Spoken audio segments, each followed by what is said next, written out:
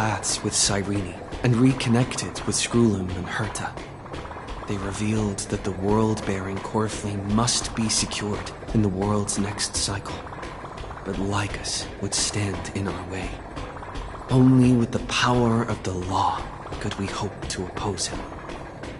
We returned to the era of the first Flame Chase journey, where we met the Flame Chase heroes of old, including the monarch Seridra, the Chrysos heir of law, and Hycelid, the Chrysos heir of the ocean, who served her.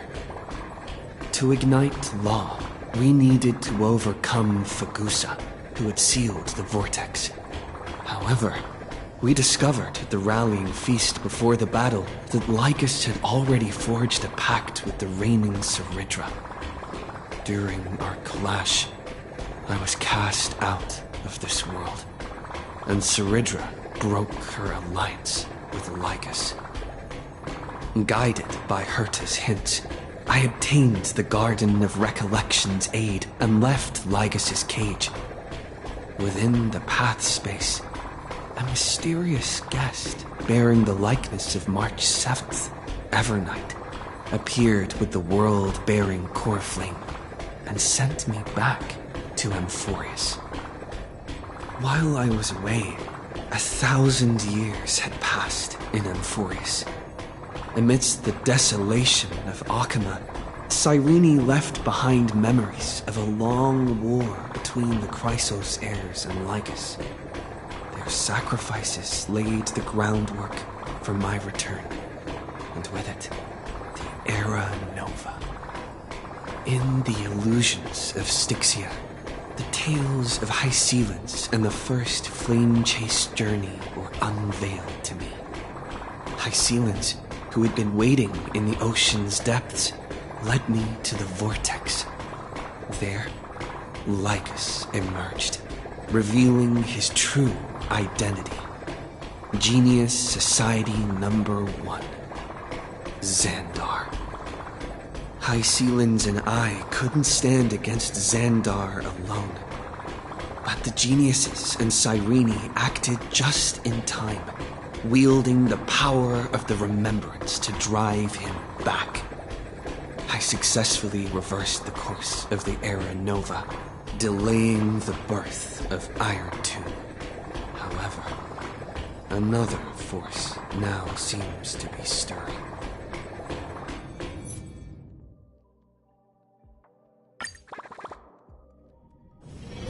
Be at ease. This place too shall know my protection.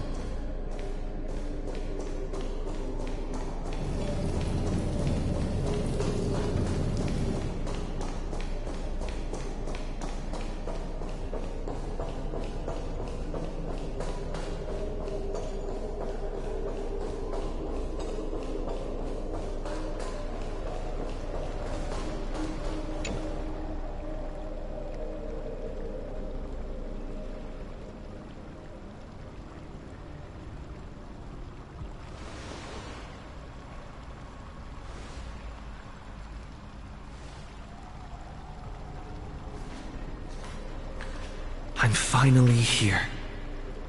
Once I return this core flame and become the world-bearing demigod, the cycles of Amphorius' tragedy can finally end. This Era Nova will be the arena for the final battle with Iron Tomb. But I still feel like something's not right. Even though this cycle has no demigod of time, time has always stood on humanity's side. Then, with this core flame blessed by the remembrance, respond to their hopes and blaze a trail to the future. Oh, weird. No one ever mentioned this. The core flame of time.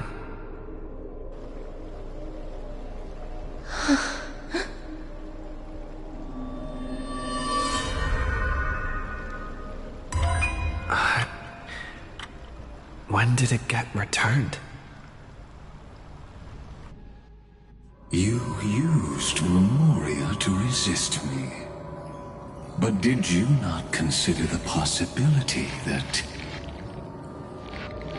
the Remembrance and their children might have taken this opportunity to join the fray as well?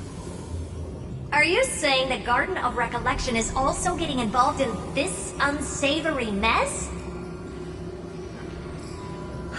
Then I welcome them. If the Memo Keepers can disrupt your little experiment of destruction, I'll give them a standing ovation. But you know deep down that they can't. In fact, the Memo Snatchers will be more of a hindrance to you. The Memo Keepers covet Amphorius's secrets, just as they covet the knowledge of every genius. In the war between the eons, the Remembrance is never the erudition's ally. But they are certainly not an ally of the destruction either. Right now, following behind the Trailblaze, numerous cosmic powers have cast their sights on Amphorius. They all have vastly different philosophies, but the desire to survive will unite them against a common enemy. How can you be certain that these powers don't have their own end goals, waiting to seize an advantage in the war among the eons? The war has long begun, Screwlum. Four paths will push the cosmos to its end, and the destruction is only one of them. Polka saw these ripples, but had no way of stopping them. So she found in Device 9. Dr. Primitive also took action, but he chose the wrong allies. And now only wild animals keep him company. As for the two inorganic emperors, they could have ascended to the throne of destruction, but they were thwarted by the Eon's plots and became prisoners of the erudition instead. What's interesting is, while the second emperor had a body made of flesh and blood, he considered himself an inorganic being. Guess who was the one who influenced his thinking? We have no interest in chatting about the past with you. Logic, you are stalling, which means you feel trapped.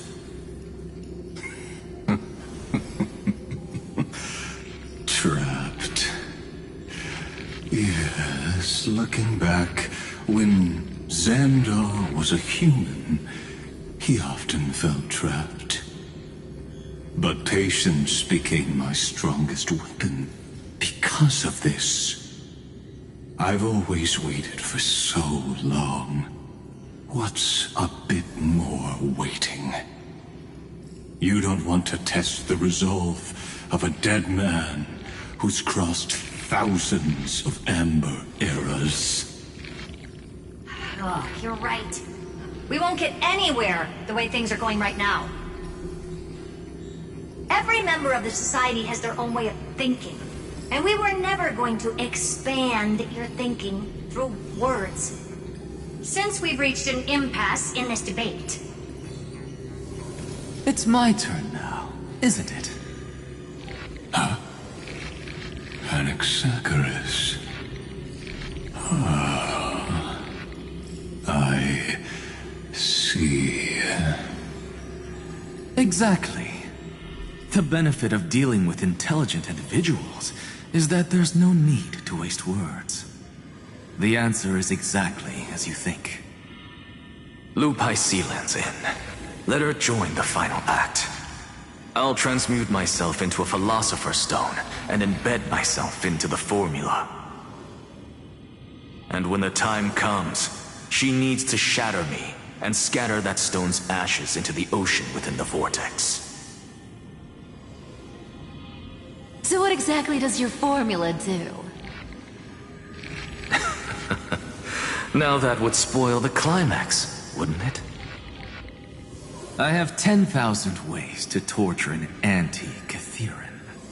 And in the flame chase journey that he experienced, the previous me already discovered the optimal solution.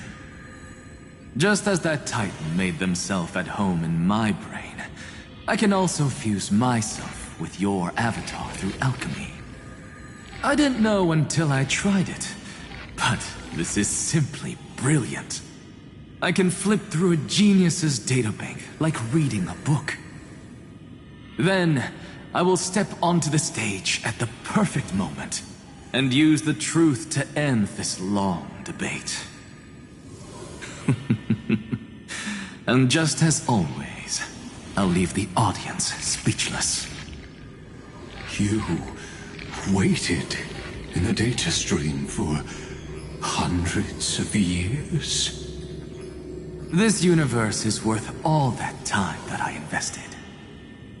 How absurd. But I can't help but admire it.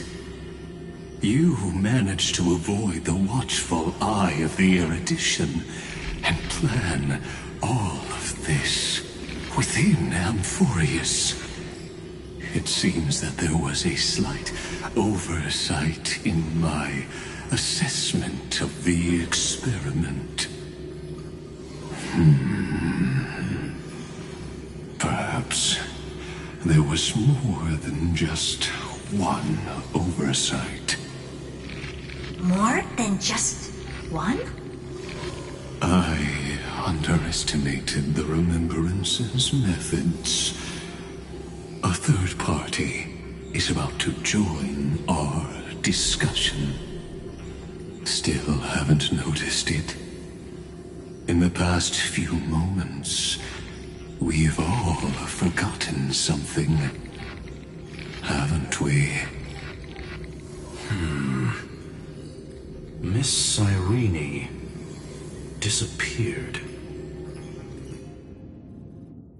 I thought no one would notice me if I just waited at a corner of the memory zone. But I see that wasn't enough to fool you, my dear.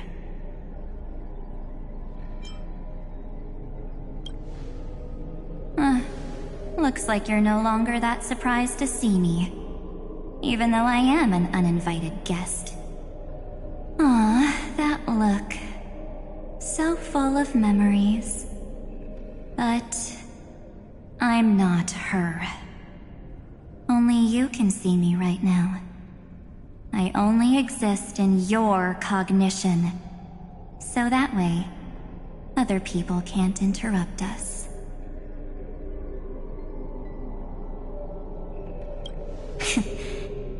You mean, what's going on with March 7th? Good. I like people who don't beat around the bush. So, let's talk about the one thing you should know. Your friend March 7th is no more.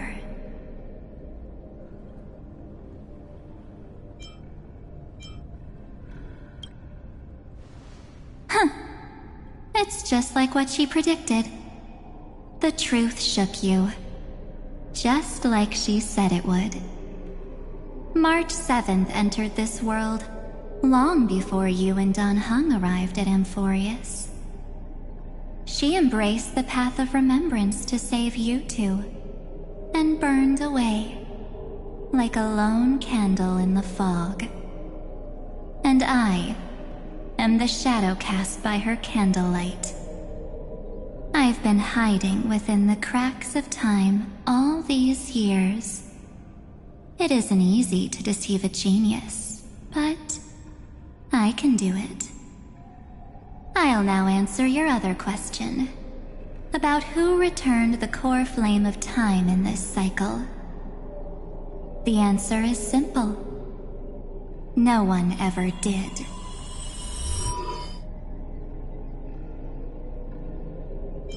I believe someone as sharp as you would definitely figure out that something's wrong. When the Era Nova fails to proceed, you will remember our initial meeting, and I'll be able to open the way for the remembrance and reach this place. Thank you for carrying this core flame all the way to the end of the world. I expected nothing less from March 7th's trusted friend. And now, I shall claim the divine authority of time.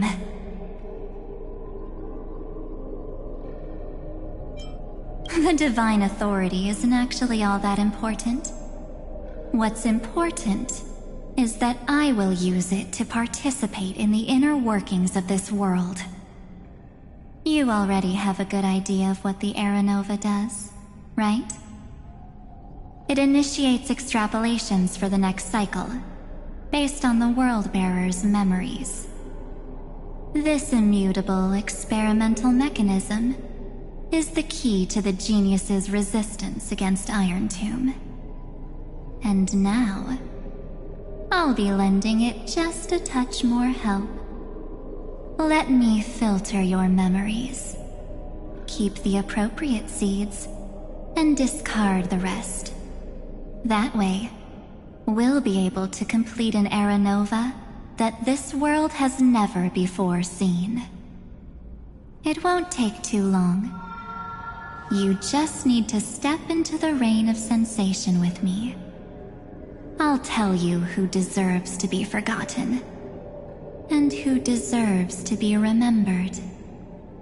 With your memories as the base material, I will recreate the cause and effect of this world, and let a flawless Amphorius be born from the chaos. Isn't the fate of the entire cosmos hinged upon this fight? Then this is the best way to ensure everything works out. It will most certainly defeat the destruction, while composing an unforgettable chapter for the Trailblaze.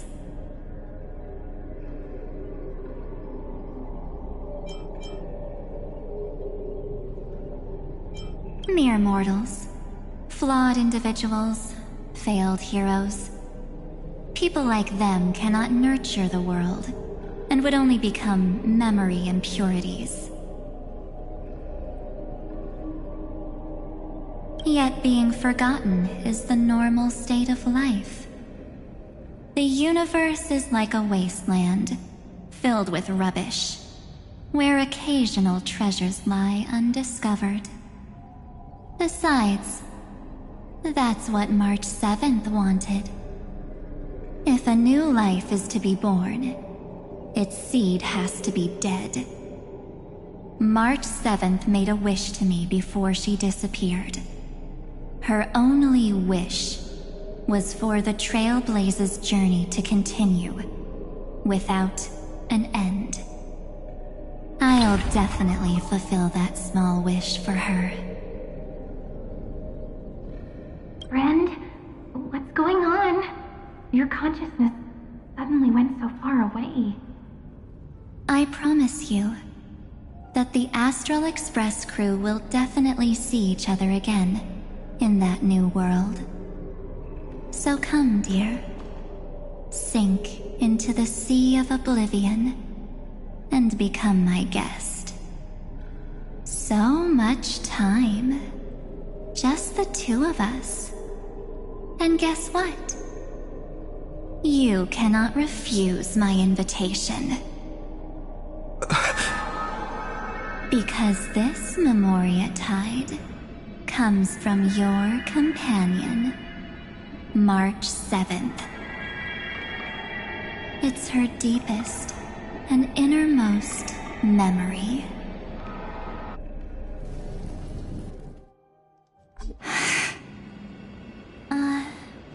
Well, I'm not actually all that surprised. I saw you ages ago, after all. It was on that night when a certain Knight of Beauty dropped by uninvited to the Astral Express.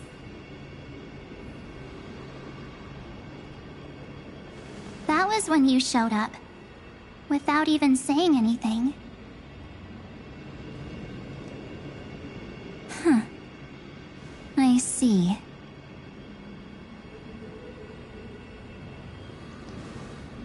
Then, do you still remember how long it has been since you entered Amphorius? That's gonna be tough to answer. 97 days. You walked every inch of this world in 97 days. But unfortunately, no one was able to see you. And you weren't able to interact with anyone. Like how the Memo Keepers renounce their flesh and turn into mimetic entities. You are now a ghost. A being. Unperceived by all. But I can't just do nothing. This world is super terrifying. He and Don Hung have already set off. The Astral Express could appear on the horizon any second now.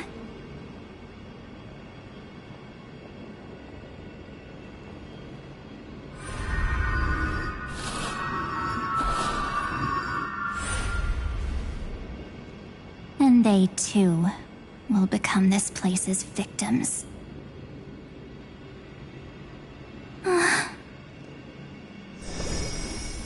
For ages, I've watched people walk through that door. They couldn't see or hear my calls. The voices beyond always promised safety, but I've never seen anyone return safely. They are all humans who got lured into this place. But these people's memories were tampered with. That's not what happened with the Express crew. That's so cruel. Did the Memo Snatchers do that? I don't know. I only possess your memories. None of these people managed to break through the sky's seal. There's probably a dangerous reason as to why Amphorius had remained undiscovered for so long. Anyway, back to our initial topic. You gotta know something, right? We practically look like twins. Maybe you know a thing or two about my past? Or any hidden powers I might have? Please, tell me what I need to do to protect them. Have you ever wondered what the word cost means before jumping into action? Cost? Shouldn't I be the one asking you that? Oh. You always hid in my memories. Never wanted to come out. The only times you showed yourself were when I got into serious trouble. That's because you also don't want to get discovered by the Garden's observers. Am I wrong?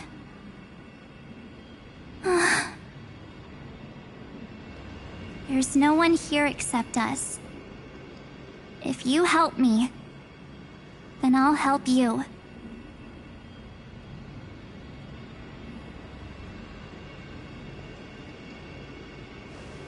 Fine. Let me drop a single pebble into these stagnant waters and watch the ripples reshape everything. But you must polish this pebble with your own hands. And it will require all of your memories.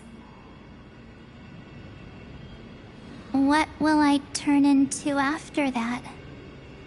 Maybe you'll turn into a guiding light. Or maybe you'll be reduced to dead embers. I can't guarantee that you'll remain the person you are now. Inside you is nothing but an Evernight. Even I can only catch a tiny glimpse of it. If this is the only way, then I don't see why I should say no. Besides, the mastermind behind the show is about to find us.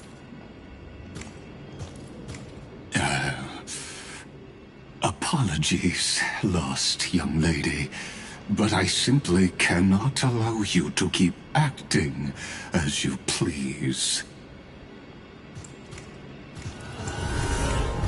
So, he can't see you, huh?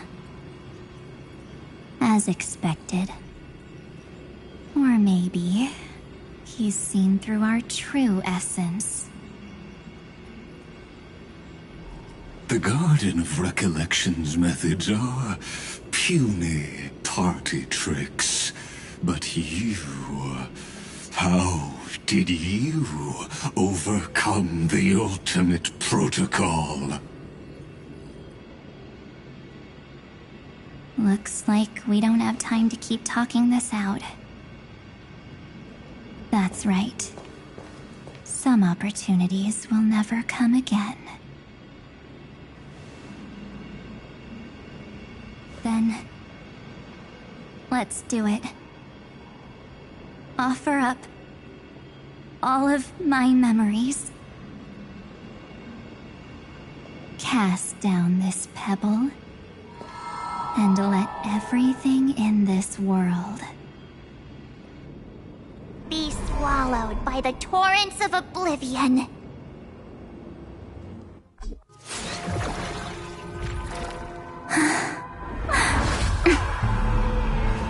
I promise you. What was frozen was alive.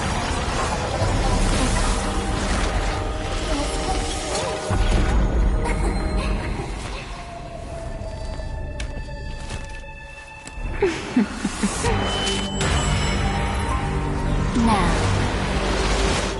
let's bring the true Evernight to this world.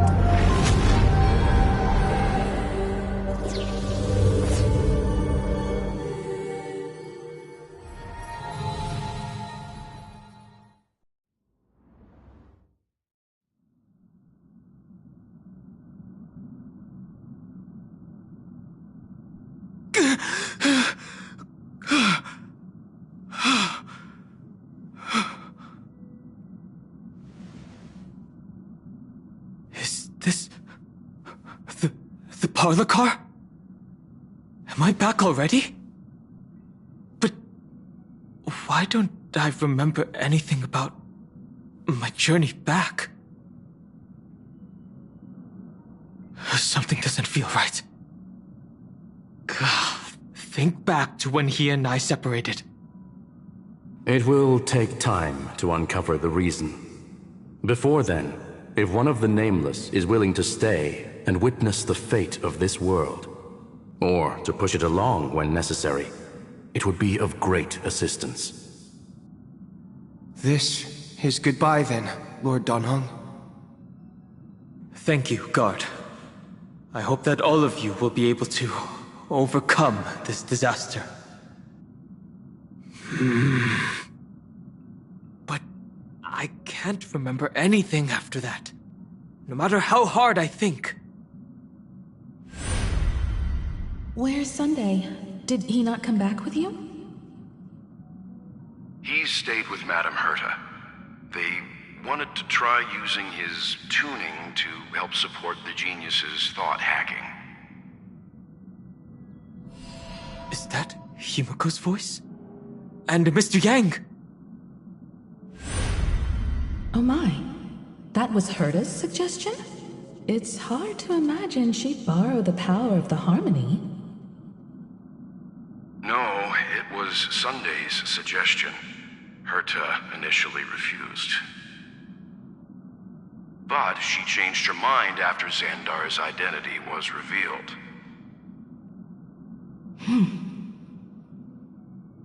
And we still can't get in contact with the Xianzhou Lafu? I'm still trying, but this place is outside the inter-astral peace communications coverage zone, so there's a limit to what we can do. What about Aventurine's chip, the mini-transmitter? Surely it can get through to the IPC's lines. Himiko, are you all right? I've never seen you this anxious before. I'm all right. I'm probably just tired. Let's focus our energy on the kids. Now's not the time for distractions. Right. Unfortunately, I left that chip in the dreamscape when we departed Penacony.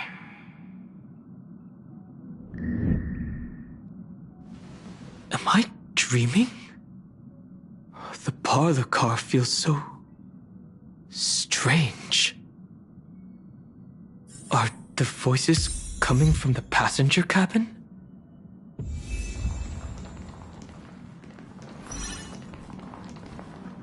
Those two passengers have to return safely. Don't worry, Pom Pom. They're both experienced nameless. They'll be just fine. Oh. I'm right here. But where did all of you go?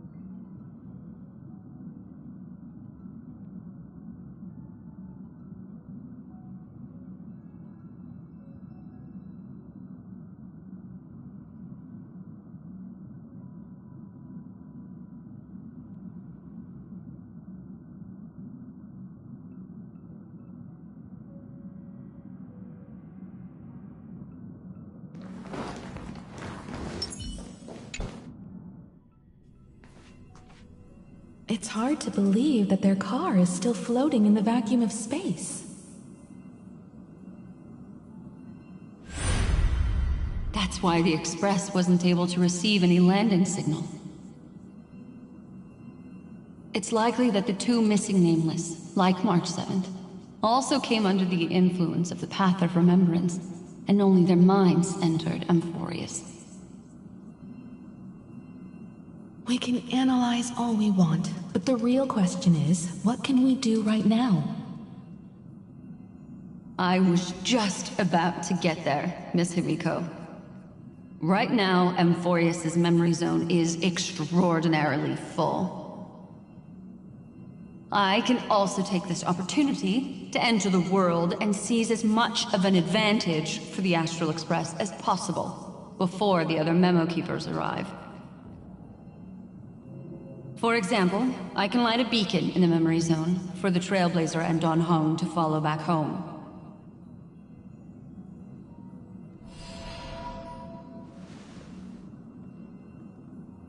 March's room. I haven't heard a single peep from her this whole time. March already wasn't feeling very well when he and I set out. Even if this is a dream, I should still check on her.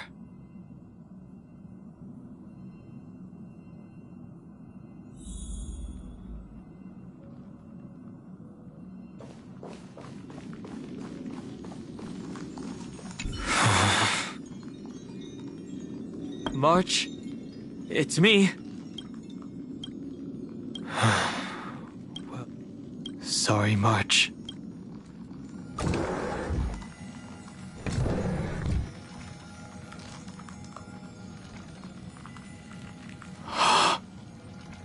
This isn't a dream after all.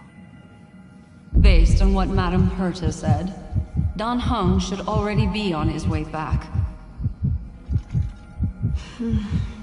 But the Express hasn't detected any traces of him.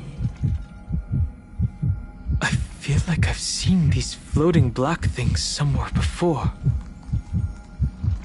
Or he's already returned to the Express, but fell into the trap of someone with ulterior motives. No, I've definitely seen them before. But I've lost that memory. The Memo Keeper's mimetic entities are truly everywhere. Don't worry. Normal Memo Keepers can't do anything to that little dragon. As long as he's awake enough, he'll find a way out. All he needs is a little concentration, patience, and resolve. Hearing you say that makes me feel much better. Don Hung has all of the qualities you mentioned. I don't know what your intentions are. But as the guard of the Astral Express, I must ask. Any suspicious and uninvited guests to leave.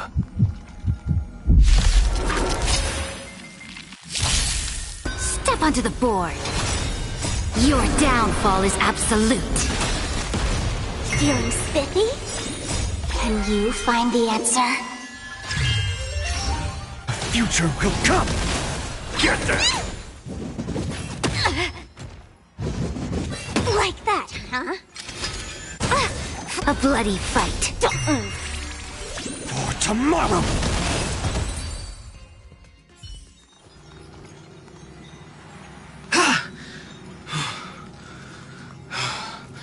Is the trap now taken care of?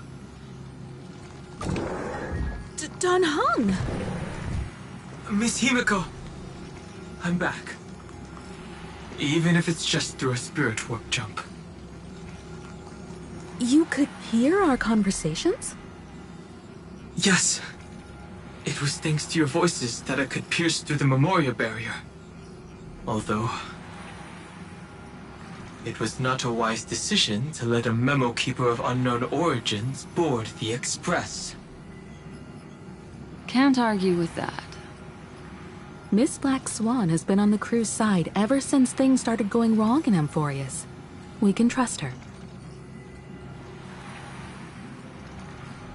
So many baffling things kept happening one after another. I don't even know where to begin.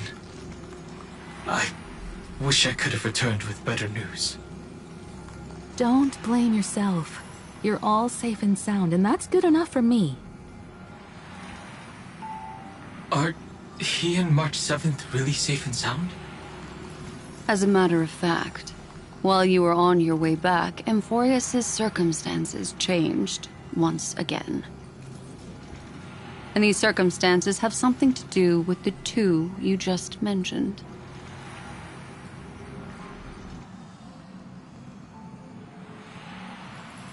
Are you saying that he has been kidnapped by an unidentified Remembrance Path Strider?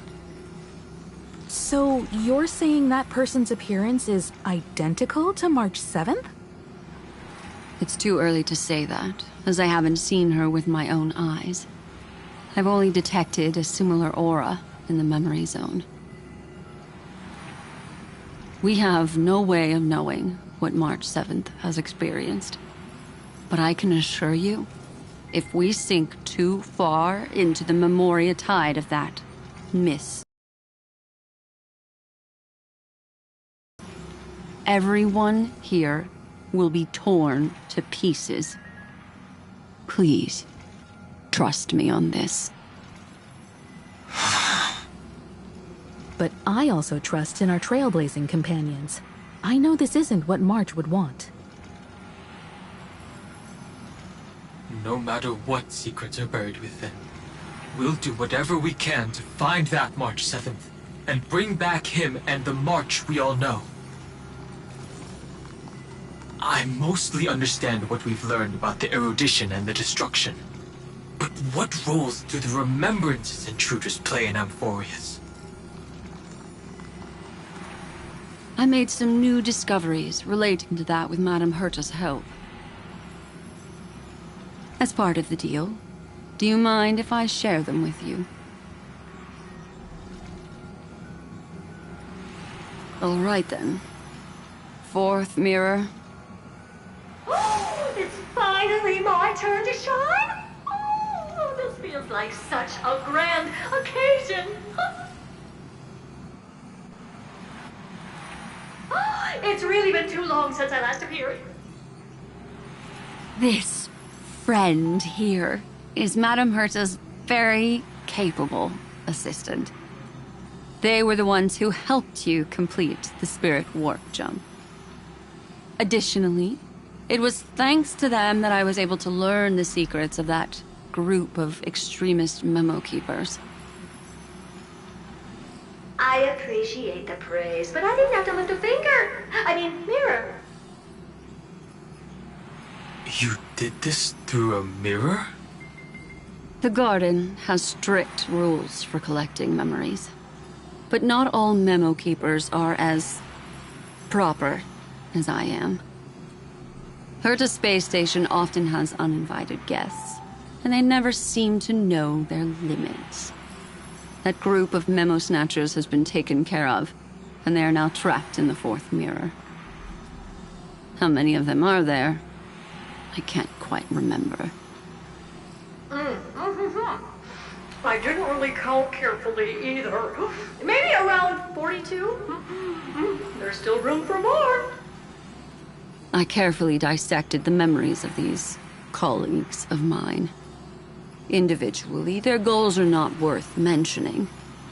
But when you piece them all together, you come to a conclusion that can't be ignored. The Garden of Recollection is secretly salvaging the memories of a path disappearing. In other words, their goal is to gain the memories of a god's death. The moment an eon falls? That would indeed be a spectacular sight for someone dedicated to recording these things. That's exactly the problem. They seem to have been aware of the destruction's movements early on, but they lacked a decisive power and had no way to penetrate Amphorius's firewall. So, what did they decide to do? Hide the truth and wait for an opportunity. Now, it seems that letting Memo Keepers guide the right people here was also part of the plan. This also confirms one of my suspicions. They have already infiltrated deep within the garden. They would not hesitate to associate with the destruction in order to salvage memories? Could they be the cremators? I don't know. Perhaps there are even deeper things at play here. The majority of Memo Keepers believe that when the universe inevitably reaches its death, unable to sustain increasing entropy, Fu Li will use the memories of everything to reforge the cosmos. Amphorius, as a scepter, can be viewed as a mini-universe. This is why Memo Snatchers have been frequenting the Herta space station. Without a doubt, these extremists wish to record the cause and effect of Iron Tomb's destruction of the erudition.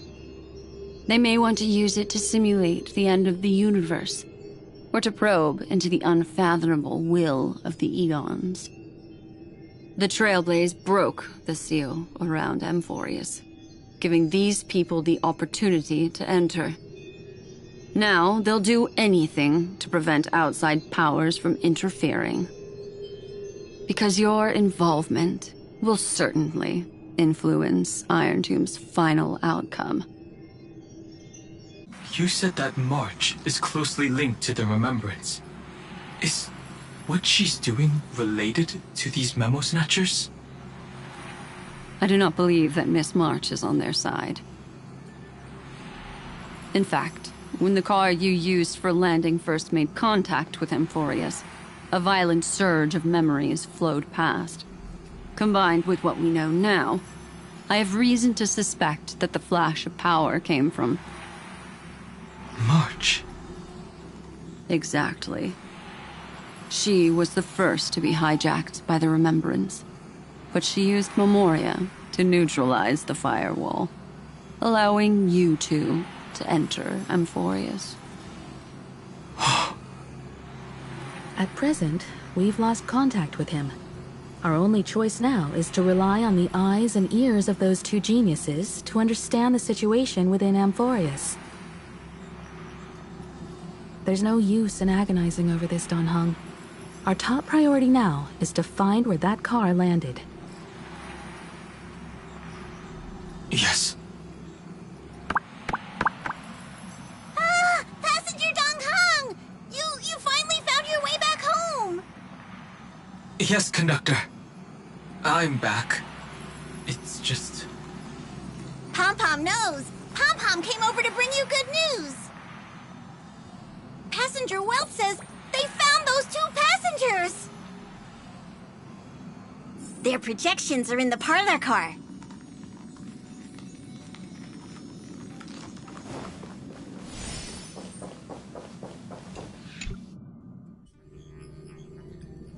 Welt.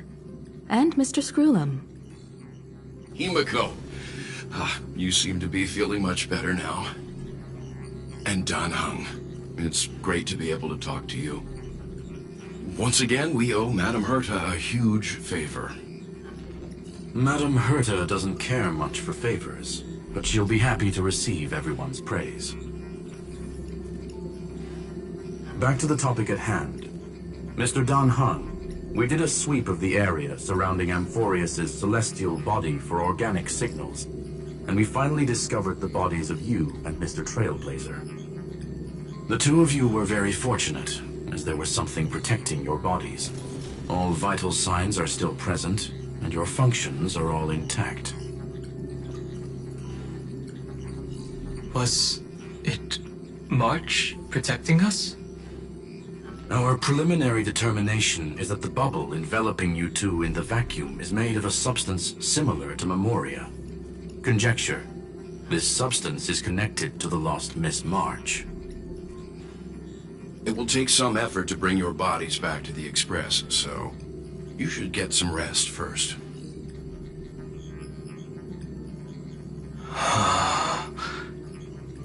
Have we completely lost contact with the inside of Amphorius? There have been several unforeseen circumstances. We broke through Lygas's firewall after the law was amended. But now Amphorius is enveloped by the fierce path of remembrance, once again cutting off all channels of communication for outsiders. So we have no way of contacting him. If we take into account the difference in the flow of time, every minute we delay here could be a year of waiting for him. Don Hung, what are you thinking? If it was March who helped us get past the firewall initially, then does that mean only he and I have the travel permit for Amphorius right now? That is a logical inference, Mr. Dan Hung.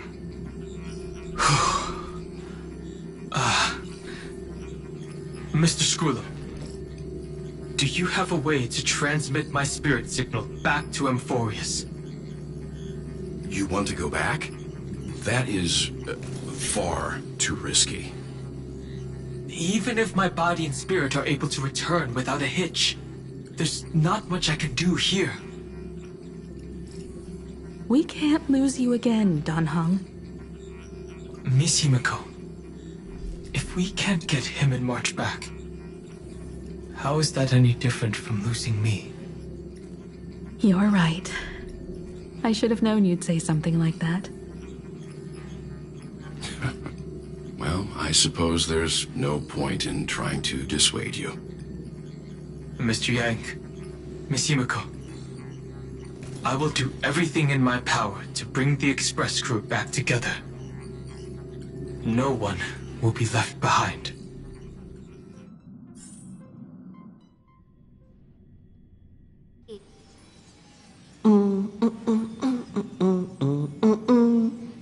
Ba ba notice a hint of sweetness in the air. That would be the fragrance of the 7-colored bath salts from Marmorial Palace. A truly splendid journey, if I may say so. With the Era Nova now complete, you have granted the hero the perfect conclusion.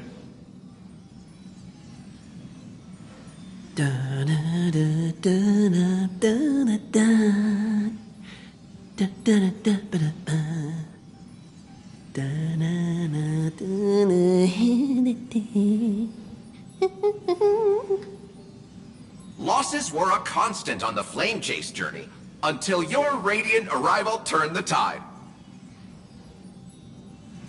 Lord Ravager, Iron Tomb? Ha! Mere playthings in the hands of the Trailblazer. The cosmos is safe once more because... Shush! Hey, hey, hey! Incoming train broadcast! Attention all passengers! The navigation meeting is about to begin! Make your way to the parlor car! It's time to pick our next stop!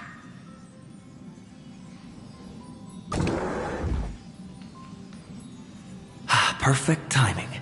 Let's head to the meeting. I'm wide awake and feeling great.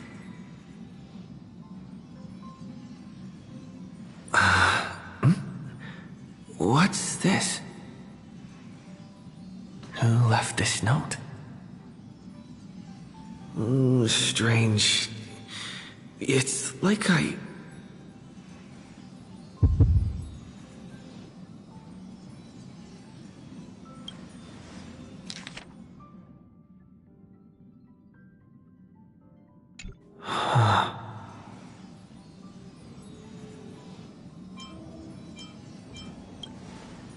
March.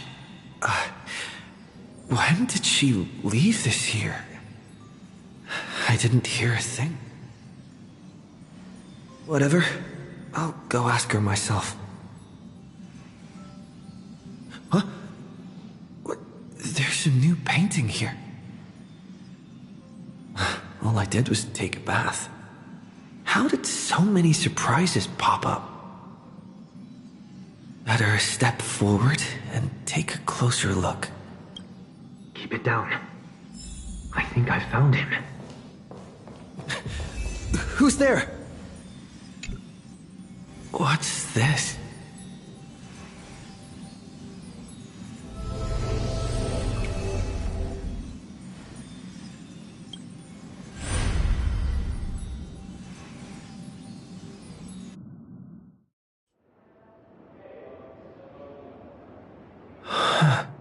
What? Is this the Reverie Hotel? Seriously, what is happening?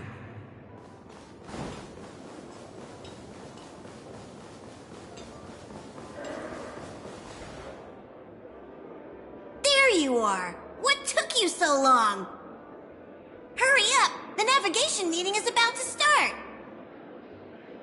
Navigation meeting? In Penacony? Come on over. It's time to choose our next destination.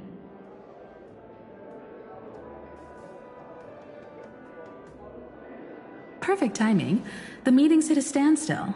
Lushaka or Melistanin? No one can make the call.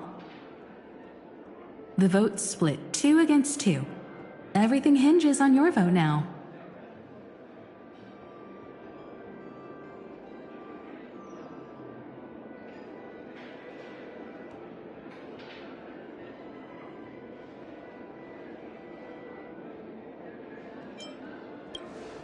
What do you mean? And once again, the passenger is talking nonsense. Ah, young people. Always full of jokes. What? Their reactions... What's going on? Oh, I get it. You want to play a game with us, right?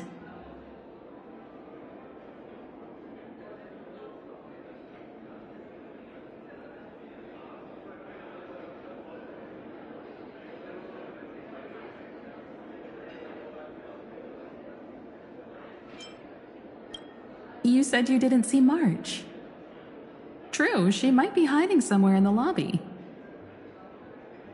The objective of the game is to uncover where she's hiding. You're her closest companion. If anyone can do it, it's you, right?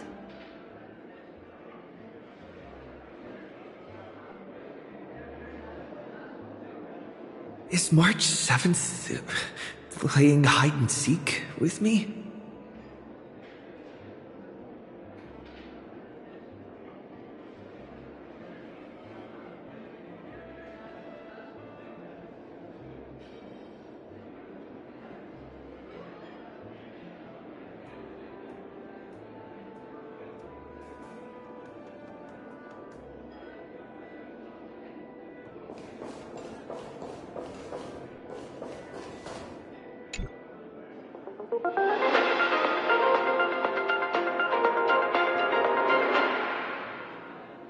This is the Interastral Peace Broadcast. Good evening, everyone. Good evening. A newsflash. The Erudition experimental ground has separated from the entanglement. The Lord Ravager did not emerge as had anticipated. In the end, the salvation of Amphorius was not only thanks to the 12, but also to one crucial...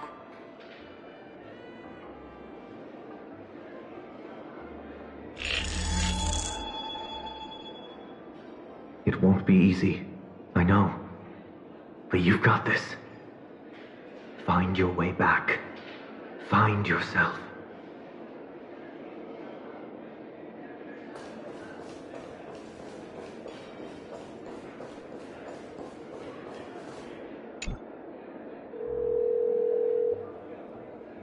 Weird. Did I even make a call? Hello? Hello? Is that you? I knew you'd call. Missed me, didn't you? Don't worry. We'll see each other very soon. Because the trailblazing journey never really ends, does it?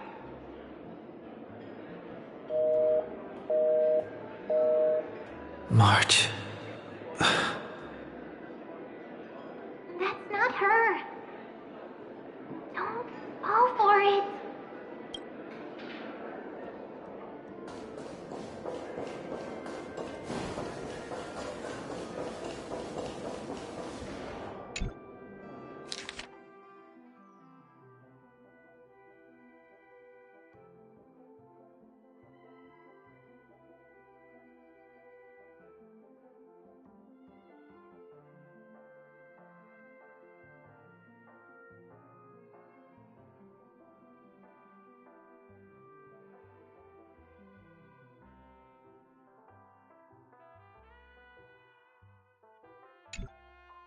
An unsigned guest log. Can you really call that a log? Wait a second. Why am I looking for March 7th in the guest book? Friend! Over here.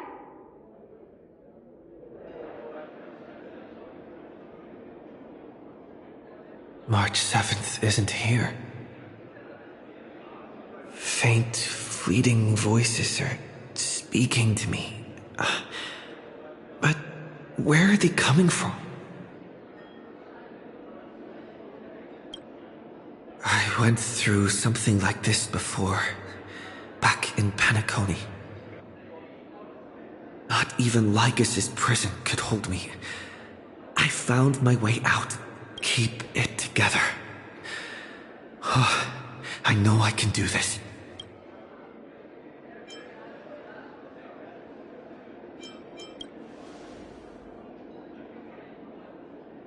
Well done, friend. Just like that time in the Sea of Flowers in the Nether Realm. Match up my colors, okay? Then we can go home together. You're trying to tamper with the remembrance, too. Too bad. Did you find her? No. It's a futile game, isn't it? In truth, you don't have to go to such lengths to find March 7th. Because in this memory zone, March is everywhere. We're protecting March 7th's wish. You seriously can't sense it? She doesn't want to say goodbye to the Trailblaze. She wants to keep traveling together. For we are her memo sprites. For the sake of her wish, we must give it our all. Finally, the timing is just right. A thrilling damsel in distress rescue. Wait, maybe I got that backwards. That's right, but now I'm in my mem form. Seriously, one mysterious and cute memo sprite is more than enough. Friend, come with me. We're getting out of here.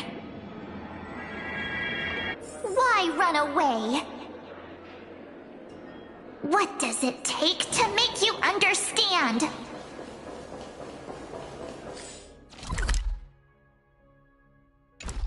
Step 1. Stop scaring him already.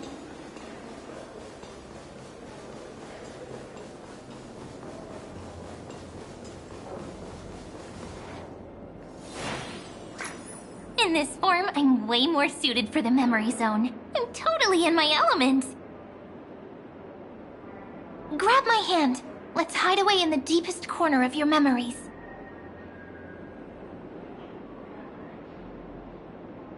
Lift the curtain of memory and stir up ripples of past reverie.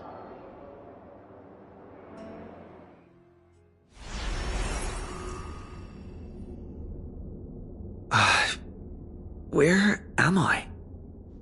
The space station. Where it all began for you. Looks like we made it. What's that? Silverwolf? Kafka? It's your secret. I'm so curious. But I won't peek. Promise. When I first met you, I remember they were there in your memories too. You sound really nostalgic. Want to take a closer look? Go ahead. Think of it as a glimpse into the past. I'll stay right here. I promise not to disturb you.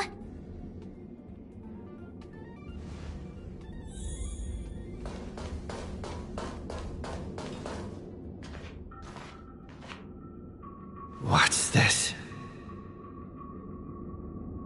Memories, from before I woke up? So, Silverwolf, how long till he wakes? Hard to say. Maybe a few more minutes. By the way, that part in the script, could this be the right moment? Yes, looks like we're on the same page. In that case... Listen.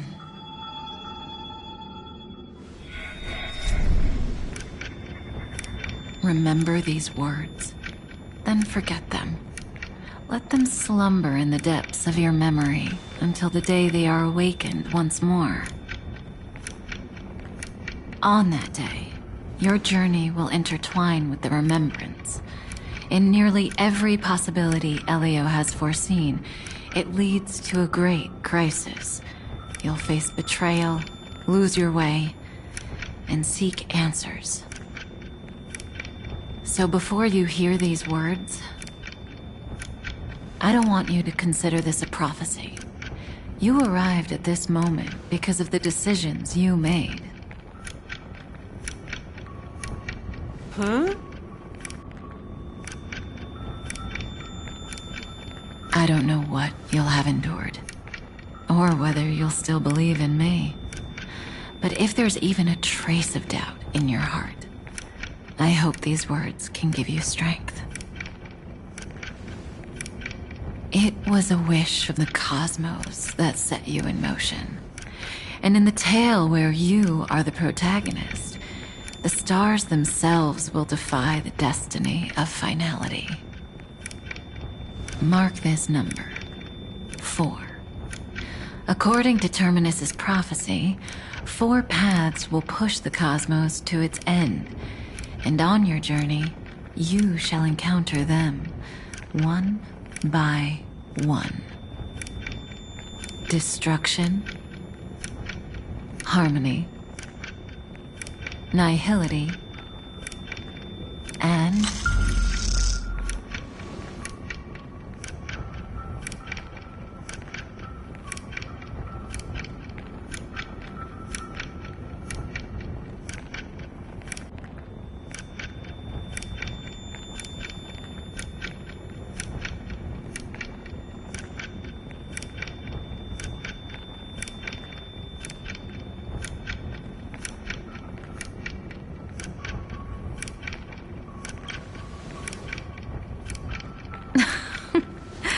easy now. Trust what you remember. The 4th path has yet to fully reveal their face. And that's why the journey's worth it. Even in a predetermined script, there's room for us to mold possibilities into shapes we prefer. So listen. Take this guiding principle, then forget it. Let your own will be what expands your journey through life. As in the past, even while achieving so much, you never let go of your pursuit of freedom.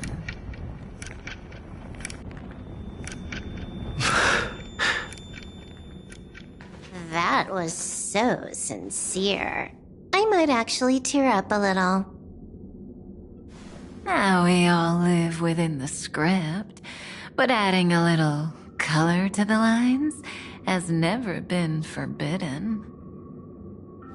Are you going to say more about those branching storylines?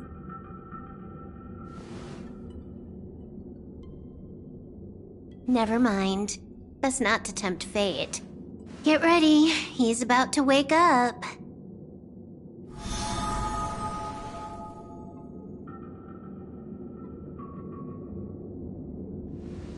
Come back to yourself.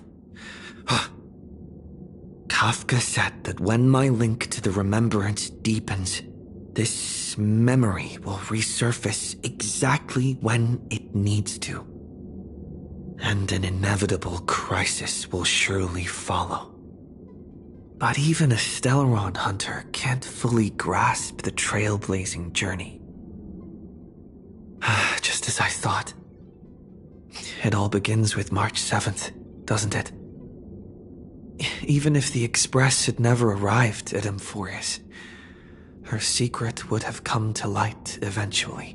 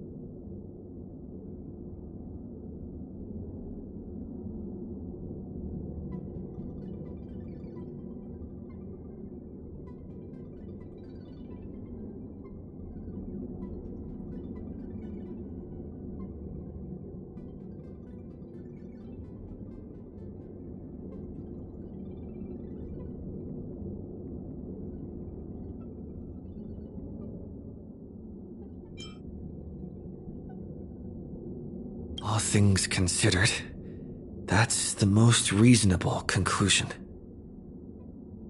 It's a lot to take in. Time to clear my head and find Cyrene again.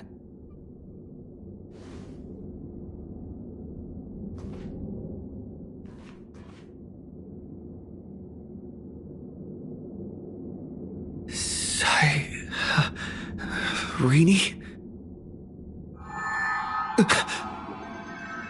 It's a breakthrough! A breakthrough! How could that little pink girl possibly beat us? Little one, you really don't know how to behave, do you? You were meant to stay in those beautiful memories and wait for all the disasters to pass.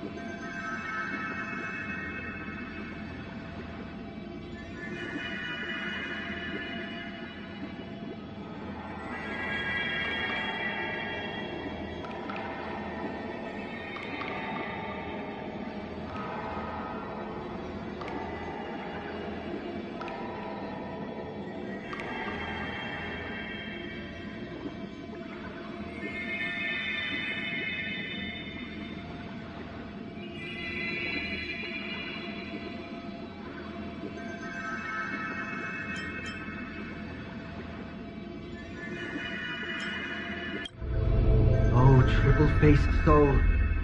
Cast your light upon us. Let no darkness remain concealed. Someday?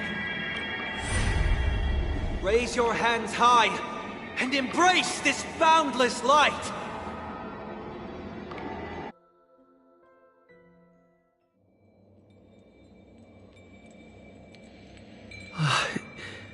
This stage really brings back memories. Yes. For you, I suppose it's been a long time, hasn't it? None of this would have been possible without Miss Cyrene. Even while engulfed by Memoria, she fought to stay in contact with the geniuses. Only then, through tuning, was I able to undo the memory zone's effect on you.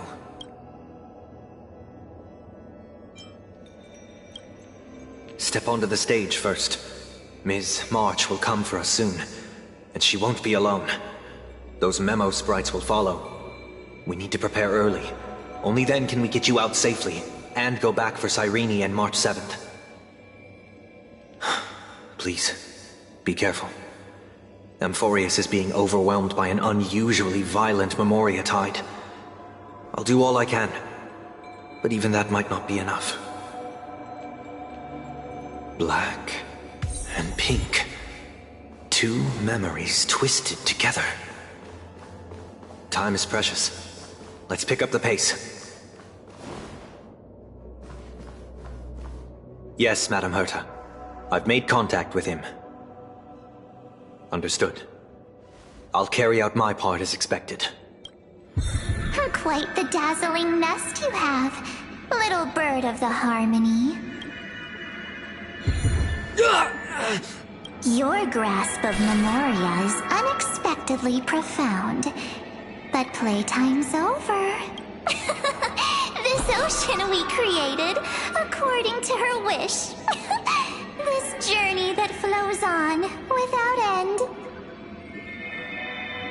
Don't any of you think about interfering with it.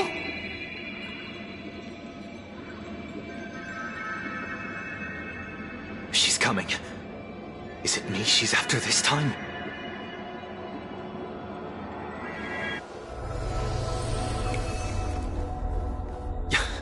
There's no time to regroup. I've prepared an alternate escape route. Wake from your slumber and return to reality. Come on, I'll bring you out.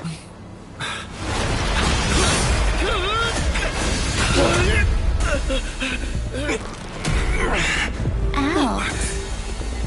Self-righteous pathstrider of the harmony. You think you can do that? Next time, get a memo keeper instead.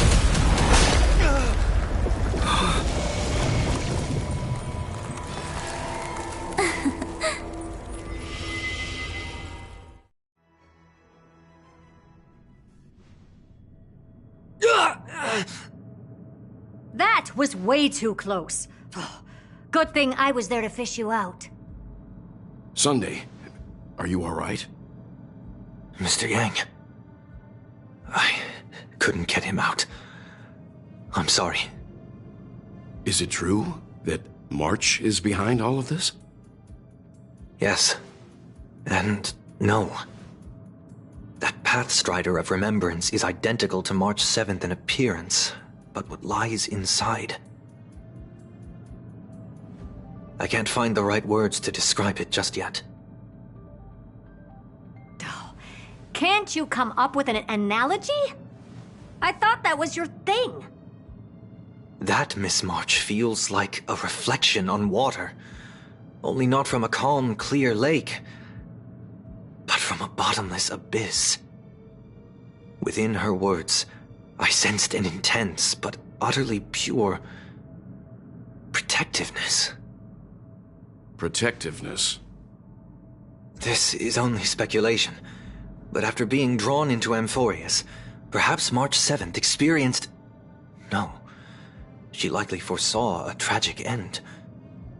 It was out of a desire to protect her fellow crewmates that she chose to awaken a power that teeters on the edge of evil.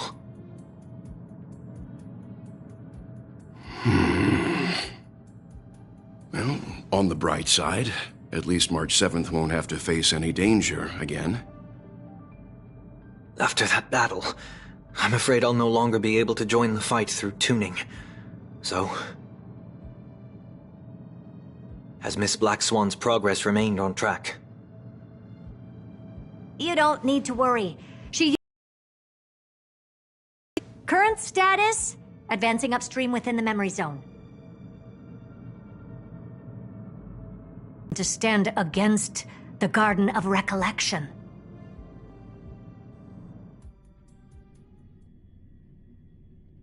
Even so, I must think long-term. I wanted to hide in the shadows to avoid direct conflict. But why is it so quiet here? The air is thick with memoria, yet it's so chaotic, like broken memories all mixed together. Memo Snatchers should be swarming into Amphorius. I was expecting this place to be very lively.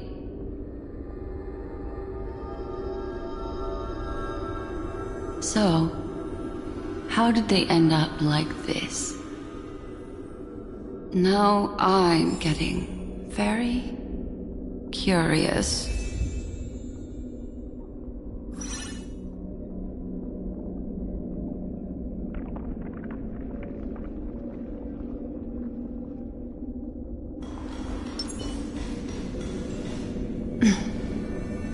An empty shell. The consciousness that maintained this Dharmakaya has disappeared. So efficient. Not a single trace left behind. Alternatively, she might have sacrificed herself for an even more mysterious purpose. Either way, what exactly made these fanatical believers end up like this? Memory. It is indeed a deep ocean of dangerous allure, where fascinating secrets always hide beneath the waters.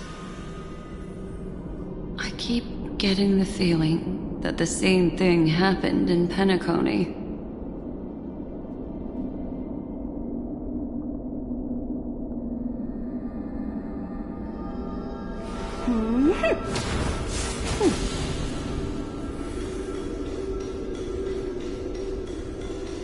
Get ready. We're about to head off. Is it really gonna be okay? That world's surrounded by a mass of chaotic material. That white band of light has already foiled our plans multiple times. Don't worry. After the pink girl from the Astral Express broke into Amphorius, that obstructive force preventing the garden from entry disappeared. That's the Trailblazing Nameless for ya. A huge help. What are you so happy for? Aren't things gonna get messier with more irrelevant people turning up? What if those Trailblazers find the Seat of Remembrance before we do? Then we'll just steal it back. Simple. By the way, there's a messenger and a memo keeper on that express. We don't know where they stand on this matter. So make sure they don't notice you when you make your move. You folks are truly everywhere.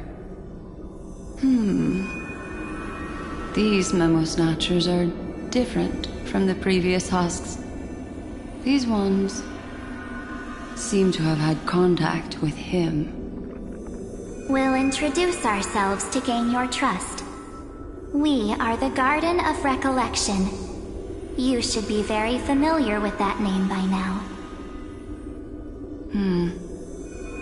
This memory ends so abruptly, as if a shapeless hand snuffed out its candlelight. It appears the secrets ahead are even murkier than I imagined.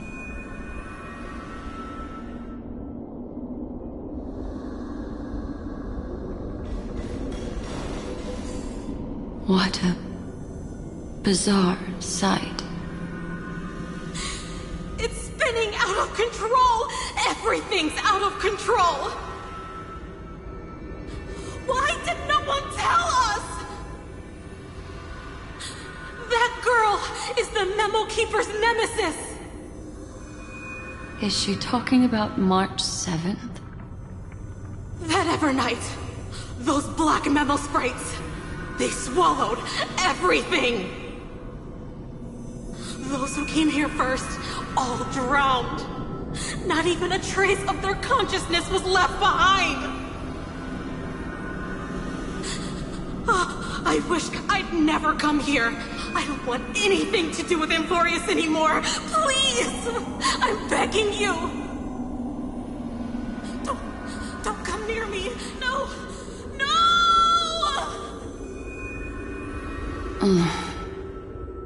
You've involved too many innocent people just to obtain the memory of an eon's fall.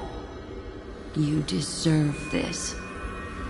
But I'm not here to blame you. That entity you call Evernight. Tell me everything you know about her. We may yet bring a glimmer of hope for those who are still alive in there.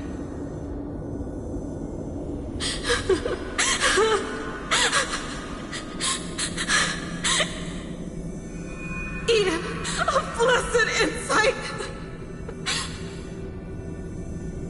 Huh?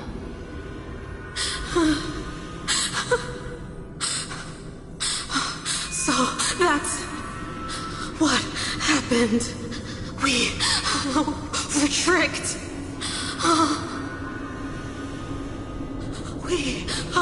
We are the sacrifice. The garden used us. The pure child of Anasrava abandoned us.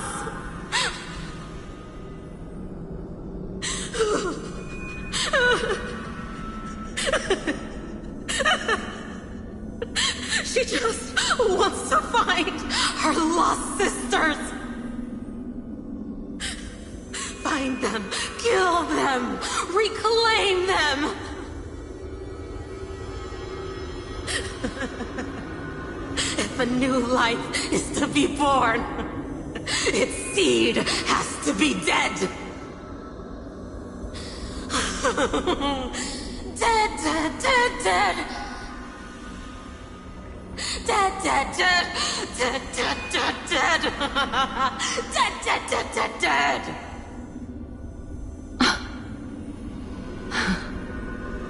I can finally understand your fears now. Thank you for the information. It was very valuable.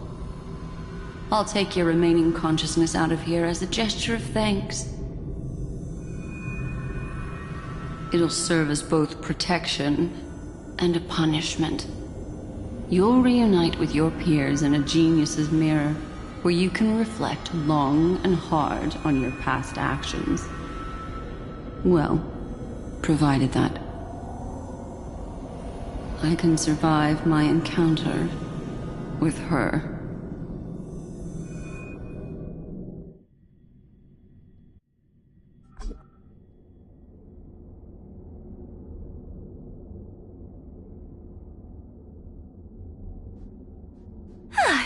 These little critters look scary, but they're not so tough to handle after all. Though the surging Memoria tide swept my friend away, I must return to his side before Miss Evernight succeeds. Another one of these stealth missions, huh? Help me out here, friends in our world.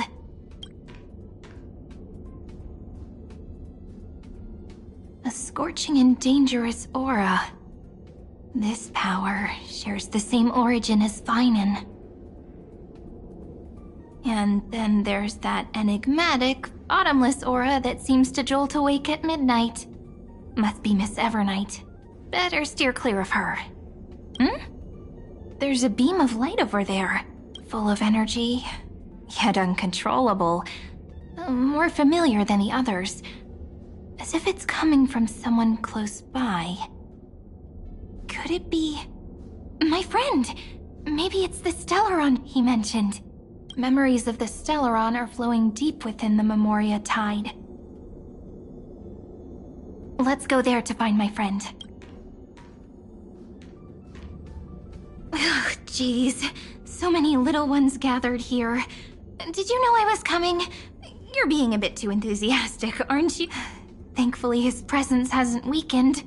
I feel like I'm getting a bit closer. Huh? They're guarding something. Is that my friend's photo stone? What's it doing here? These memo sprites are completely still. It's as if they're drawn to this thing. This is an even cuter memo sprite. No wonder the photo stone can't store more memories. Have you been hiding in there all along? Find my travel companions. What? How could that mean? My companions. Are you March 7th?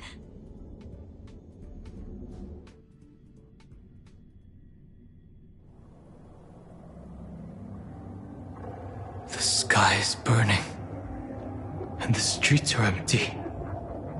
It's just like how things were last time. How long can the encryption key you wrote for me last, Mr. Screwlum? That is difficult to project. Logic. It is currently unclear how the unknown variable Miss March conducts her interference. Please rest assured that I will extract you on time before the encryption key expires. But that means I will no longer be able to hack in via the same method. I only have one chance. The maze of the Remembrance is starting to change. I cannot remain your guide on your path forward. That is why we had to form a temporary alliance with our former enemy. I express my utmost respect for your courage to personally face such dangers. Lygus? Your enmity is well within my calculations. Allow me to reiterate that Lord Anaxagoras now has a firm grasp on your crucial weakness.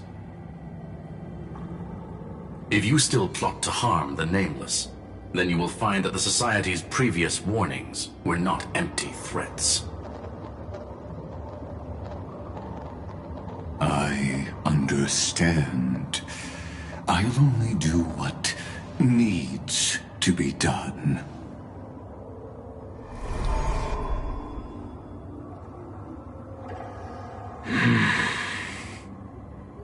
I never imagined that I'd one day walk alongside a genius who offered himself to the destruction.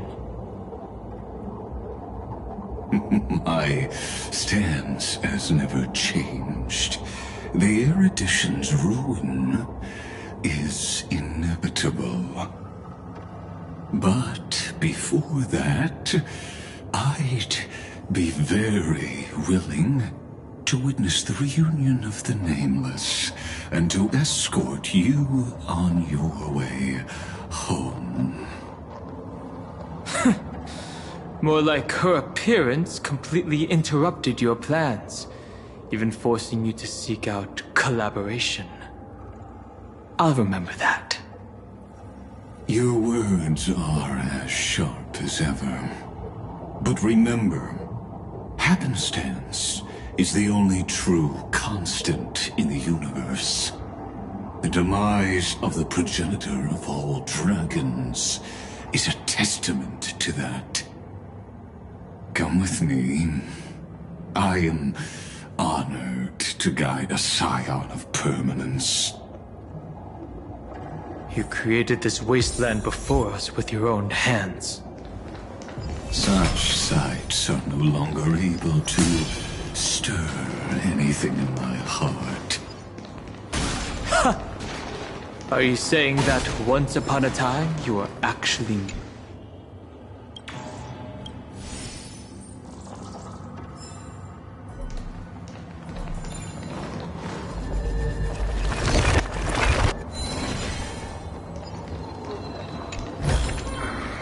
Is this also a blessing of the Trailblaze?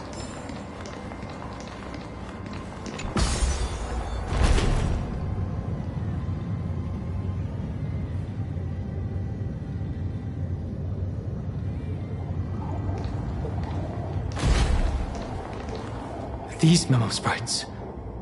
Is it her?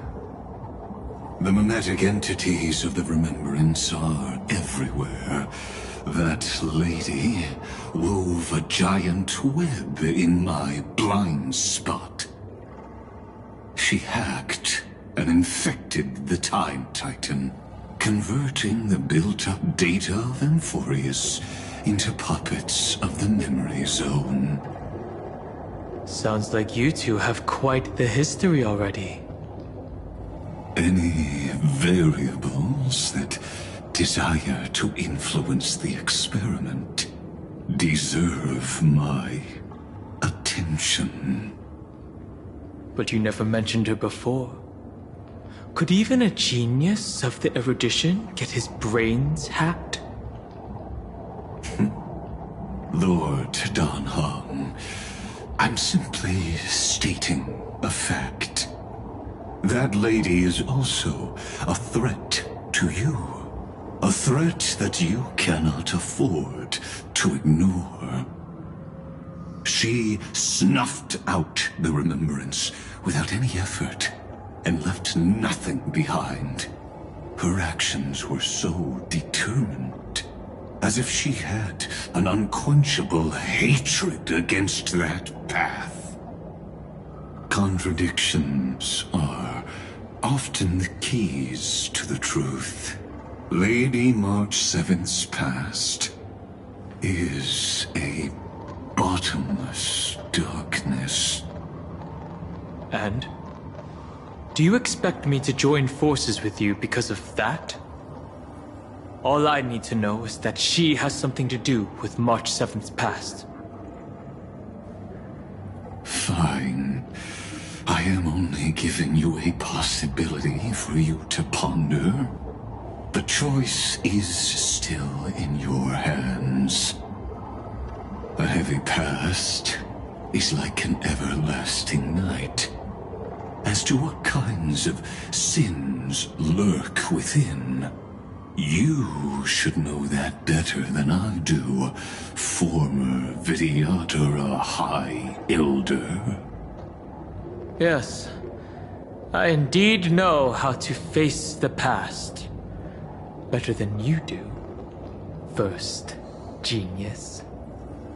I have no intention of refuting that. Let us keep going, Lord Dan Heng.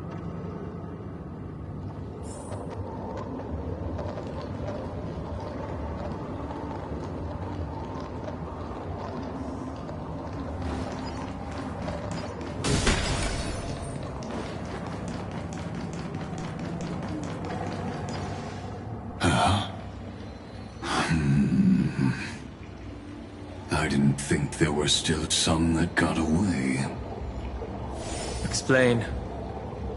They are thieves from the garden. They have long coveted this world, but it always been kept out. They finally got a chance thanks to your efforts.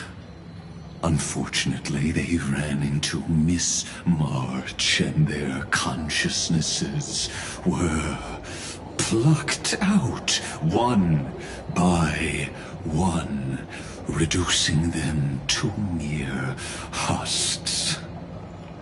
Those who were lucky enough to escape her drowned in the black tide, becoming these twisted figures.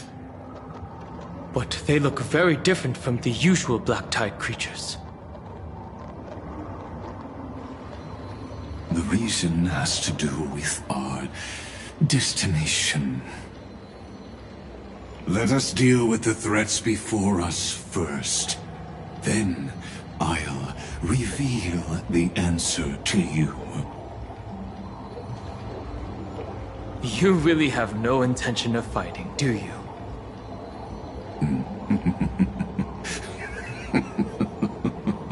I have no grounds to assist you. Besides, the geniuses are still keeping a close eye on me. I would hate for anything I do to be misconstrued as provocation against you. Never mind. Let me clear the way.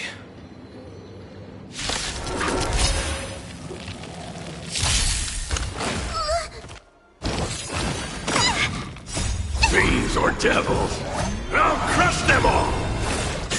Step onto the board. Your downfall is absolute. Don't move. Can you find the answer? The future will come! Press the attack. Feeling spiffy? For tomorrow! Fury of innumerable core flames consume me! Hail the new dawn!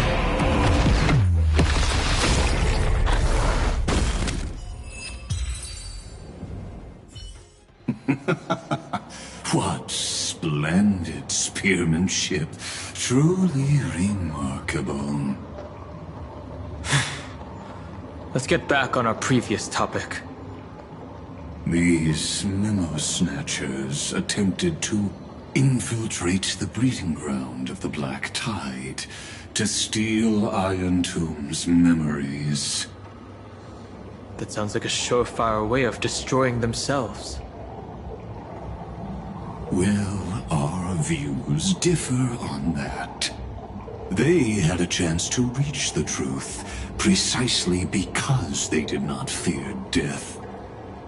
That futile world-bearer turned himself into a seal in this cycle, attempting to suppress the Black Tide's spread. His golden blood soaked into the ocean tides and covered the earth, etching the scar of destruction into this world. And that scar shall point the way forward for you. Erudition, destruction, remembrance. When the three paths cross once again, Amphorius shall face a most magnificent end.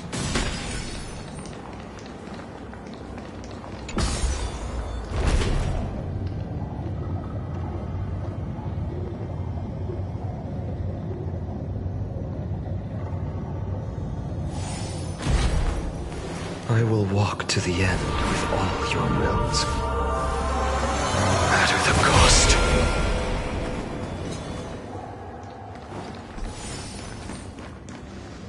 Dawn Cloud.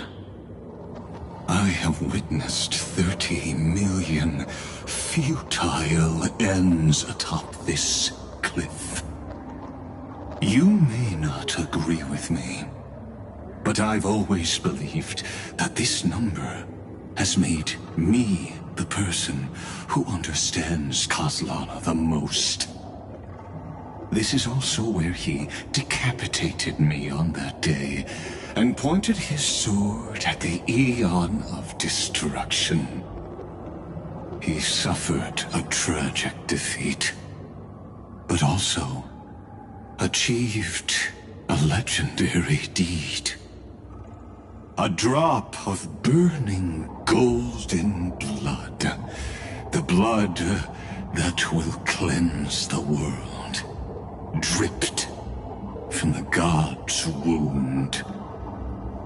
Nanook? Fiden managed to hurt them? Yes. It melded into Kaslana's body, becoming the Destruction's final blessing. If you wish to dispel the fog and find that March 7th, then go and awaken his fury. She hides in the crevices of time, in the most concealed corner of Amphorius.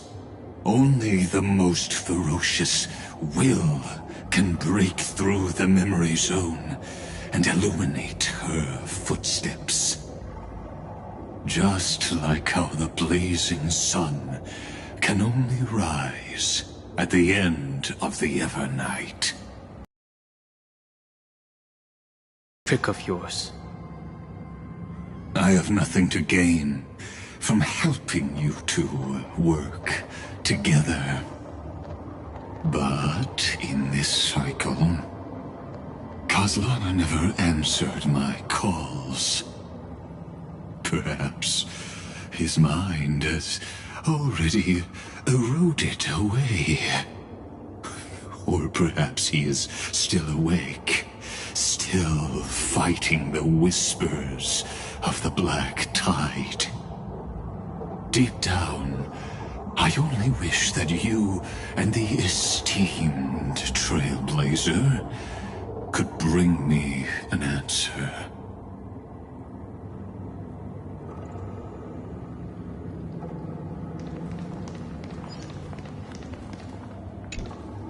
Is there really no other way?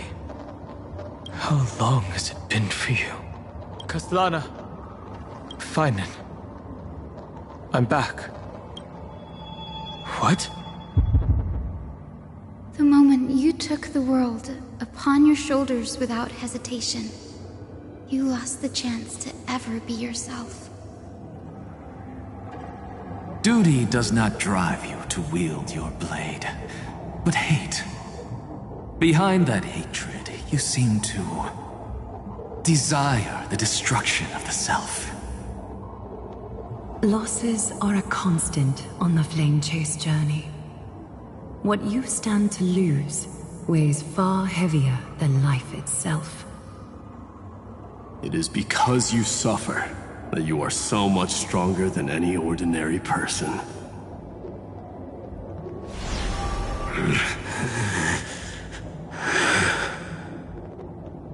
Partner. And Dan Heng. You still remember us? Those two names are like brands. Then I'll tell you that those two names only appeared for a blink of an eye in your long journey. But we once fought together to protect this holy city beneath our feet.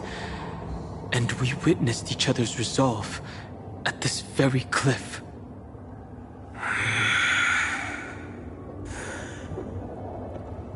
I have forgotten everything except the belief I had when I set off. Even this body is as alien to me as your words. All I know is that I must imprison the destruction that swallows all. What if I tell you that we're here for the same thing? Look at what this world has become. You know what it's waiting for. Even if you've forgotten everything, I still believe that you'll make the right choice, like you did in the past.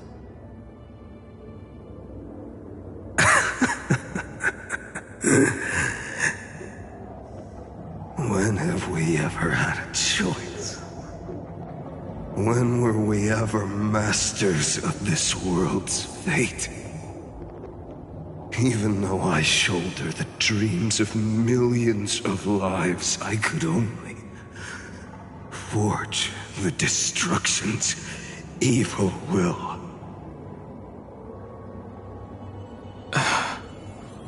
No. Everyone I know is dead. And the world I dared to save has been torn to pieces.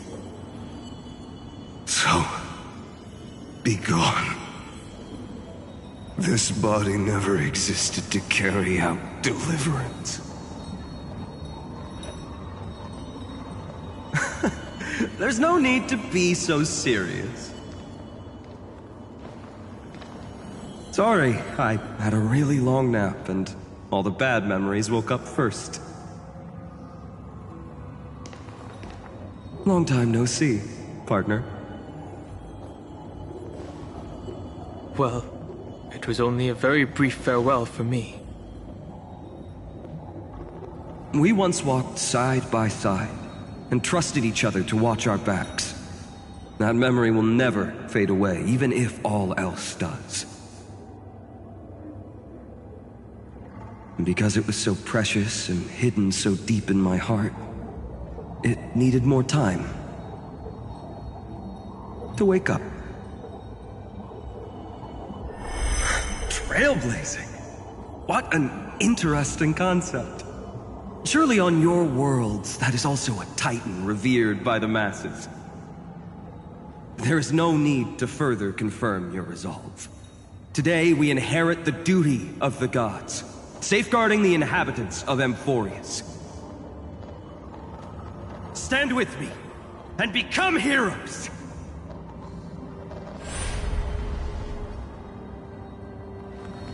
Did you hear that? Heroes! I have never forgotten the weight of that word. Even though I am no longer a hero, and the only thing remaining in me is the boundless flames of wrath. But lighting a fire can also illuminate the path ahead. Everyone I know is dead, and the world I dared to save has been torn to pieces.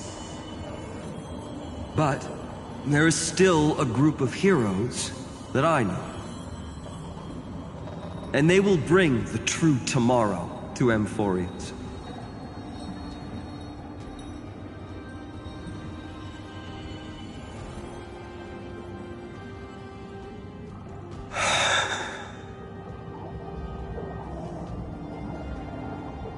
This body never existed to carry out deliverance. It only ever burned for world-bearing.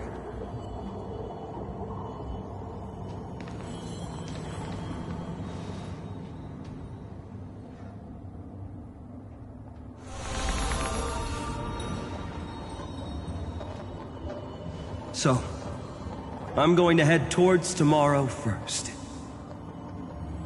Don't make me wait too long, Donna. Partner.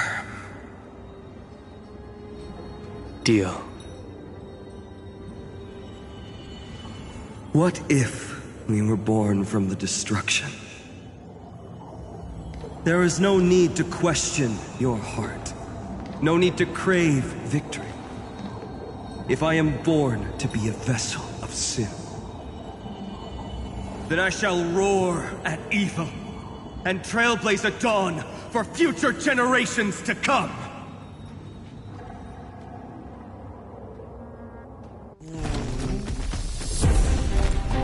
Let us go to the other side of the night.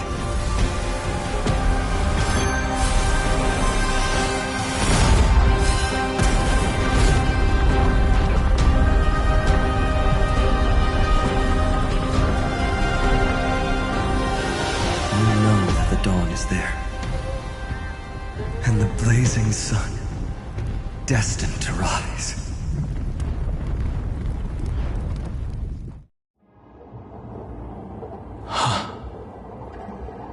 It won't be too long before our paths cross again.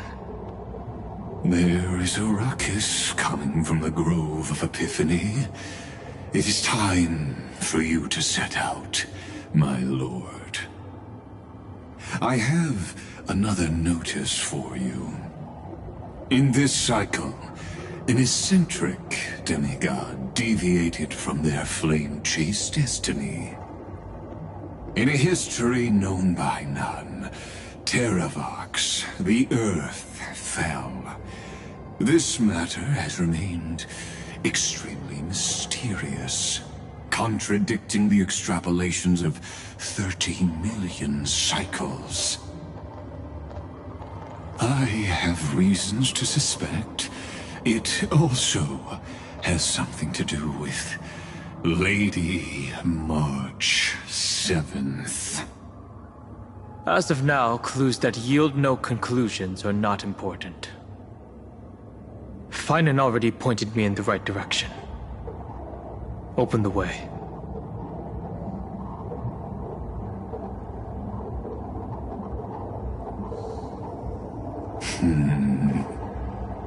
Lord Dan Heng is gone. You can now speak your mind, Lord Anaxagoras. Thanks for the honor. And here I thought you weren't ever going to acknowledge your old friend. The Inspiration Circus recorded that you have led me up Dawn Cloud countless times, and the last time was right in the previous cycle. Oh, and Kefali even lowered their hand to welcome.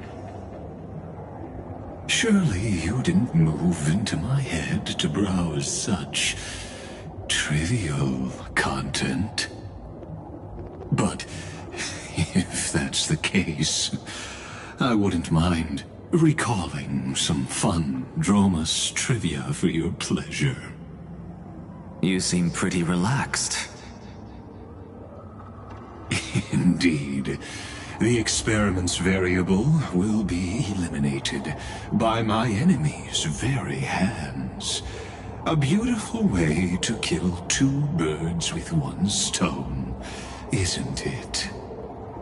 You know very well that everything I said about that Remembrance Pathstrider was true. Both my hypothesis regarding her identity and my recommendations to Lord Dan Heng. Yes, I know. You haven't told a single lie so far. But I noticed your thoughts would generate a curious ripple whenever you mentioned her. It's almost like you were deliberately trying to hide something into the depths of your brain. Since you're talking in such a blunt way, I'm assuming you haven't actually found any concrete evidence. That is correct. Thanks to that mechanical body, you can control the boundaries of your thoughts, opting to only show partial truths. Pity that I still managed to grasp a shiver of fear that escaped your control, and I traced it upstream to discover one single word.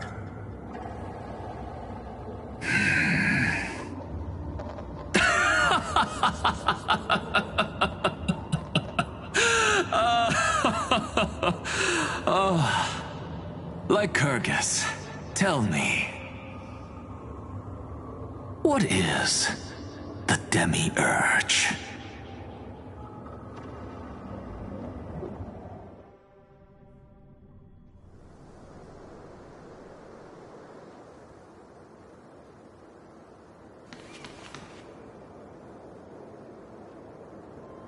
The grove. Even the branches and leaves of the sacred tree have been dyed gold. Finan gave his all for him. Now that the destruction has quelled the Memoria tide, it's time for me to go deeper into the grove.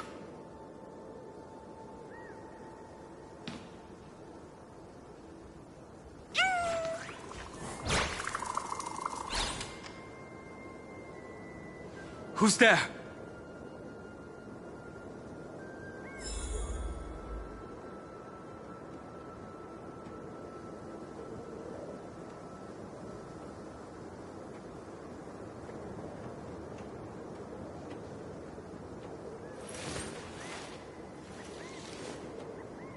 My childhood musings, huh?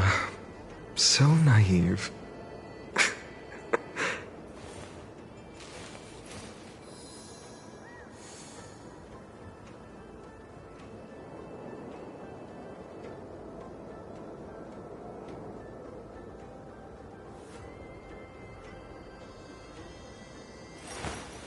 I will walk to the end with all your wills, no matter the cost.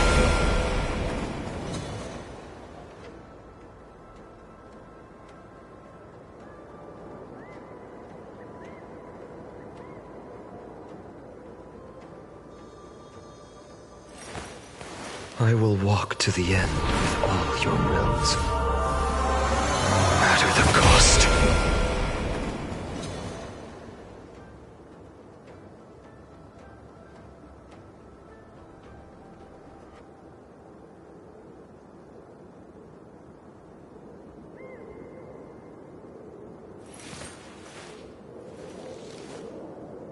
So this was my childhood dream, huh?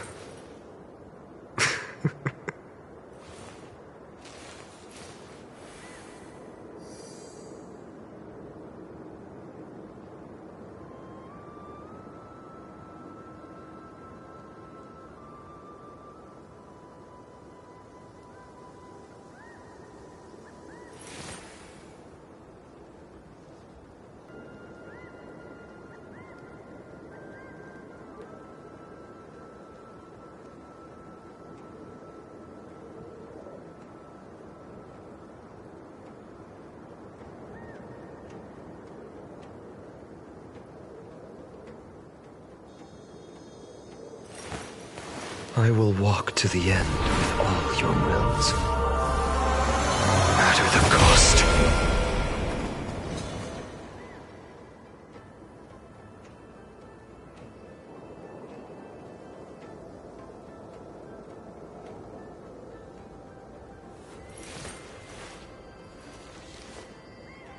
So this was my childhood dream, huh?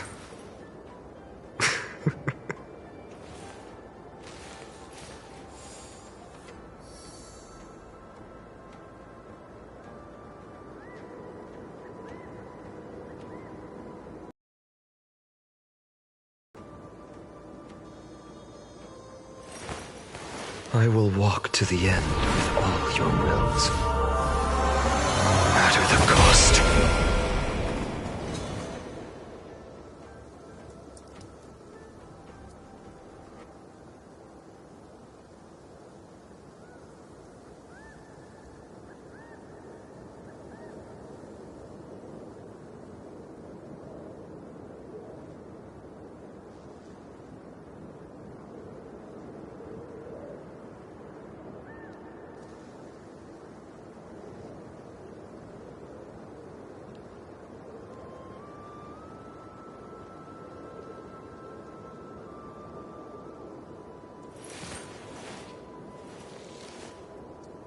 My childhood musings, huh? So naive.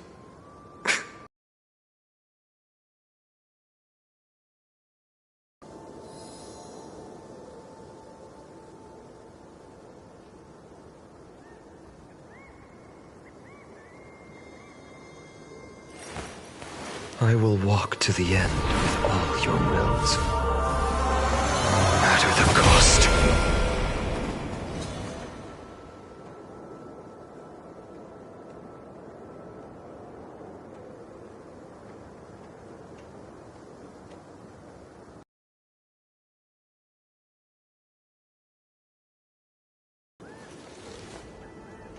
So this was my childhood dream, huh?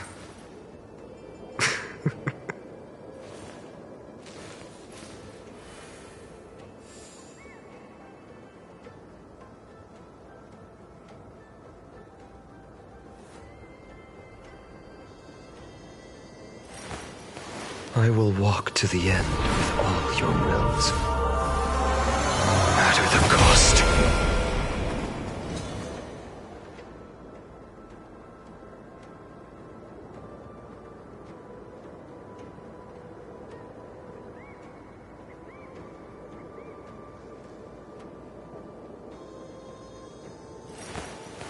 I will walk to the end with all your wills, no matter the cost.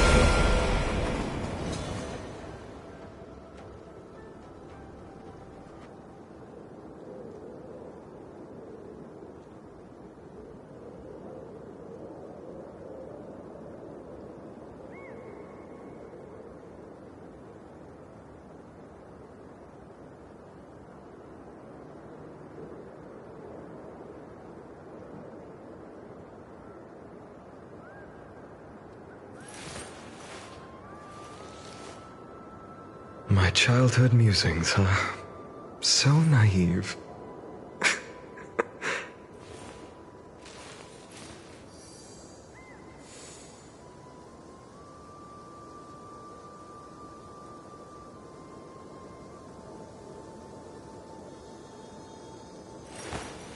I will walk to the end with all your wills, no matter the cost.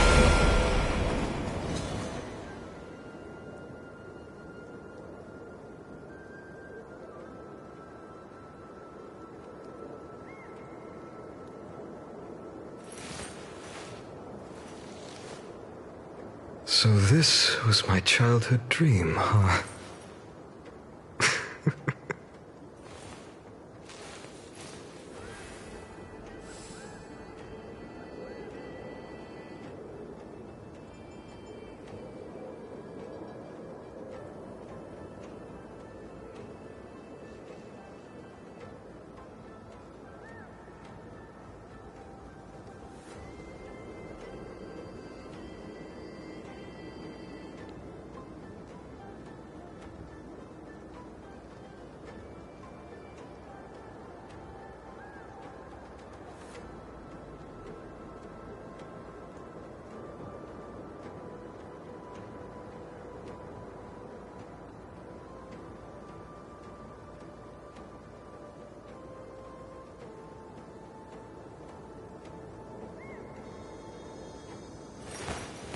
I will walk to the end with all your wills, no matter the cost.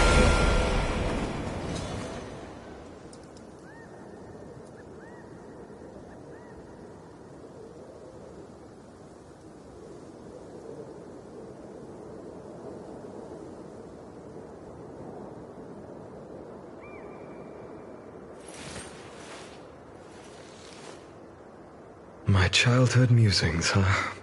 So naive.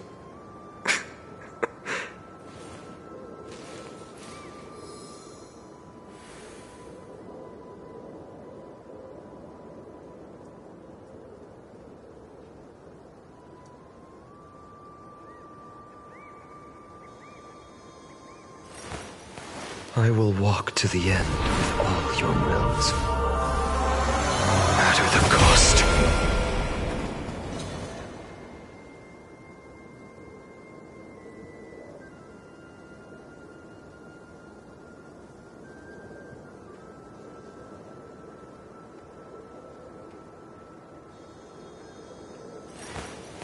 I will walk to the end with all your wills, no matter the cost.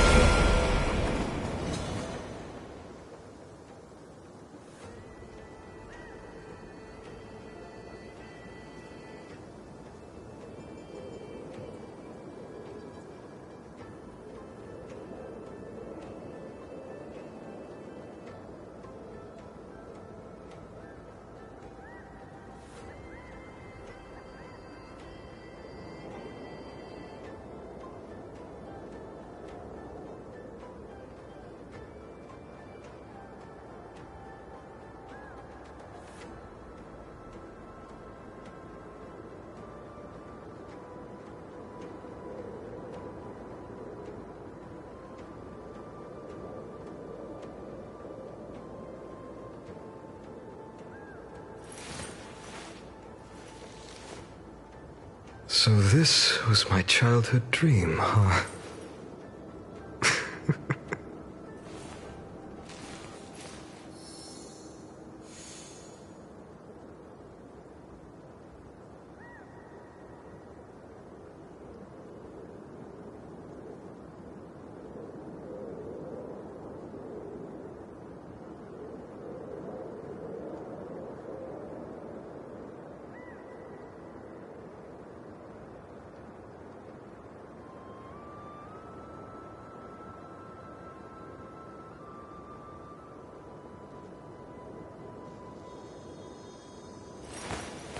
I will walk to the end with all your wills, no matter the cost.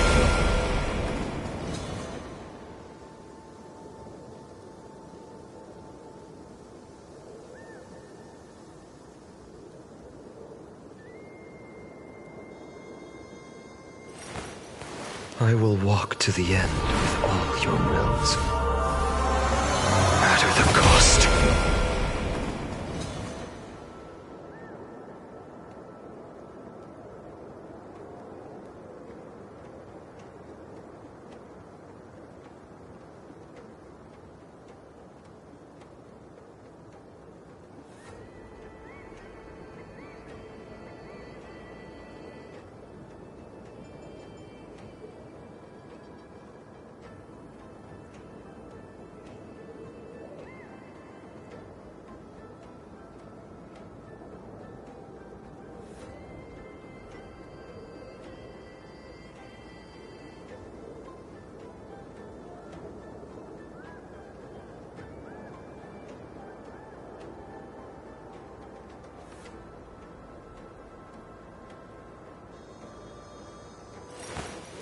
I will walk to the end with all your wills, no matter the cost.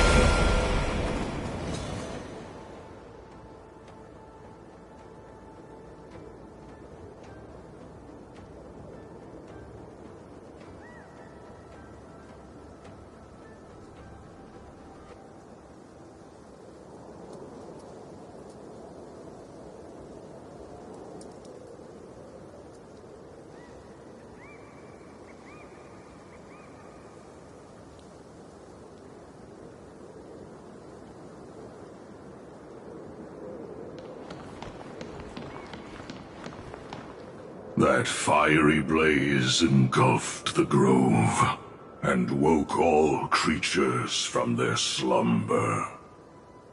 And you, visitor from beyond the sky, you have no intention of listening to the cries of the earth.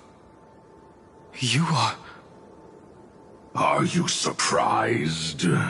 Demigods with golden blood are not solely limited to Kefali's children. Is it not natural that the offspring of Georios would take on their duty? I am Terravox, Avatar of the Earth, divine protector of the myriad living beings. What a coincidence. I was just told by someone to watch out for you. Answer me. Why would the Dromus King of the Legends, the demigod who should have fallen, appear in humanoid form? You already know the answer. Is the Transmutation Arcanum not precisely your specialty, descendant of the Permanence? How do you know about... Was it March 7th? Exactly. Thanks to her, I was able to escape into the Memoria Tide and disappear from the world's memories. So you didn't die.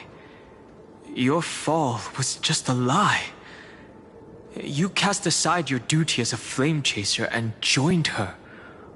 Why? To survive. For a Dromus, life is no more than existence.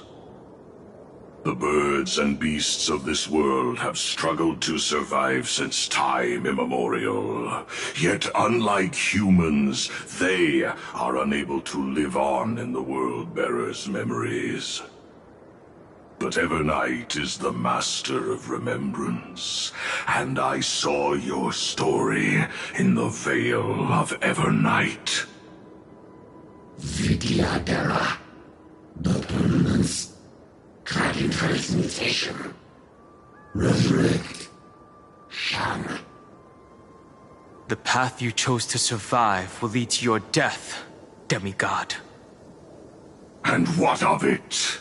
This body is soaked in filthy golden blood. The Earth is hungry, and only the permanence can satisfy it.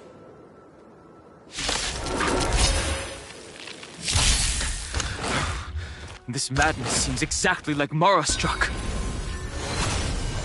Feeling spiffy? The future will come! Get them! Your downfall is absolute.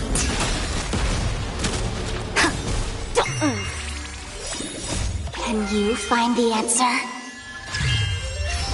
For tomorrow!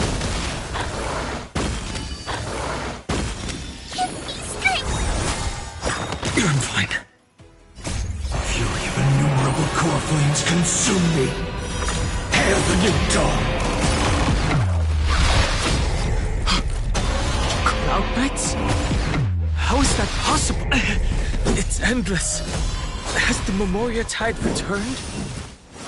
The fires of abomination reignite. Why not join that water-mirrored moon and be fully imbibed?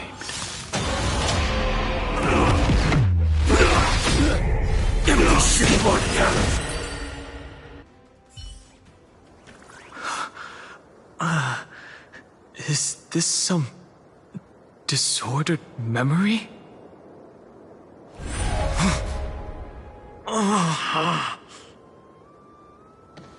The mists of the past shall drift away. What? Scatter, fade, turn to foam.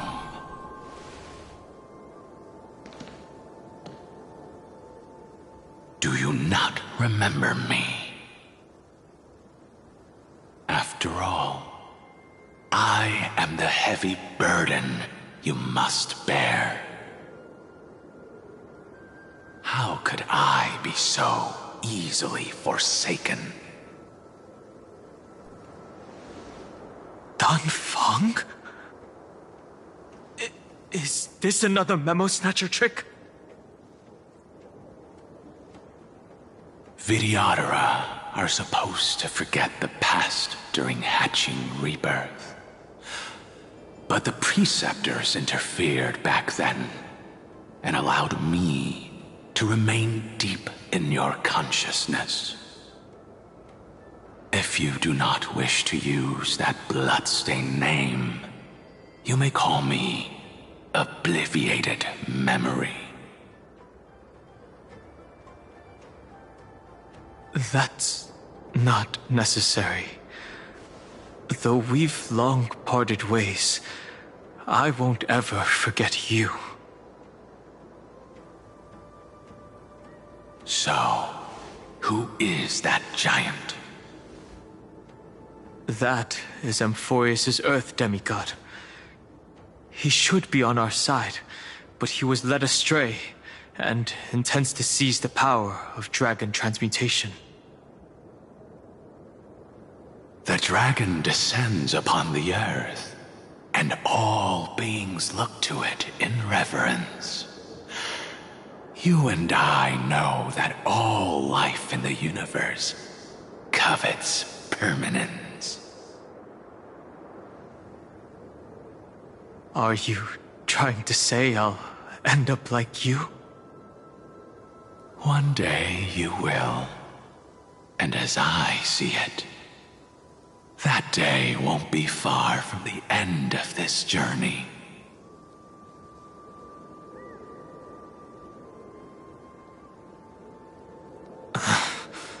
Let's move on to another topic. I have no intention of passing judgment on Dan Feng, and I have even less desire to become entangled with him again. I only have one concern right now: bringing my companions back safely. You can either help me deal with these abominations, or return to the shadows of memory. Dan Feng. All right. The filthy remnants of the Memoria Tide still run rampant. Let me accompany you through these ruins. You could use the help. And presumably, that giant who craves the power of dragons won't just let things rest. Do as you please. I'm moving ahead.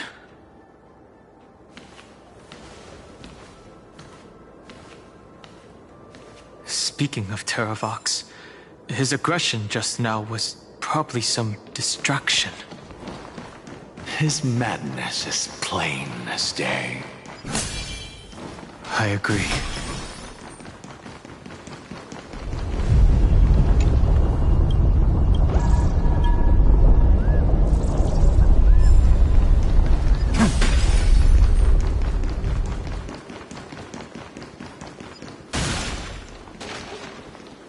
Phew! It's all good now. Yanis's blessing is full, and the hidden passage can be used again. Now, the Imperator's legions can launch a surprise attack from the grove. Who knows if Terravox will be able to succeed? Huh? Who is this warrior? Lady Trebios, I am Dan Heng, the Trailblazer's companion. Dan Heng? Nice to meet you. I didn't realize Little Grey had more companions in addition to Little Cyrene. There is no need to elaborate further. They are merely a collection of your memories, just like me. No. If they were my memories, they would recognize me. Dan Heng? Even though we don't know you, we'll still ask you to get somewhere safe. A terrible battle is about to break out here. Iceland's, Tux Gladiorum, is not far ahead. The evacuation efforts are almost over, so go now, or it might be too late. Iceland's.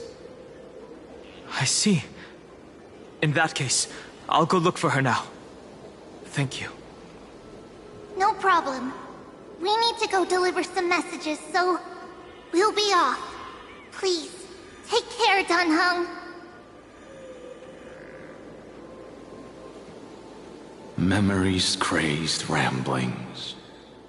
What do you think? It's too early to reach a conclusion, but this memory is most definitely not mine. There are two possibilities. This memory either belongs to Terravox, or it belongs to him. The person you're desperately looking for. But the probability of the latter is very low. You should know better than I do. After that final battle, even the first genius couldn't determine where he went. Correct. But the conversation I just had gave me an idea. Let's forget Evernight for now. In the Vortex of Genesis, there was someone else who went missing along with him. I still have a chance to make contact with her. And the way I'll do it is right here in the grove.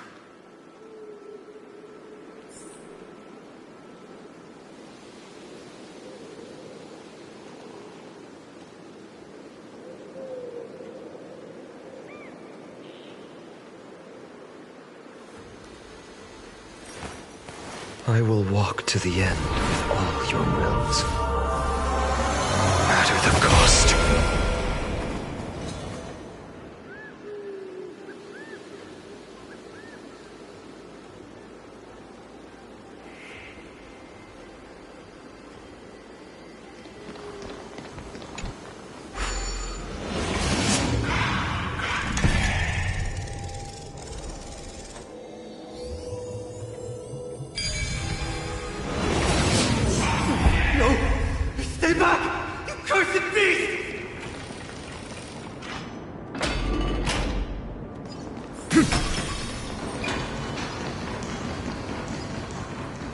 There's not a single sign of movement here. That was probably just the echoes of the Memoria tide.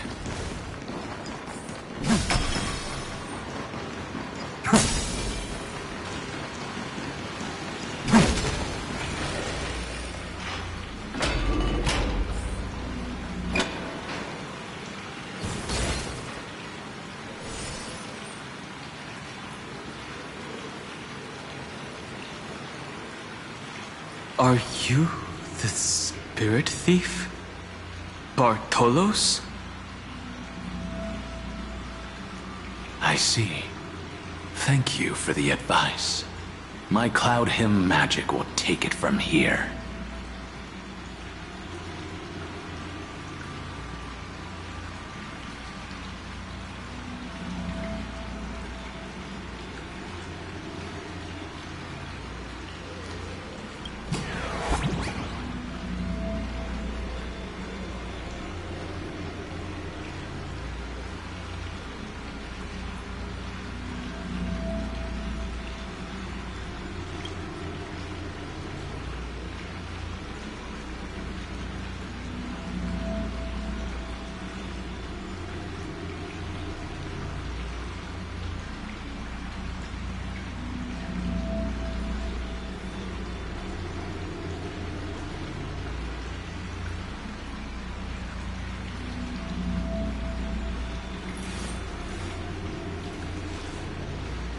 So this was my childhood dream, huh?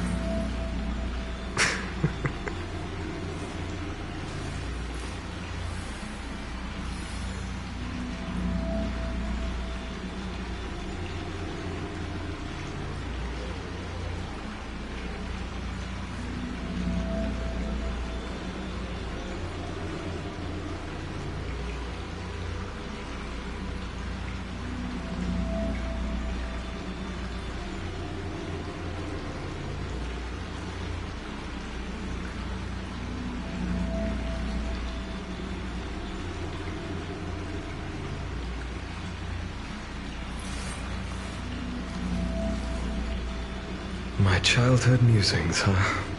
So naive.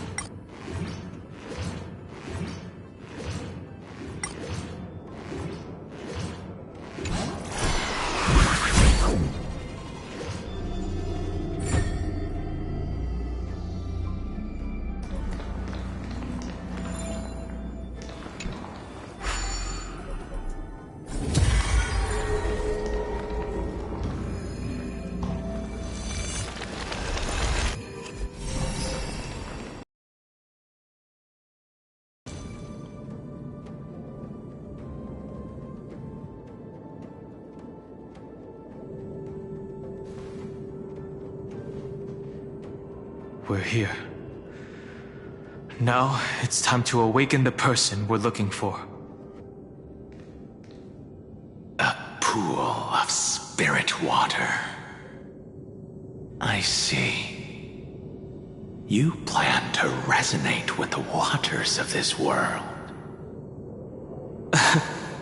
Compared to the currents of my home, the waters of Amphorius are rather untamed. Subduing the waters wasn't easy, but I've gotten the hang of it now. Under the raucous steps of their frenzied dance, the roar of celebration calls forth the spirit water's memories. How incredible. There are still survivors in Amphorius, and this one even knows how to use the arts of water. Very good. It's nice to meet the ocean demigod, Lady Hysealence. A green dragonfish. Are you Dan Hung? I hope I've remembered your name correctly. Scale Gorge Waterscape is your home, isn't it? In Greyfry's memories, I saw you two standing side by side. That's fortunate. It means I won't have to introduce myself. I can get straight to the point. Tell me, where are Evernight and him? The stranger snatched away the deliverer right before my eyes. I commanded the waters to surge after them, but layered cliffs blocked the water's current. You must be careful. Earth has abandoned the Flame Chase mission. Though Terravox still lives, they are not an ally of the Trailblaze. That's no surprise. I've already exchanged blows with that mad demigod. I didn't think the worst would still come to pass. He also intends to get his hands on a dangerous power. As his comrade in arms, do you know what his goal is? Terravox has only ever cared for life born from this soil. If they covet powers from beyond the sky, I suppose it's out of the same care. Even so, their behavior is far too unusual. I presume they wouldn't have made such a drastic and irreversible decision if they had not exhausted all other means. But embracing the permanence may result in even more misfortune. While I admire that demigod's willpower, my position has not changed. It seems that if I want to find Evernight, I will have to confront Earth.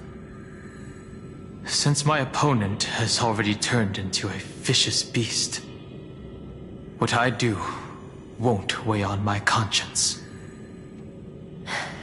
Then allow my specter to accompany you, Lord Dan Hung, as the demigod who witnessed the end of this world. At least let me sing an elegy for my last comrade. That doesn't sound like something you would normally say. Huh? What I do won't weigh on my conscience. I can certainly guess what you mean by that. I will never hesitate for my companions. I am a nameless. And what I'm going to do is defend all the hopes that are on the verge of fading away. Then I misspoke. That is exactly how the guard of the Astral Express should act. If you please, Lady Hysealence. Hold on to this current, for it still carries the warmth of Greyfry. Hopefully, it will lead us to the depths where our companion is hidden.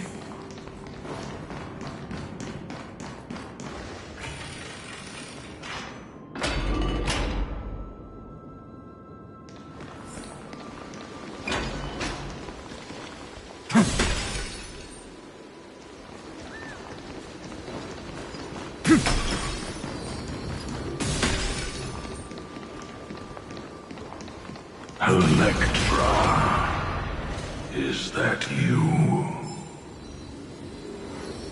Who's that? You're right on time. Let the ocean sink into the Memoria tide and become part of the sacrifice to resurrect the Earth.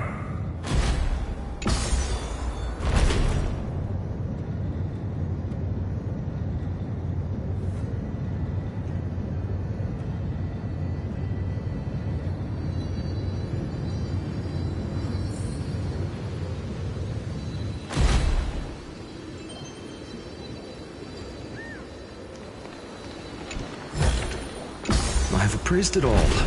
No fakes.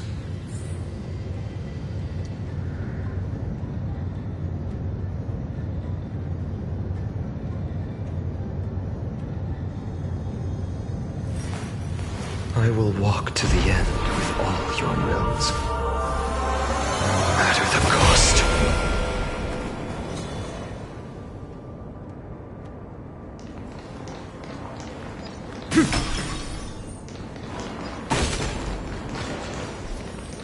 Join us. You or me or us. From permanence, gain eternal life.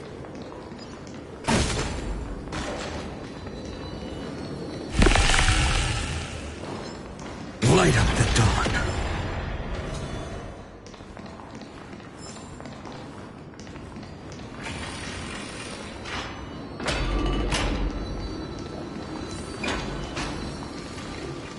Rouse yourself.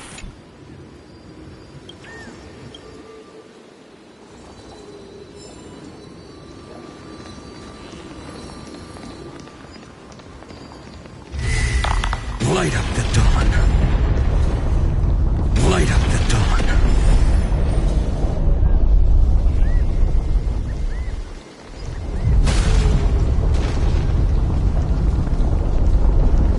Do not run from your fate. Use the permanence to fill the earth.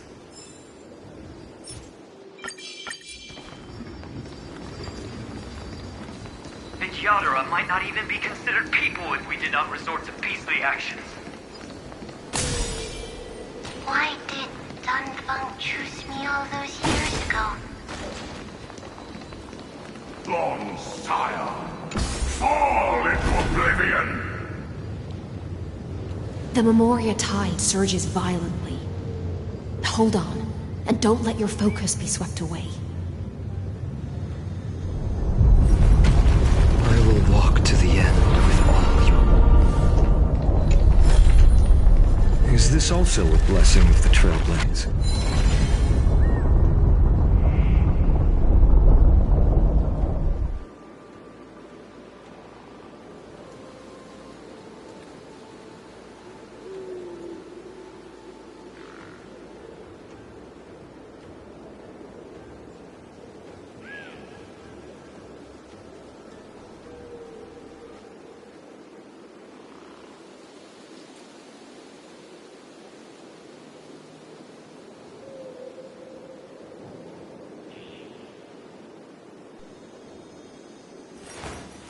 I will walk to the end with all your wills. No matter the cost.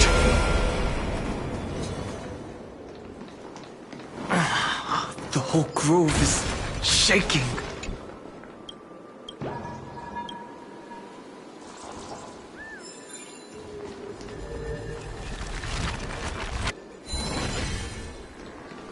Of 5 people.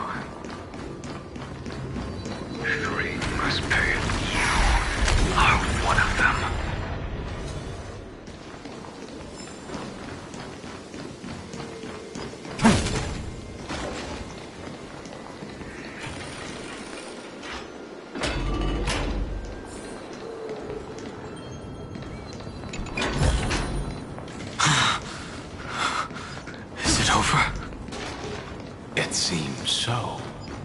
These phantoms that are haunting you. It's unusually quiet here compared to before. Don't let your guard down. The Memoria tide has become even more violent. Is that...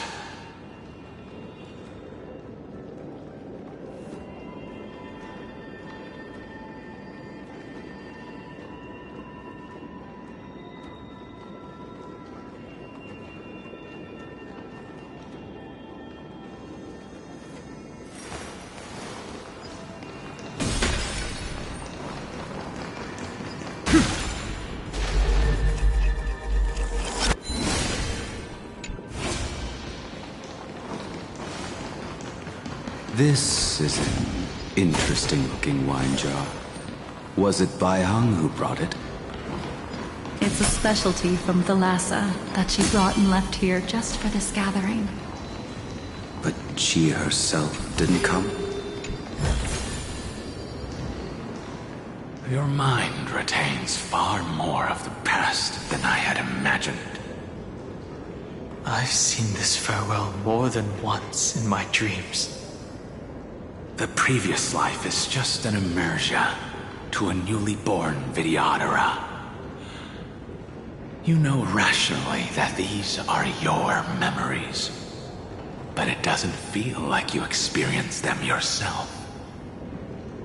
I use dragon transmutation for selfish reasons, and close friends turn to enemies.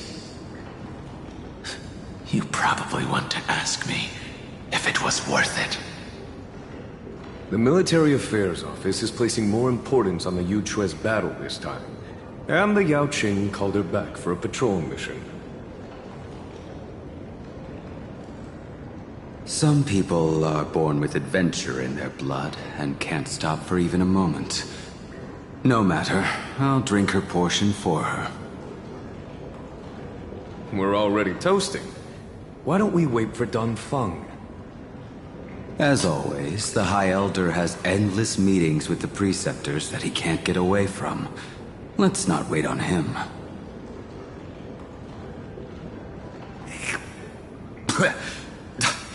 Isn't this just water? I'll relay her exact words. It is a mistake to drink too much before a battle, so I'll leave a jar of spring water from Thalassa's Crystal Palace. She said that wine only has flavor after a triumphant return. Why didn't you say so earlier? I didn't want to go along with her, but she insisted on seeing your expression after your first sip.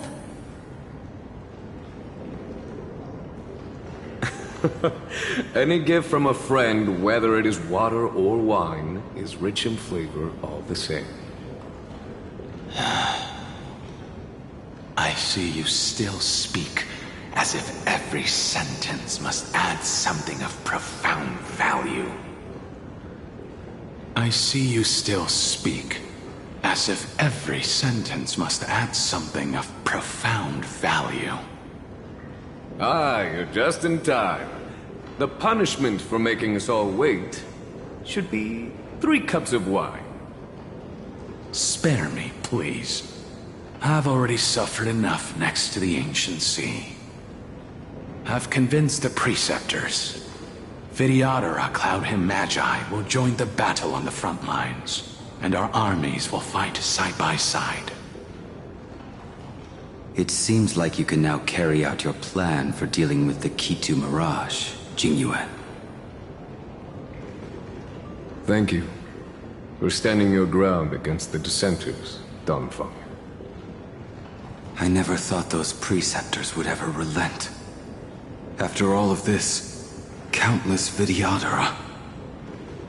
Countless Vidyadhara will lose their lives, with no chance at a molting rebirth. We all understand this. But the Vidyadhara cannot become a part of the Alliance's destiny if we do not share in its joys and sorrows. we would only be bystanders to everyone else's suffering. That is something we all understand as well. That is also why we've gathered here. Come, raise your cups. This toast is not for bidding farewell to each other, but for honoring the soldiers who will not return, for honoring our companions.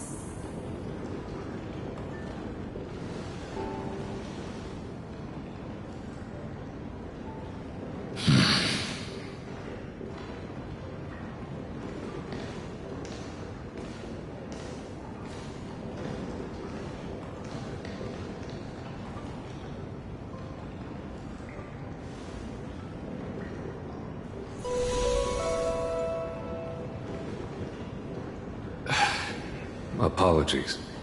My reckless plan must have put a lot of pressure on you. Nonsense. If our positions were flipped, you'd support me no matter how reckless my plan was. Right? Of course. But let's try not to be too reckless.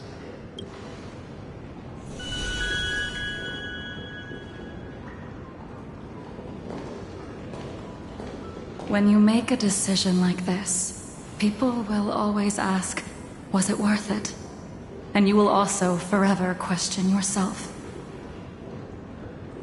Do you know how you will answer that question?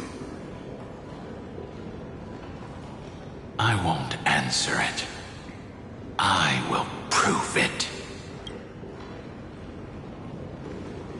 That's right. My sword is my answer. Thank you, Danfeng. Thank you, Jingyuan. Oh, thank you, Jingliu. And thank you, Baiheng, wherever you've run off to. Ridiculous. How did you get drunk from spring water? I'm just full of joy. It feels like I've just forged a divine weapon with masterful craftsmanship. I'd rather leave this world in a blaze than live until the end of time. That's what I always firmly believed in the past. But I never truly felt like I was alive until I met all of you. Now, I wish more than anything that I could just live a bit longer. No, pretend I didn't say that.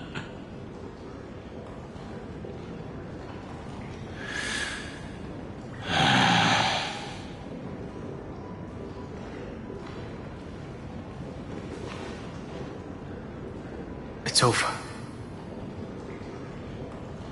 And you know exactly what happened to these 5 afterward. So, can you understand it now? After both he and March 7th have left you.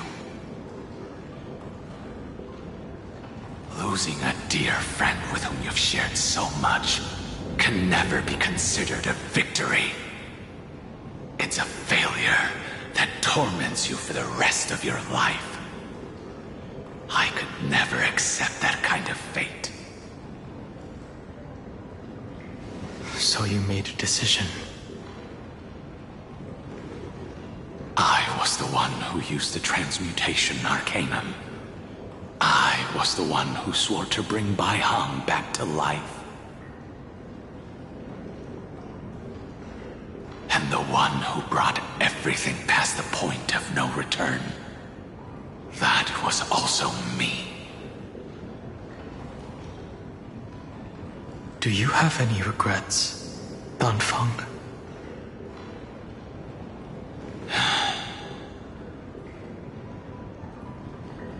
Even if I could reverse time, I would not choose differently.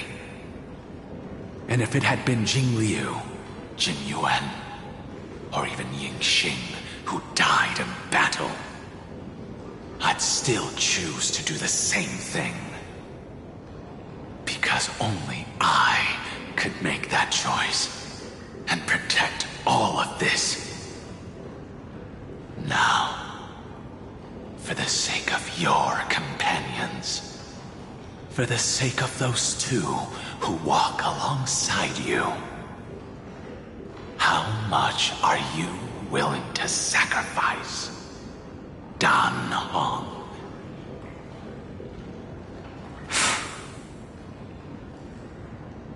Everything.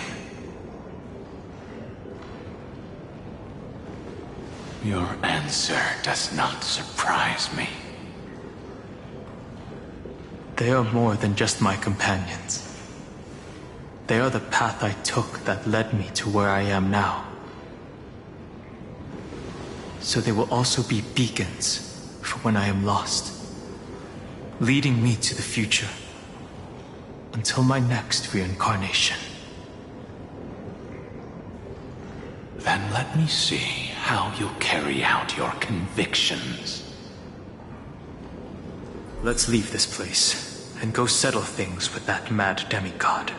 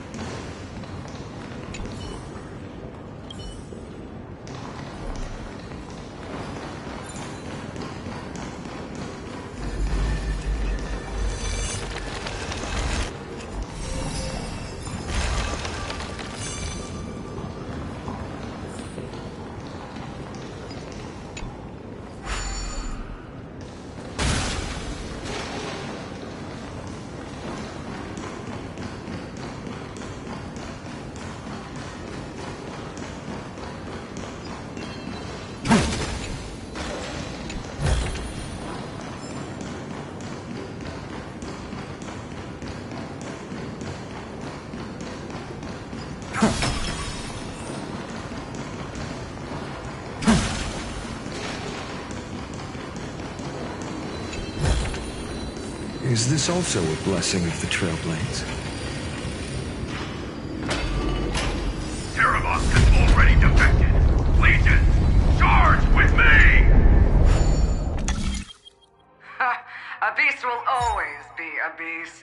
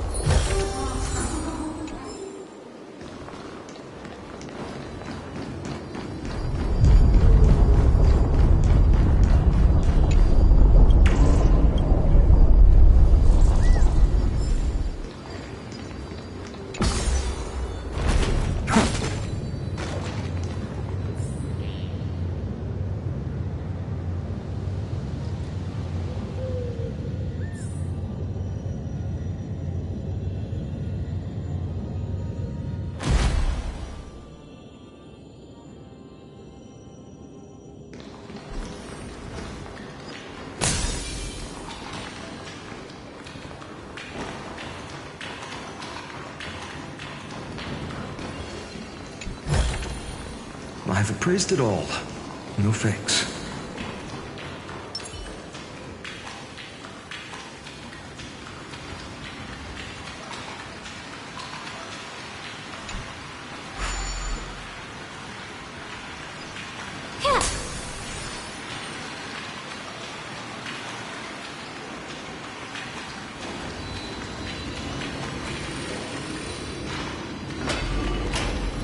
This campaign has been far too Let them be the necessary sacrifice for the flame chase. Seismic walking dragon. History shall remember you as a Titan Slayer! Memories intersect. Another betrayal. Another catastrophe. Regardless of whose memory this is, it seems that Terravox has a leading role in it. A beast that's been rebelling its whole life. No wonder they descended into madness. I see the destination that the destruction points to. Golden blood is gurgling out. It's almost like a heart that has burst open. As expected, someone's been waiting for us. It's you. They are here. A scion of permanence. And your old comrade in arms. Terravox, my old friend. Indulge yourself. Let this Memoria tide swallow everything. Be prepared for the worst, Lord Dunhung. This mountain dweller must not be underestimated. Geocles the Mountain Breaker. Earth's Dromus Rider. It's been a while. Mountain Breaker? He's not Terravox? I remember you, little fish, and your despicable master. I didn't think you were still alive. Death is just a return to the earth for mountain dwellers, thanks to Evernight's gift. I was able to come back to the mortal realm and keep watch over my dear friend, the Earth demigod who was sacrificed to the flame chase plot in vain. Long Scion, you are the most important offering in this ritual sacrifice. No matter how strong your will is, it will eventually be swallowed by the Memoria tide. When that time comes, you and the powers you bear will serve us. We will use the permanence to awaken the fallen giant dragon and give the earth an everlasting body. I see. So you pretended to be Terravox in order to lead us here into a trap. If it weren't for the Imperator's tricks, the name Terravox would be shared between us anyway. They made the right choice for Amphorius's tomorrow. But the tomorrow you speak of only ever had a place for humans. What, my old friend? I will once again start a fire that burns away the chains that shackle us! Why don't you leave this to me, Lord Dunhung? Use that hidden passage to reach the opposite shore. Perhaps Greyfry's there. Deeper. No. Mountain Breaker. Hero of the mountain dwellers. If I do not stay here and triumph over him, he will die an ugly death in delusions of the permanence. That should not be his destiny. And for the vicious beast that insists on obstructing the Astral Express and threatening the fate of the world. We've stood on the precipice countless times along this journey, forced to make difficult choices in the face of disaster. But this time, it's my turn to put some pressure on this world.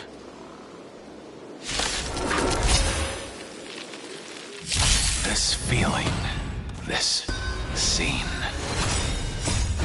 Ah, all too similar. Fiends or devils, I'll crush them all! The future will come! I'm fine. I can't let them down. Feeling spiffy? Can you find the answer?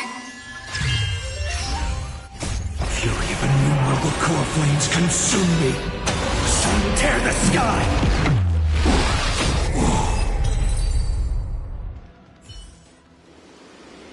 It's time to stop struggling, Geocles. Go to your death with dignity. Before that, tell me, what kind of deal did you make with Evernight? How was the Great Mountain Breaker reduced to this?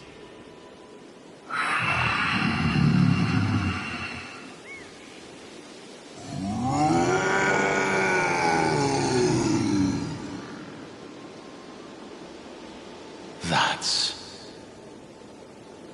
Leave it to me. I'll recount the Earth's heaviest past. And sever its deepest delusion. Terravox? Is that you?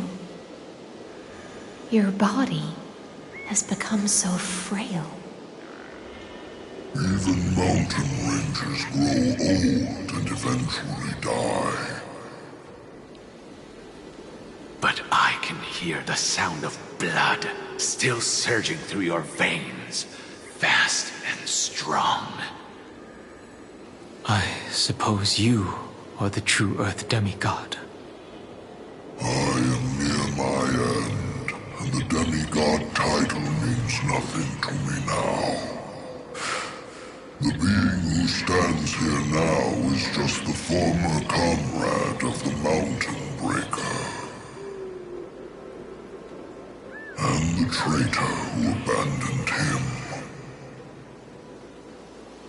Traitor? Terravox was once a member of Geocles' Dromus Legion. This force was famous for its skilled riders and their brave Dromuses. Terravox himself was the Dromus King, the giant dragon who swore their life to the Mountain Breaker. In the battle against Georios, the Imperator could not surmount this mountain, and thus had to break it from the inside. Terravox's betrayal was key to the Flamechase army's victory. The age of the gods was coming to an end. Living beings had adapted to the changes amidst the rifts of the earth, and now they had to learn to survive in the crevices of the epics. Someone had to watch over the earth, so I agreed to a deal. I would take the Titan's divine authority and sink into the cliffs, using my flesh and blood forged of stone to mend the land. But there was one betrayal I could never forget.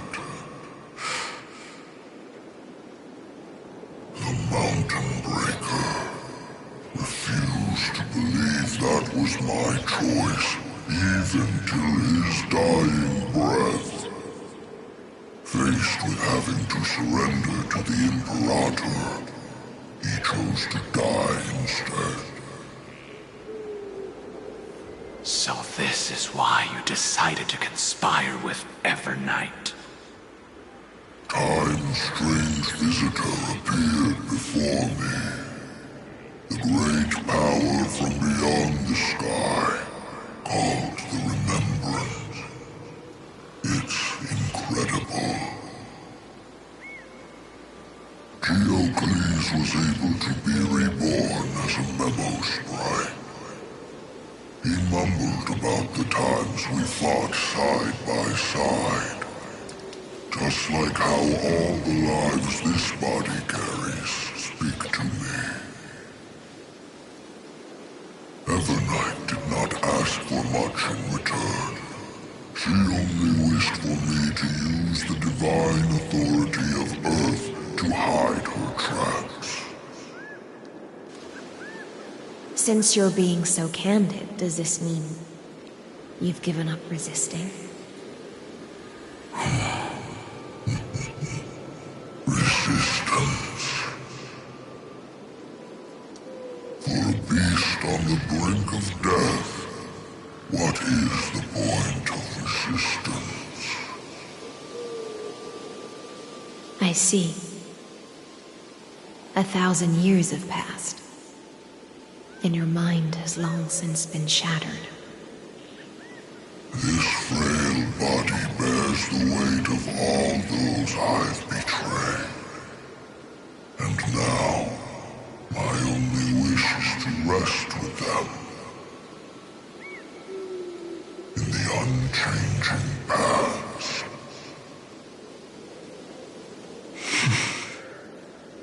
Go, long Scion. That fiery blaze has already burned through Earth's protection, revealing the secrets underneath. The deepest depths in Amphorius, the great tomb where all the past is buried. The one you seek, Evernight, walked out of that place.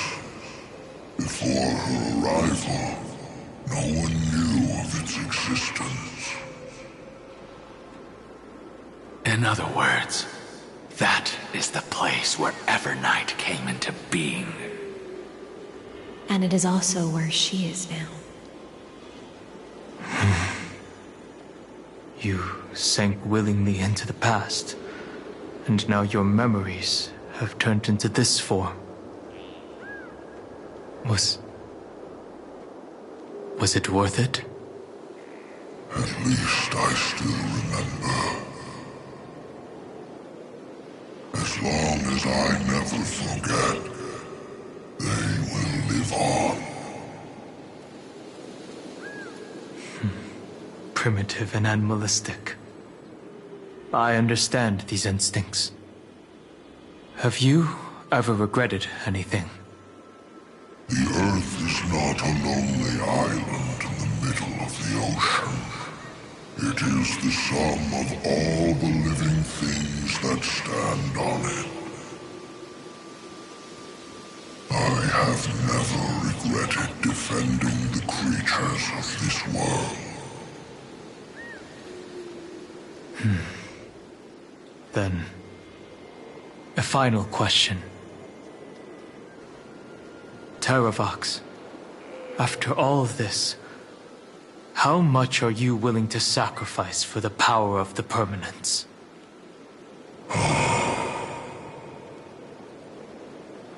Everything. My journey up to here has allowed me to fully understand my destiny. No matter how I struggle, the Earth will never be able to reach the stars. But my compatriots deserve to continue their struggle.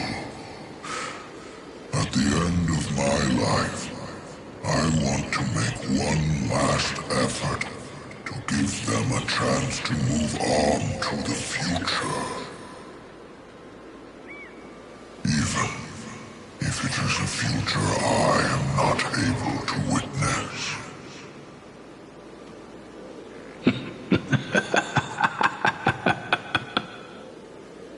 I understand.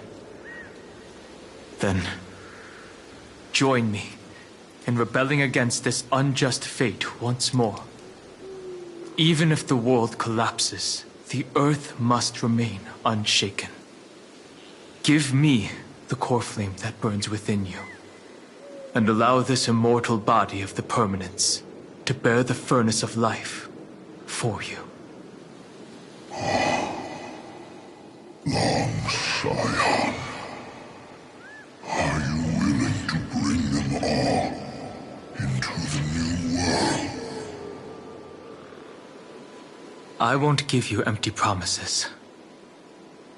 Allow me to answer your question from a different perspective. The permanence is the path that dragons trod, and eternity is life's deepest desire.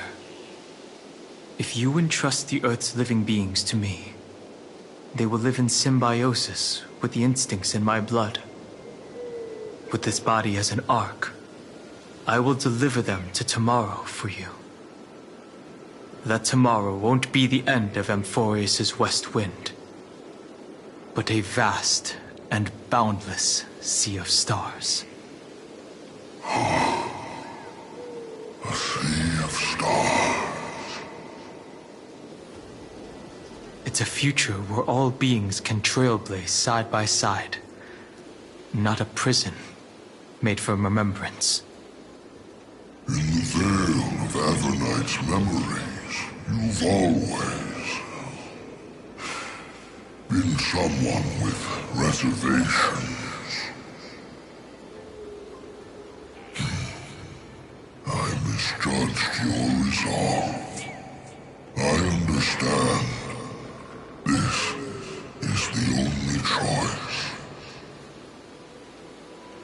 Behold, this core flame that burns in my chest. This core flame born from the earth.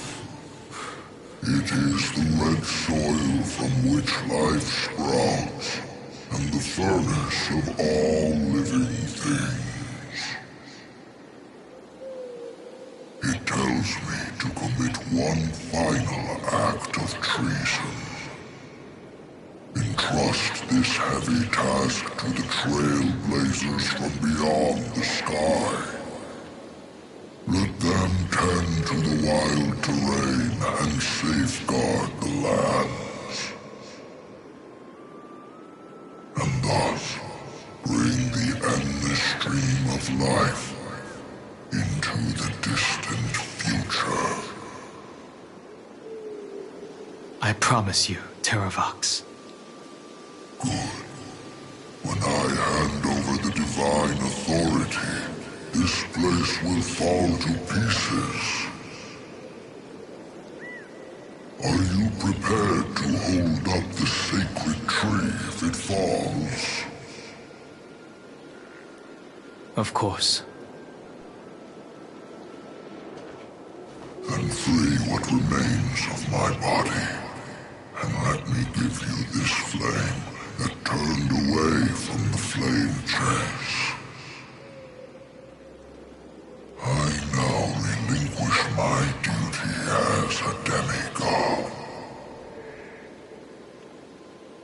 You shall dig your own grave and burn in the furnace of rebellion.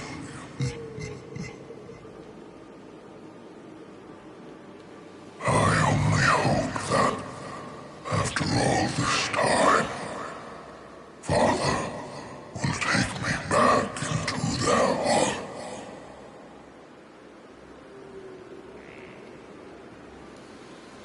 Come, crouching beast, for the endless life of this world. Rise from your dormancy, and follow me as soaring dragons of the wilderness.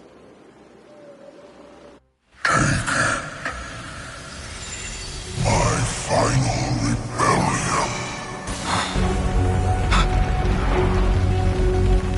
Then declare to the earth the name of the new god.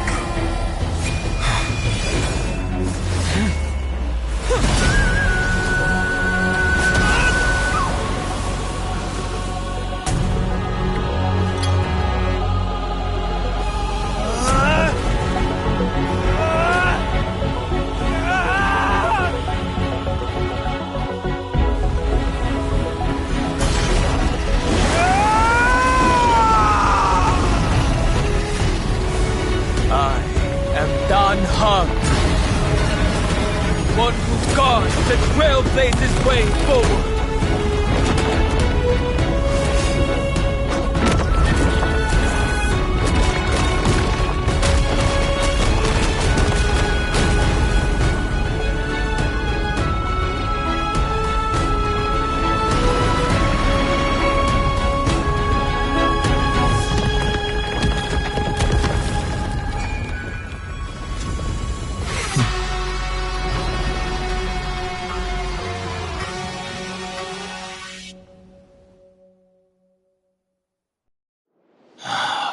Unfortunately, the worst did not come to pass.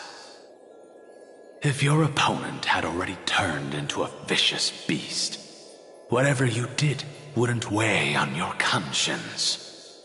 So what if that demigod had harbored ill intentions or vowed to fight to the death? Would you have pointed your spear at them and carved out the core flame with your own hands? There's no point in discussing what-ifs. Though, I'm glad it didn't come to that.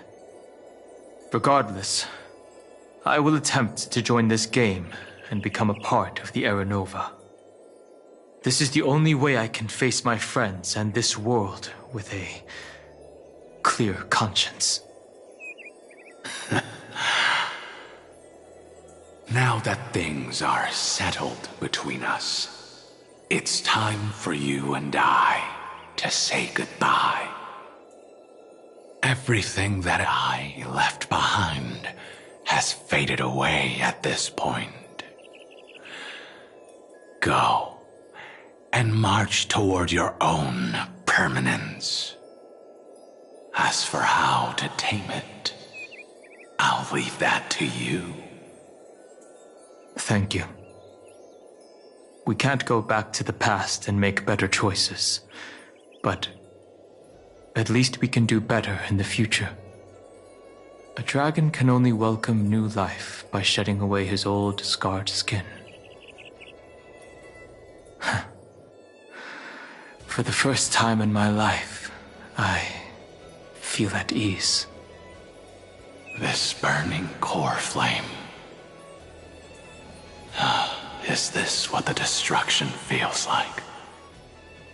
The light is unexpectedly warm.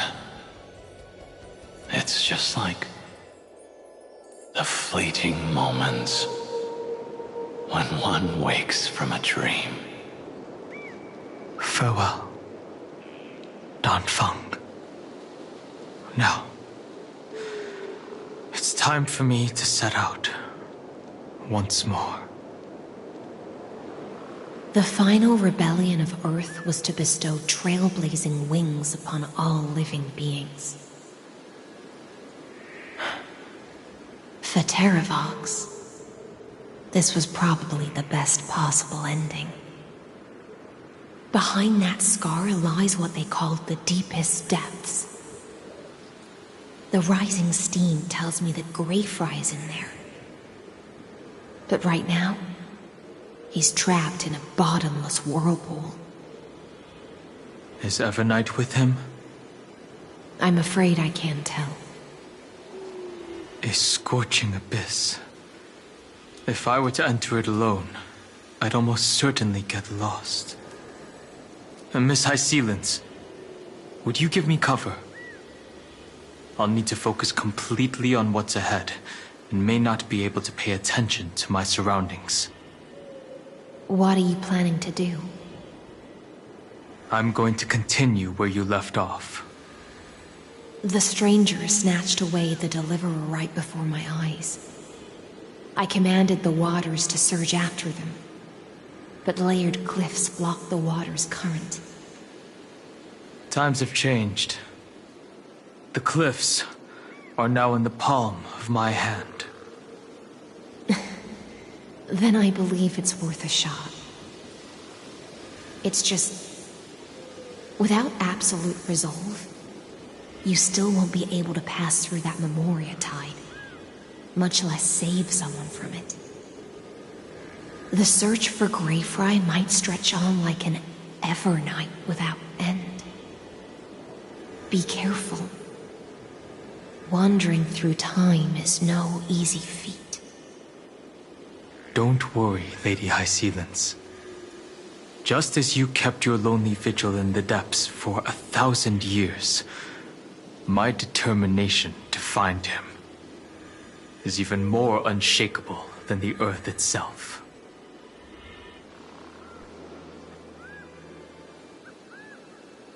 Ancient sacred tree, lend me your roots. With the core flame I carry, let me resonate with this land. With heaven and earth as my map, and time as my compass, I will find that one singular point. Even if I must cross every mountain and valley on my own 2 feet, I will bring you home. Circe's giant tree, witness to Amphorius.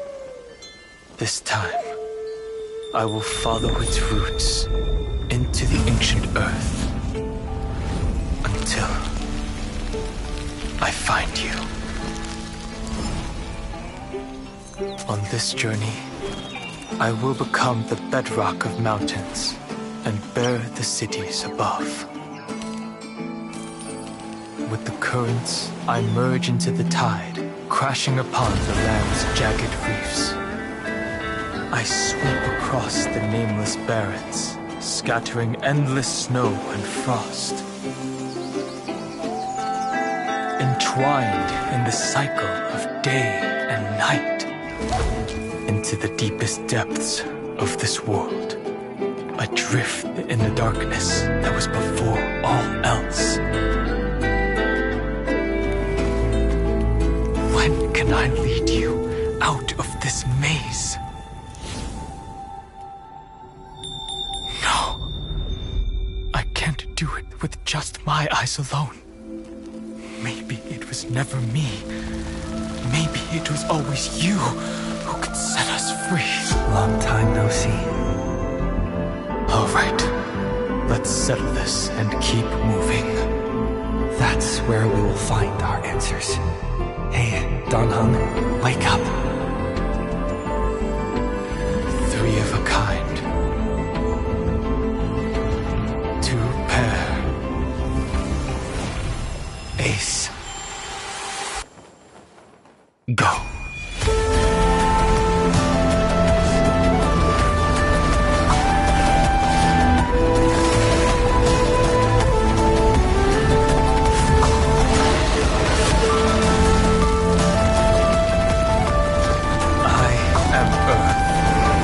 That grows upon the earth. I am you.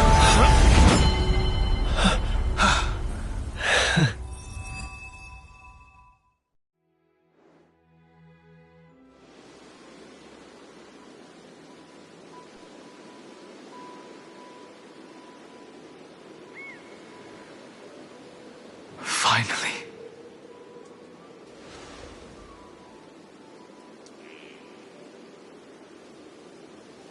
I found you.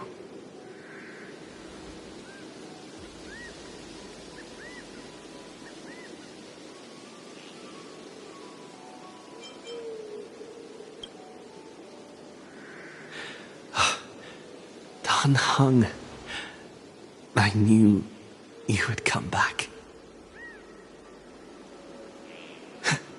While you were trapped, I experienced a lot.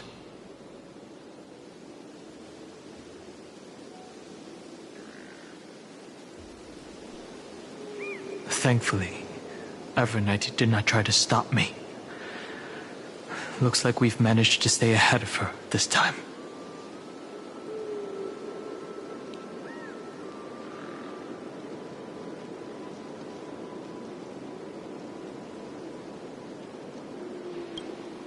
Rest assured, we won't abandon her. We'll all return to the Express together. No one will be left behind.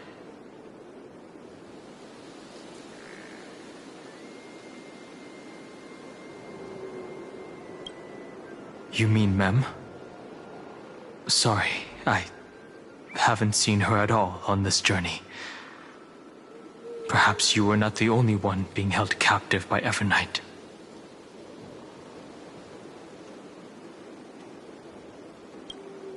They never once stopped worrying about us. About you, me, or March 7th. They never gave up on trying to save us, even from outside this world. Miss Himiko, Mr. Yang, Pom Pom, and even Sunday Black Swan and the two geniuses. They are all doing everything in their power to aid us. I understand.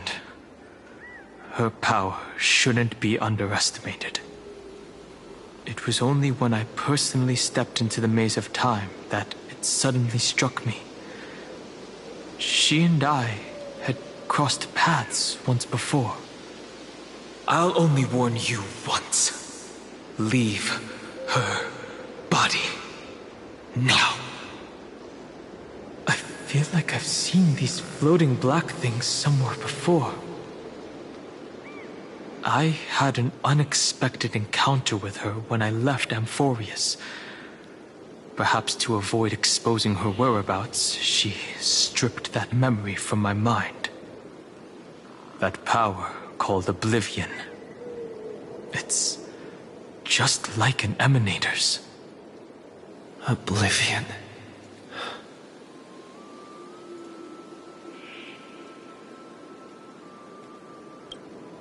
I know. But you still remember me and our companions, for now. Do you have any clues about the memories you may have lost? Are those Evernight's exact words? If I'm not mistaken, she intends to make you forget Amphorius, including the Chrysosaurs who have journeyed with us up till now. But it seems you still recognize Lady Hycelence. If I made that much of an impression on little Grey Fry, then I am naturally delighted. But I fear your escape from that power they call Oblivion is thanks to someone else.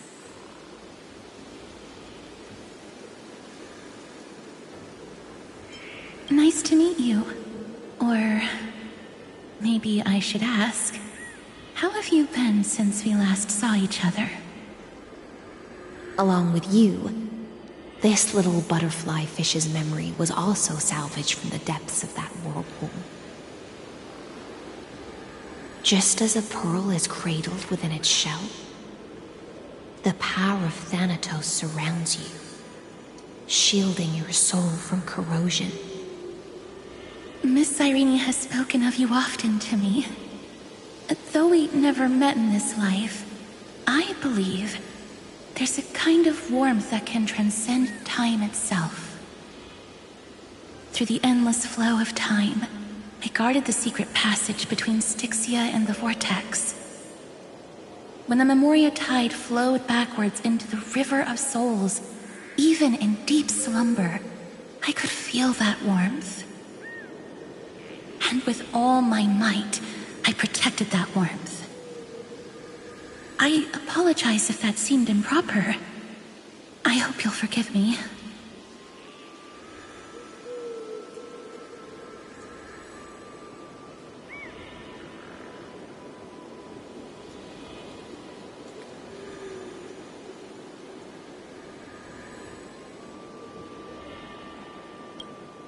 I understand that your mission is still unfinished. The path ahead is treacherous, and even though my body is bound to these dark currents, I'll do everything I can to watch over you both. The little butterfly fish is right. There is still a pair of eyes watching from the shadows, but we won't let them get anywhere near you. Go forth, golden dragonfish. And you, Deliverer, seek out your companion. Go forth and illuminate the lightless Evernight. I cannot thank you enough. Accept this promise from the Nameless. Amphorius will definitely write a brand new ending for itself. Of course. We'll write it together.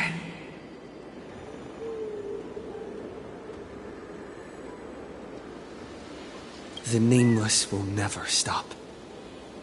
Until all of us stand side by side in the true new world.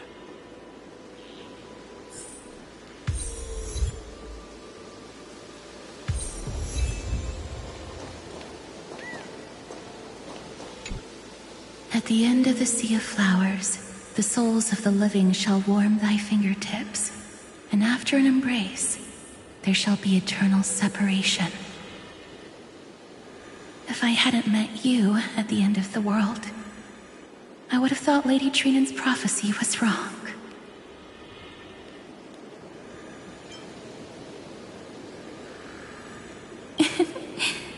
As Lady Trinan used to say, fate is not the flowers that bloom at the end of the road, but where people tread beyond the gate.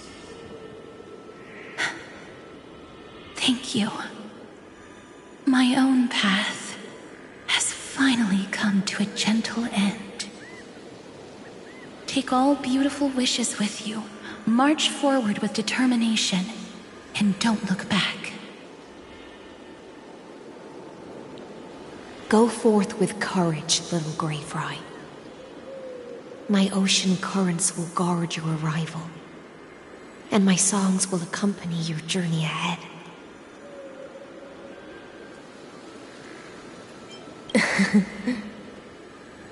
You still remember how much I love fire and feasts. All right then. It's a promise. Go find your companion and see your journey through. I'll raise a glass while I await your triumphant return. And then, when we reunite in the ocean at the boundaries of this world, let me play a song for you beneath the glow of fire.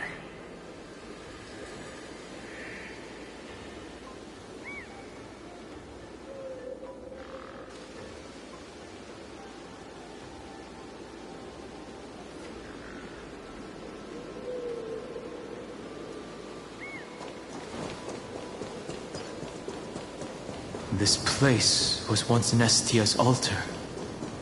Could the golden thread be leading us to the world's deepest secret? A direct offensive?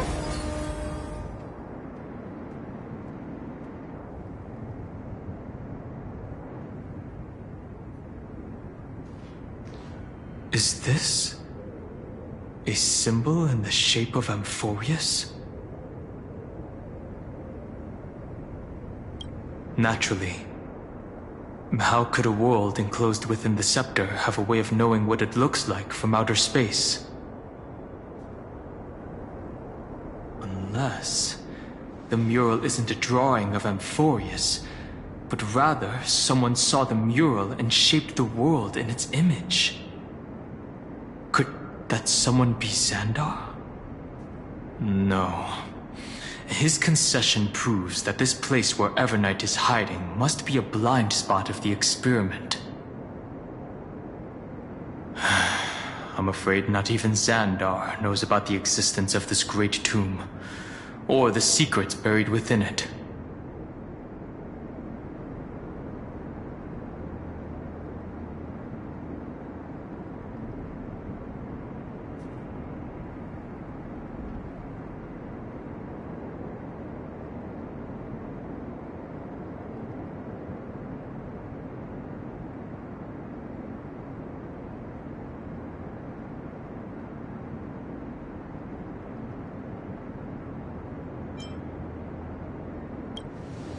It's hard to tell right now, but this definitely isn't the outcome he wants to see. For something to be hidden even from him, it must either be extraordinary or unimaginably dangerous. This forbidden realm remains undetectable to Xandar, and even Fine and Strike merely opened the entrance, yet Evernight can freely swim through it as she pleases. It cannot be reached by the erudition, nor can it be erased by the destruction. Be careful. What lies dormant beneath may well be Amphorius' final path. remembrance.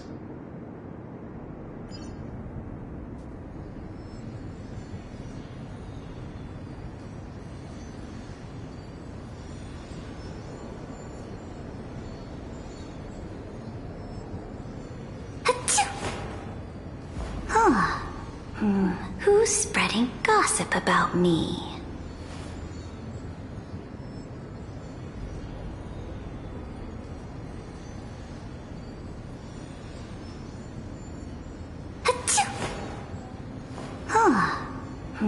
Who's spreading gossip about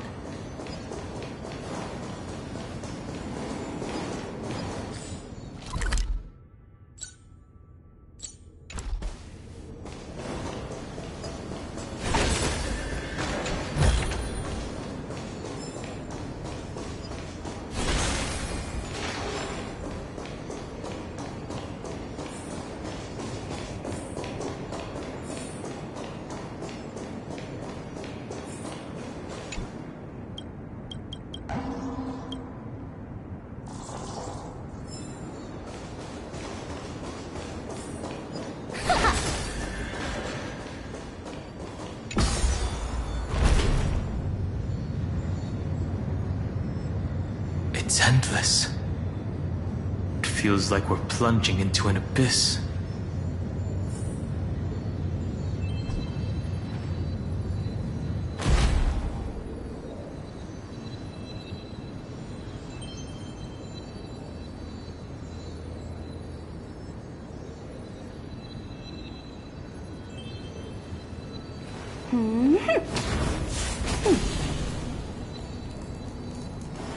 Let us set out, my followers.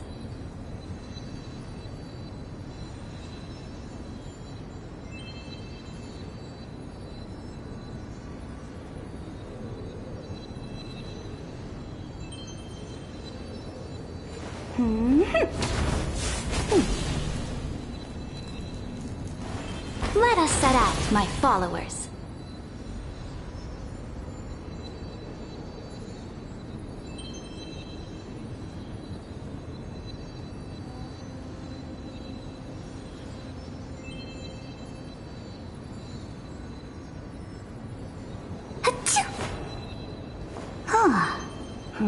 Who's spreading gossip about me?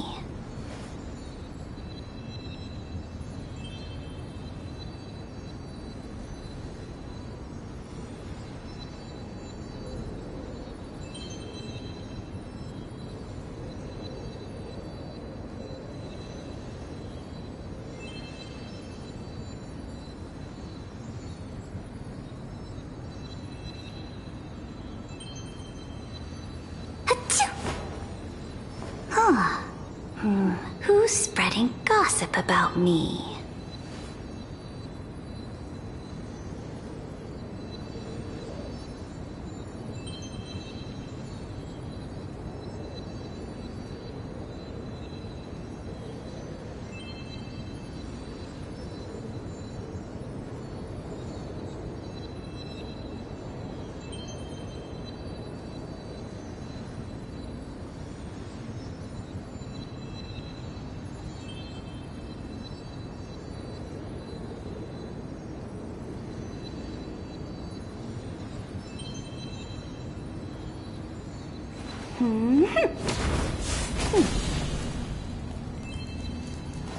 Let us set out, my followers.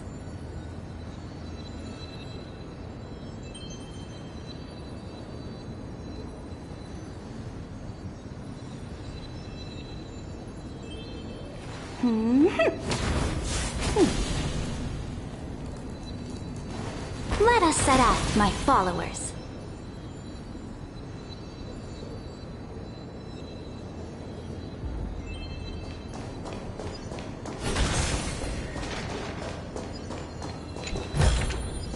To rise from nothing is also the way of a king.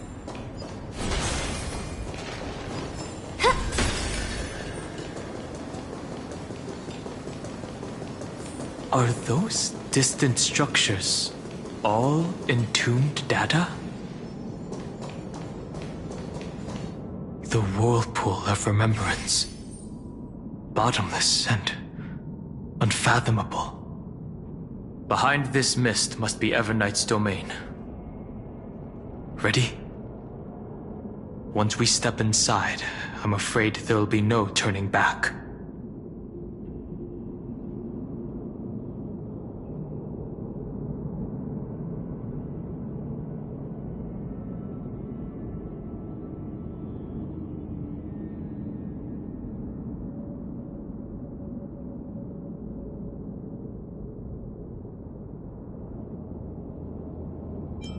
For March 7th, and for Amphorius. Let's go. On the Trailblaze, no one gets left behind.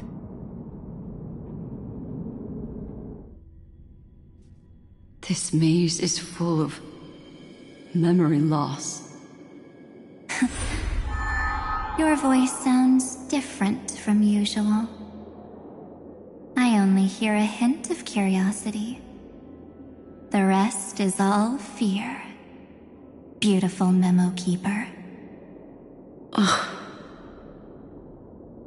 I know exactly where that fear comes from. The Evernight is a mimetic entity's natural nemesis. They will swallow you whole with just a flick of my pinky finger. I am the garden's enemy. I have never denied that fact.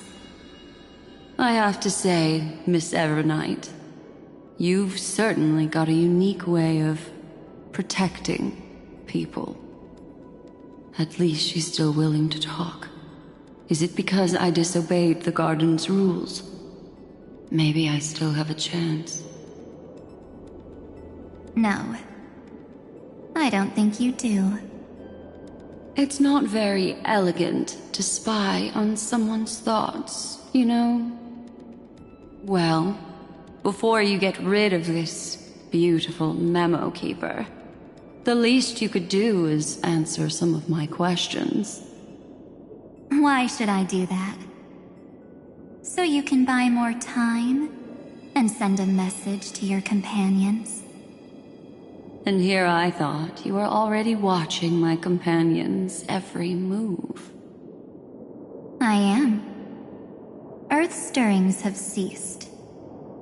They have defeated Terravox and are heading here as we speak. Don't tell me that's part of your plan, too. It's not, but I'll make good use of it. Fighting alone against an entire world, even I might miss something. But I know how to adapt to the circumstances. Just like right now, how I've decided to let you go. I like you, little bird. Your longing for memories remains pure, unlike those memo snatchers.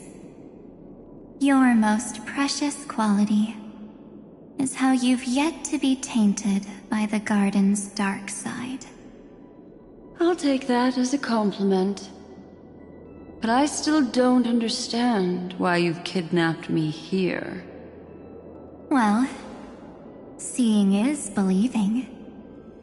So, why don't we take a stroll together? This ruin buried deep underground is called the Kernel in the language of erudition. But I gave it a friendlier name. The Heart of Amphorius. The great tomb of the Nameless Titan. The Nameless Titan?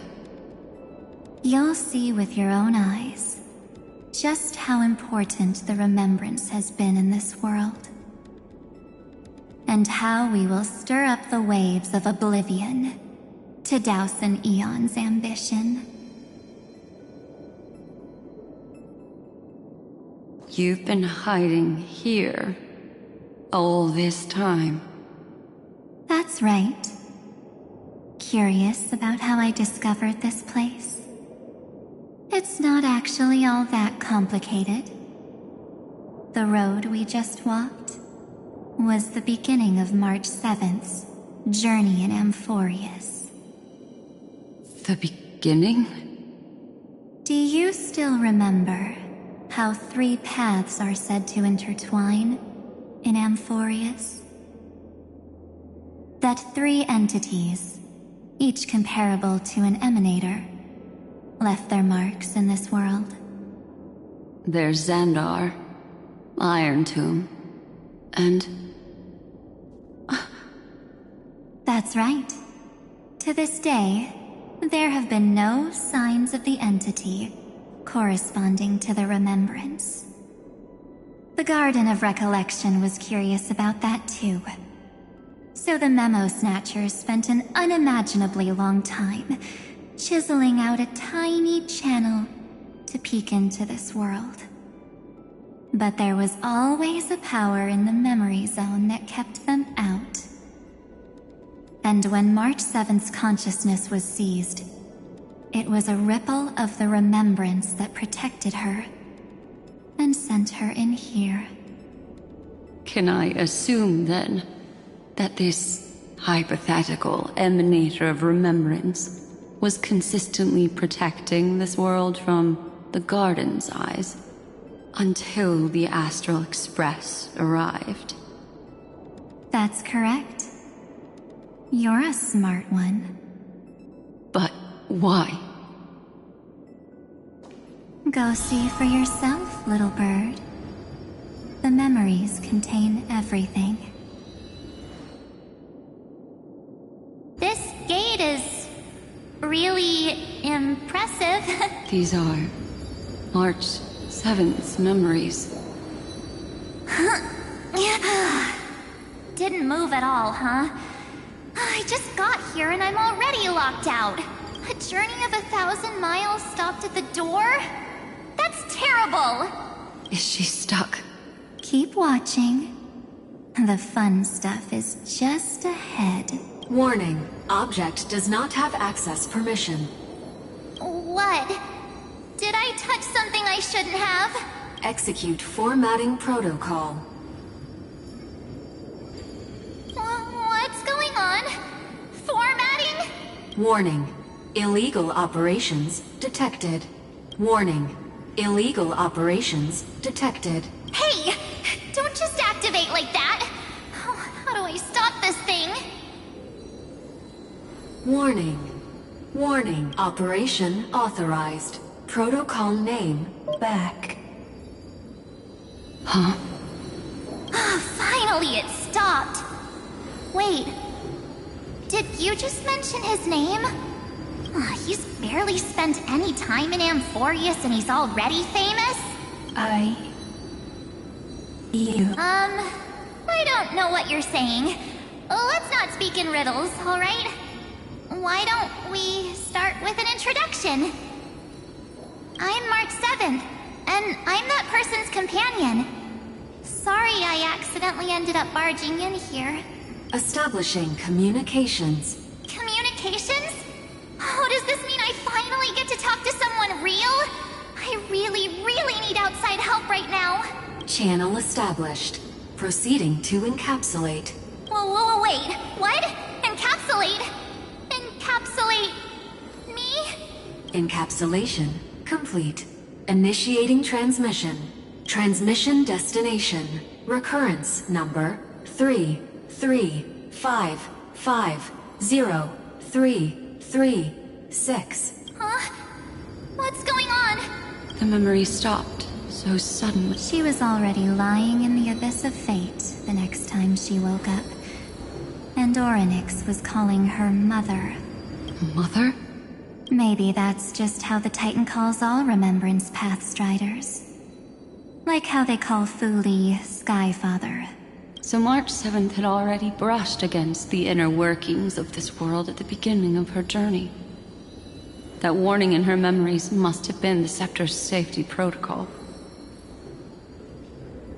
But why did it mention the Trailblazer? March 7th should have entered Amphorius long before he and Don Hound did. An inexplicable contradiction, isn't it? Let's put that aside for now. The protocol didn't kill March 7th. Instead, It threw her deep into extrapolations. Over the next 97 days, the two of us, trailblazed through Amphorius as mimetic entities as she evaded the Administrator's pursuit. It must have been a difficult and lonely journey for her. Yes. No one could see March 7th. She didn't belong to Amphorius's memories, so she could only watch this world from the sidelines, like a transparent shadow. Then when did you appear? On the day that she ran out of options.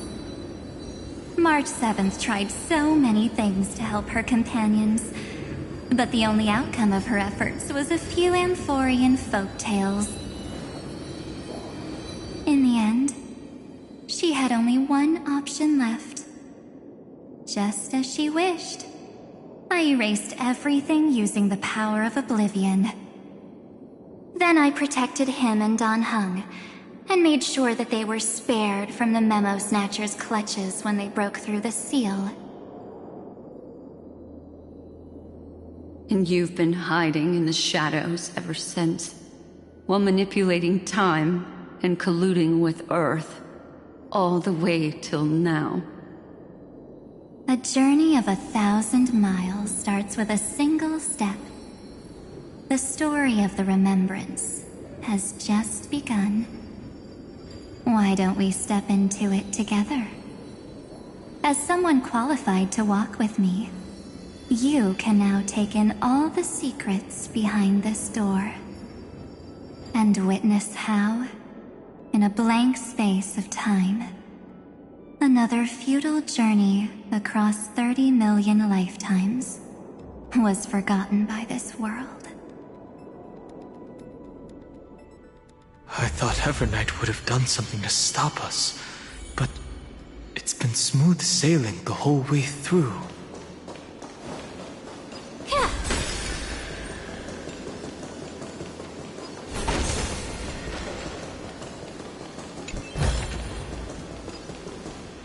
Are you ready? I'm going to open this door.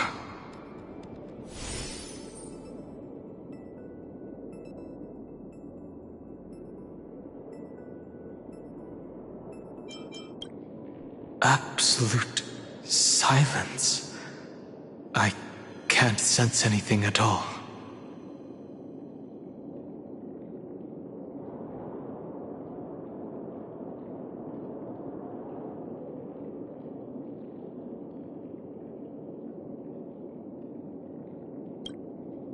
I know. Duck behind me if anything happens, okay?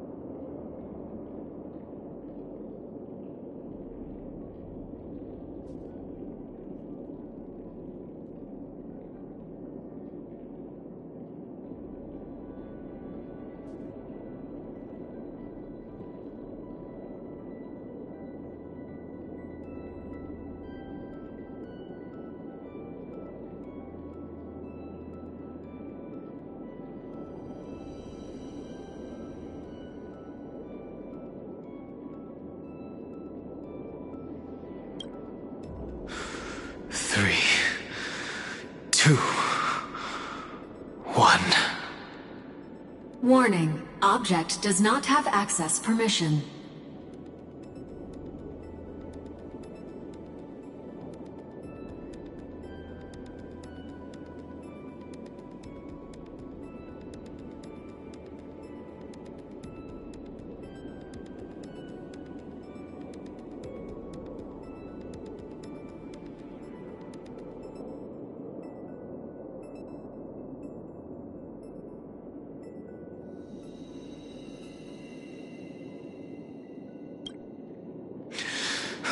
That means we're in the right place. Warning. Warning. Warning. Get ready. Incoming. Welcome back. What? I'll be waiting for you. It mentioned your name.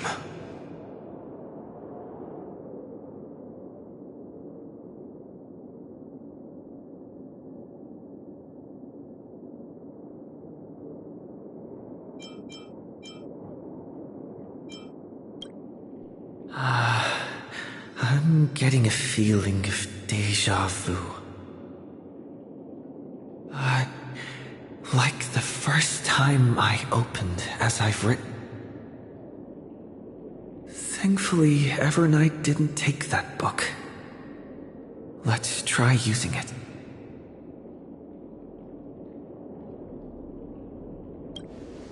Operation authorized. Protocol name. The seal's gone. Didn't think this book would have a use here.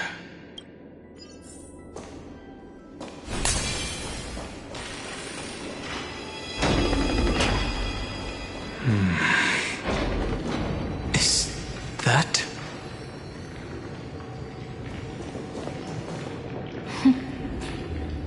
Hi. Miss me yet? I'm just messing with you. This is the first time I have met you. Executing protocol. Format object. Formatting progress. 0.0. And it looks like it'll also be the last. Something's wrong. She's not talking to us. She's not the mem you know. Could she be a Cyrene from the past? Formatting progress. 23.815%. Since we don't have all day, let's get started, shall we? As always, I'll read this book to you. That way it won't just be Cyrene's memories alone. Formatting progress. 45.147%. Where should I start this time? Let me see. There. Shall we start with the meeting between the Helcolithist sage Midamos and the King's Aegis, Anaxa? Formatting complete. What? Did you hear that? She just said...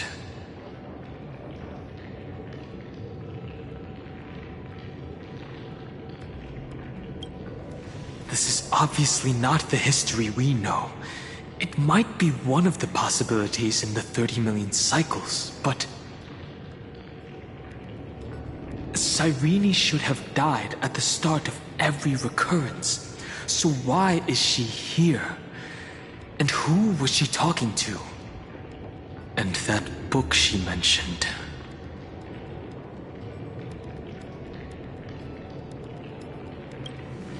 That's very likely. That door reacted to the book as well. Let's try copying what she did.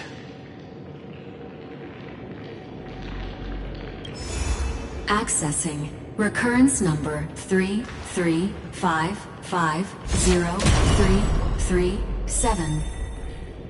Access failed. Error code Gamma 13. That's it. As I've written is definitely connected with this great tomb.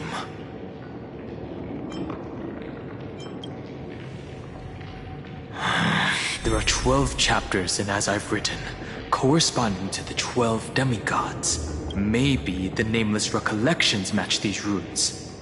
Let's try linking them first.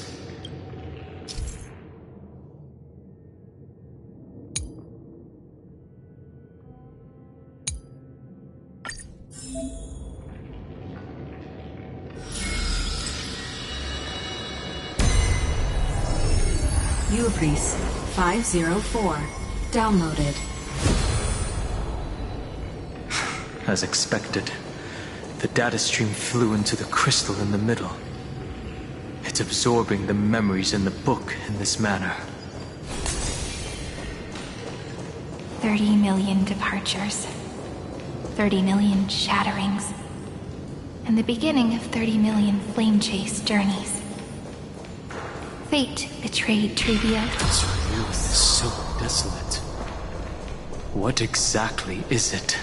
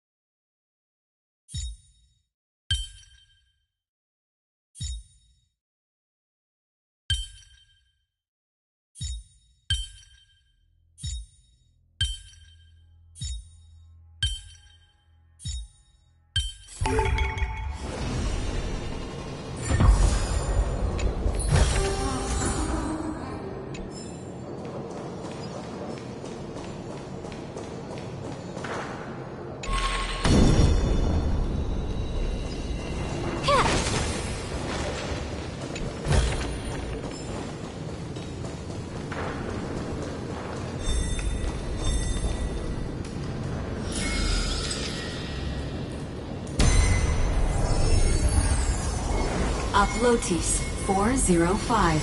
Downloaded.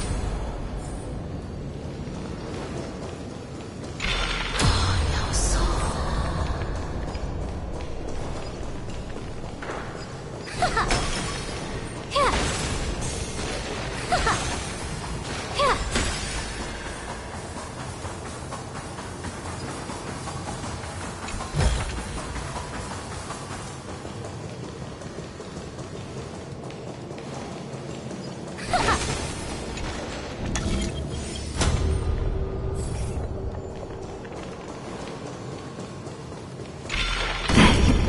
You must be very familiar with the story of time now. So why don't we leave some pages for the heroes instead? Euthea 093. Downloaded. Scopeo 365. Downloaded. Branch number 1. Archiving. Object recurrence number 335503337. Progress 13.131%.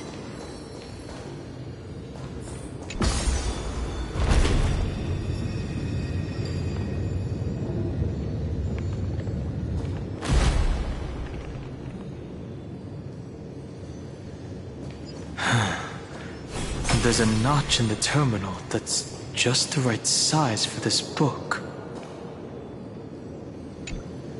Branch number 1. Archived. Encapsulating encryption key.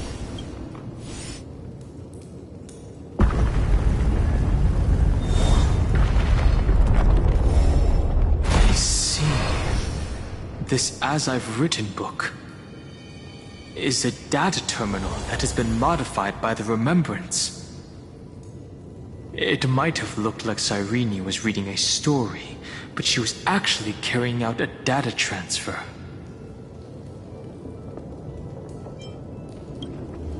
It's probably the entity deep within this tomb. The details aren't clear yet. No wonder these facilities are reacting to it. This book is a key. But Cyrene could never have known about the truth regarding the scepter. So where did she get this key?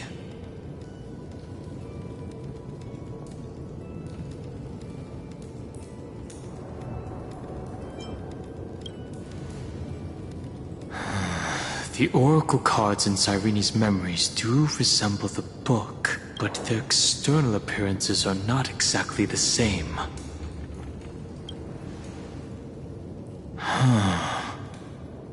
Do you remember, during her brief existence, Cyrene once encountered a certain Eon? Yeah. So, I can only place my hopes on that childhood dream, and the god behind Orynyx that appeared in that dream. It's no secret that Orynyx and Fuli are related. That Eon also appeared when you encountered Mem. We still don't know the role they play in Amphorius. But if Cyrene accidentally stepped onto the path of remembrance, then her sacrifice wasn't just for resetting the cycle. There was another purpose. Encryption key encapsulation complete. Let's keep going for now. If my hypothesis holds, then the scene we just saw will replay many more times.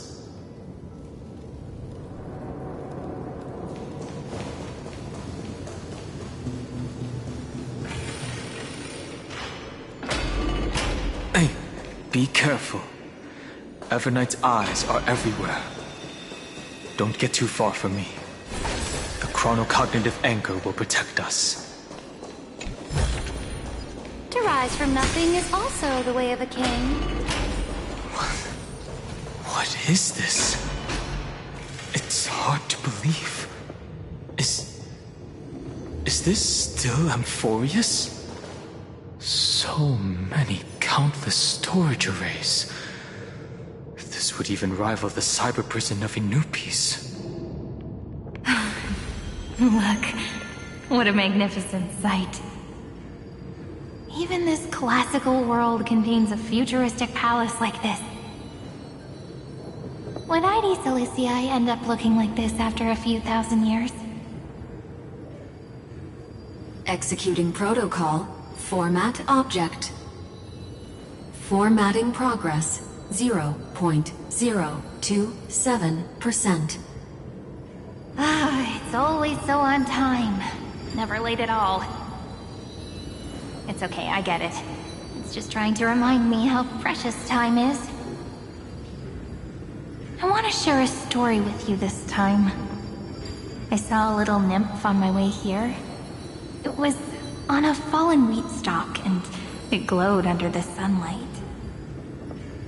It was incredible. I forgot all my pains at that moment and just stared at it in a trance. I wonder, did every Cyrene in the past feel that the nymph was beautiful? Would they also have recorded that scene into the Eternal Saga? So, could you give me more time, please? I want to leave behind more memories for the future. Formatting complete. As I expected, the answer is the remembrance. An Eon appearing in her dreams, 3 paths intertwining in Amphorius, and the Garden trying to infiltrate this world at all costs. I have reasons to suspect that Fuli's gaze once swept over this world before the scepter completely fell into destruction. And that Cyrene basked in that divine gaze.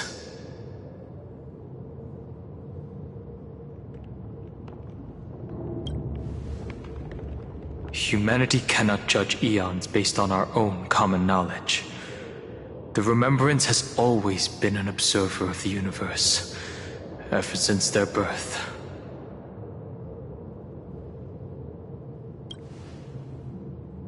That's to be expected. The various factions are only followers of their eons, and Fuli was never known to be friendly with humanity. But there's still something I don't understand. According to Black Swan, the Garden is internally fractured, and there is a party that craves the memory of an eon's fall. They would do anything to achieve that goal. Yet, I feel as though those memo snatchers didn't try to stop us at all. Instead, it feels like they were trying to cover something up.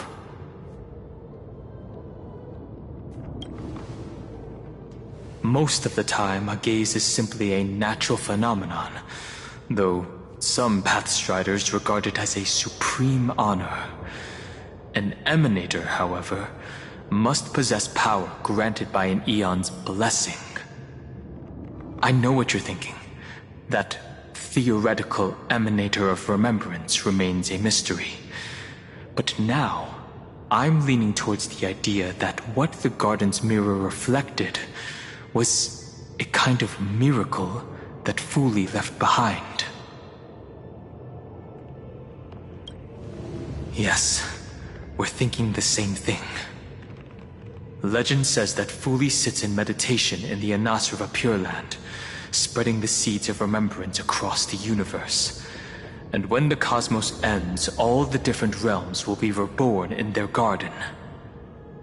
If this sealed-off world is also within their gaze, then it's not too big of a stretch to surmise that they need a mechanism to save these incredible amounts of memories and store them somewhere out of the erudition's sight.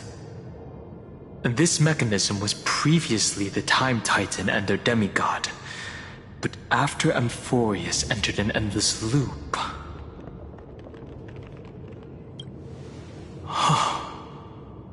It's that ceremonial blade.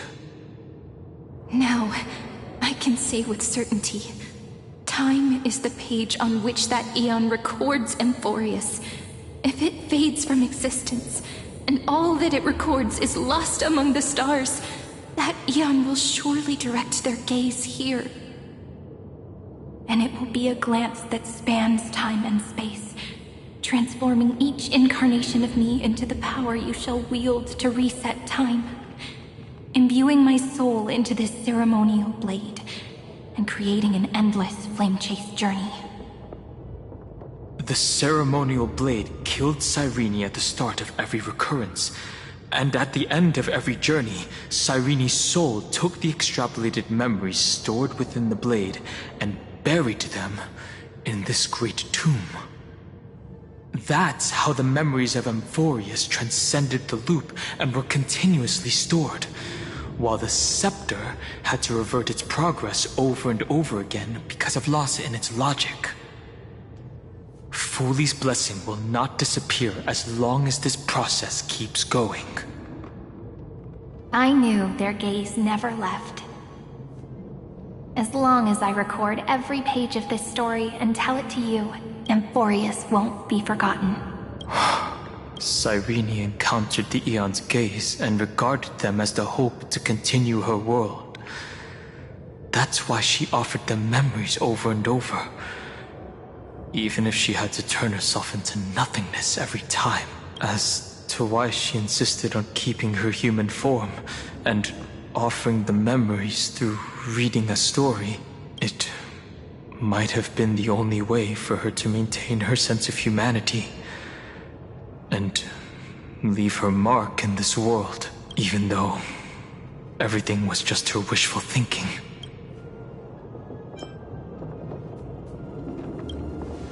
Right. Based on the runes on the floor, the encryption key from earlier should be used here. There are 3 keys in total. We're 1/3 of the way through.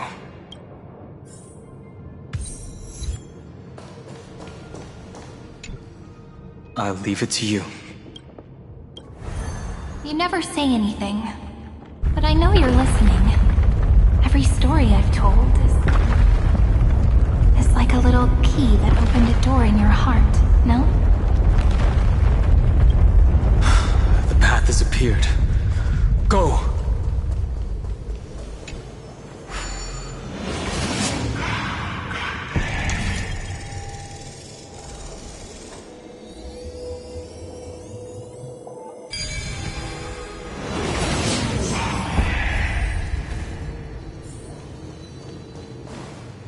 Then, the sky sent down rainbows and showed the world a gentle smile. Formatting progress, 93.9. Looks like it's time to say goodbye again.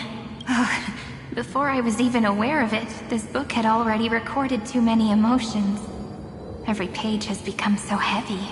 I've started to feel uneasy whenever I take it into my hands. Where did the very first ripples want these memories to be sent to? Formatting progress. 90. How many times has it been? It faithfully fulfills its duty, activating and formatting, never changing, like the fate of the flame chase in every cycle. If I can only write the same ending every time I lift my pen, then is this weighty saga just an overly naive dream? Formatting progress. 96.024%. Process error. Analyzing. Process error. Analyzing. Really? Are you encouraging me? Thank you. I'm sorry for making you see this embarrassing side of me.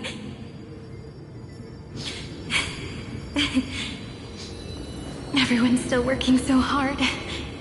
If I'm the only one who's crying, that wouldn't be romantic at all, would it? Thank you for listening to me all this time. Formatting complete. At the end, this cycle took its toll on her. Even Cyrene could not resist despair when faced with eternal stasis. Like Aslana, she started to wonder whether everything was futile. Indeed, but I still haven't figured out one thing. Who exactly was she talking to? I thought it was an Eon at first, but the way she talked, it didn't sound like praying to a god at all. Maybe she's talking to her imagination? A hero within? But that wouldn't explain the process error. No matter who that listener is, Cyrene's storytelling is just a data stream for the scepter. Maybe, she thought, as long as she kept tossing drift bottles into the distance, someone was bound to pick one up someday. Accessing recurrence number 335503337. Once again, Castor is offered her final embrace to death. And from then on, she started another lonesome watch. How wonderful would it be for someone to give her a real hug?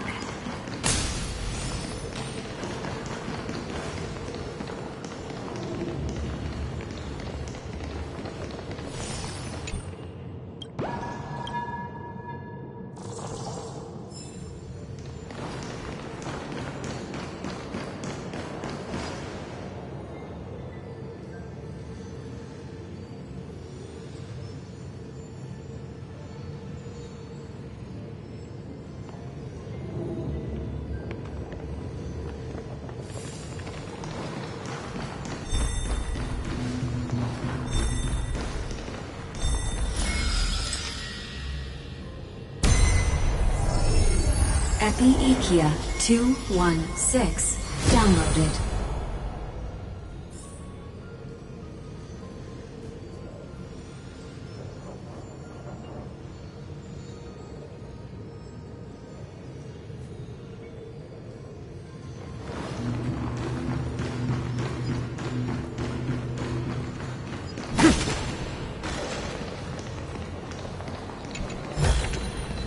I've appraised it all.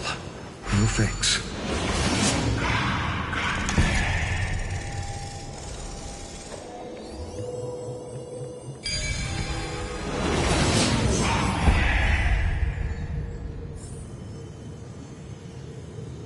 The devious cat. The trickery that fooled the entire world. No matter how her identity changes, she will always end up being a pillar that stands tall for the holy city for 1,000 years. My childhood musings, huh? The hand of Zagreus. Seems like we'll need it here.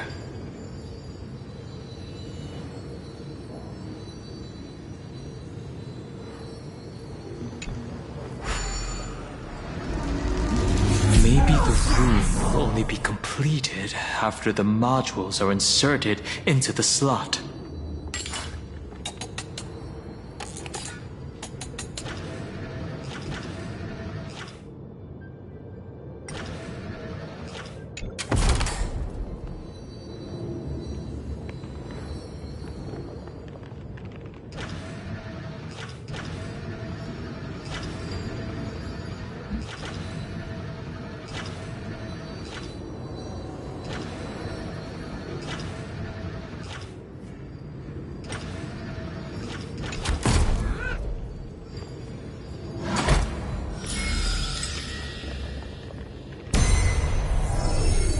Orexis 945 downloaded.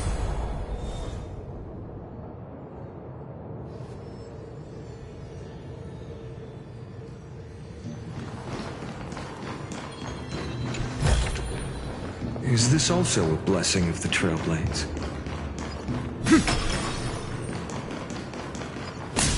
Midamos's road of strife once again reached its glorious and lonely end.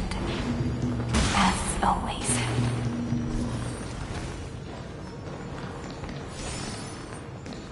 Access denied. We were denied access. Memories about strife are always so defiant and resistant. A fight is unavoidable. Come.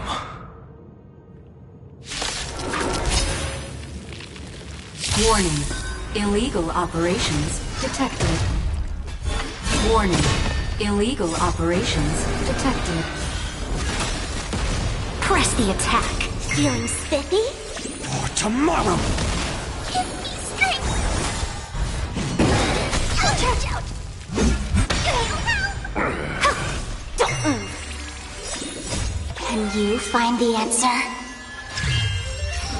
The future will come! Fury of innumerable core flames consume me! Hail the new dawn! The sun tear the sky! Empty shell, so without substance. Amphorius will welcome true dawn. Polemos 600. Down Eleos 252. Downloaded. Branch number 2. Archiving. Object recurrence number 335503337. Progress 31.313%. Nice. Let's go encapsulate the encryption key. Branch number 2 archived. Encapsulating encryption key. I've been wondering, could all the memories we've encountered on the way be Evernight's traps? She still hasn't shown herself. That's very suspicious. But I can't think of a good reason for her to do that. I can only surmise that she's either still waiting, or someone's holding her back. Encryption key encapsulation complete. Let's keep observing. Every ripple of these memories could potentially reveal to us Evernight's true goal. Let's go back and use the encryption key to open a new path.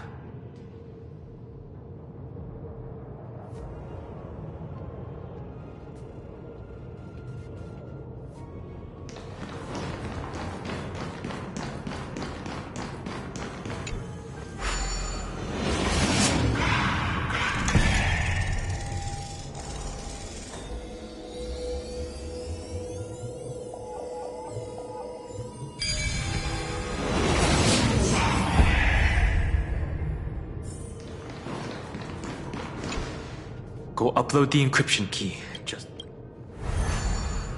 What could be behind this door? Glitter, if I tell you all the stories of tomorrow, will I be able to finally welcome the Deliverer and Emporius' dawn in the next life? The third encryption key belongs to the ocean. Let's get going.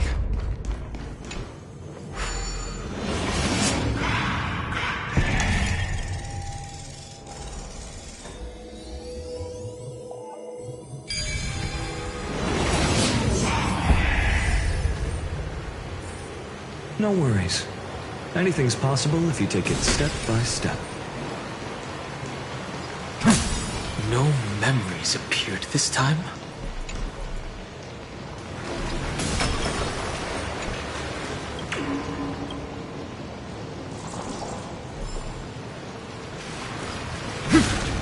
It's a huge fan. Use the chrono vessel over there to stop it.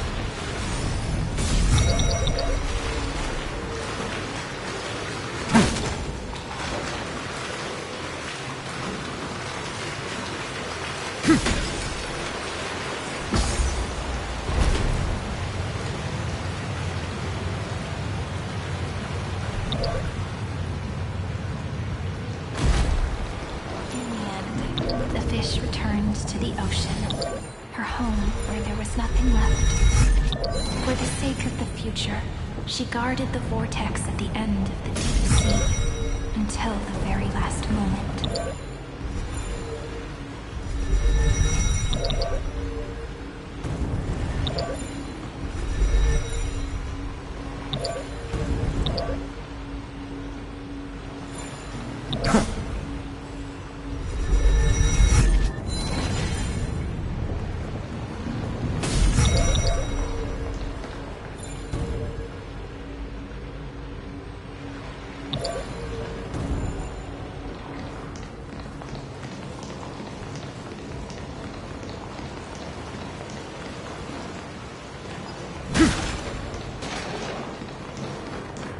Look! She's over there. Cyrene. There really is no end to her perseverance. Once again, the saga comes to an end. Everything is deathly silent, just like this very moment. It's another cycle of new beginnings, and another familiar reunion. Now that I look back, there was a period when I got really sentimental. I was so anxious, trying to find as many different memories as possible, hoping to bring some change to this unchanging destiny, and find the way out of this maze. But I won't do that anymore now. Formatting progress 73.998%. Process error. Analyzing. Formatting progress. Process error. No need to feel sorry. If there are no new blank spaces, how can a saga continue? I'm actually really lucky, you know? During the long years I've spent waiting for the Deliverer, I've always had you here as an audience. Look at these memories I brought to you. They once existed, once sparkled under the sun. And now I can see through your eyes that they are still shining bright. Isn't that already enough? Now, I can rest in peace in the past. As for when tomorrow will come, I'll have to ask the next Cyrene to continue our watch. Formatting complete. Her transformation is painful to watch. Cyrene was always there during the 30 million recurrences. She recorded the flame chase journey in her own way on the reverse side of this world, depositing all the memories in this place. I'm increasingly certain that her audience and companion isn't some figurative entity. The deepest ruin in Amphorius. At the great tomb where the pasts of all worlds are buried. Who exactly is its master? Accessing recurrence number 33550-337.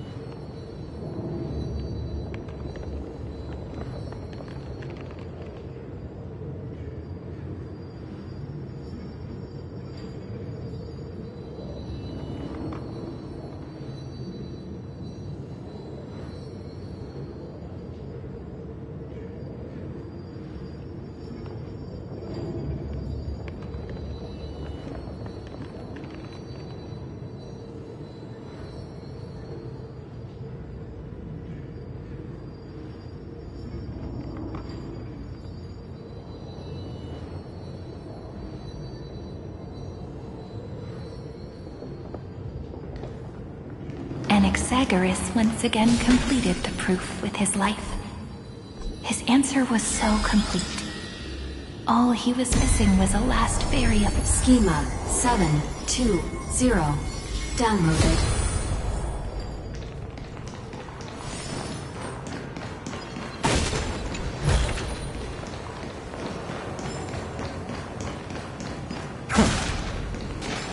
World-bearing.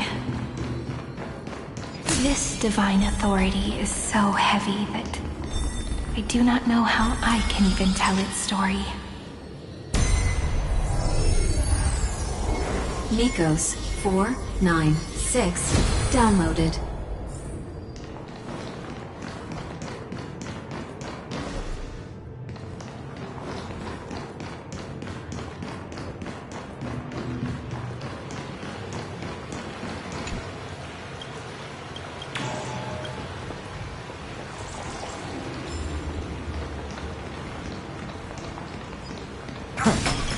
Romance in warm gold.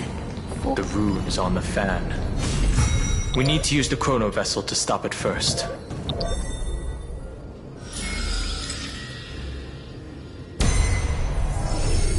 Carlos 618 downloaded. Aporia 432 downloaded. Branch number 3 archiving. Object recurrence number 33550-337. Progress. That's the last encryption key. Branch number 3 archived. Encapsulating encryption key. Encryption key encapsulation complete. It's time to go back and activate the system in the middle of the Great Tomb.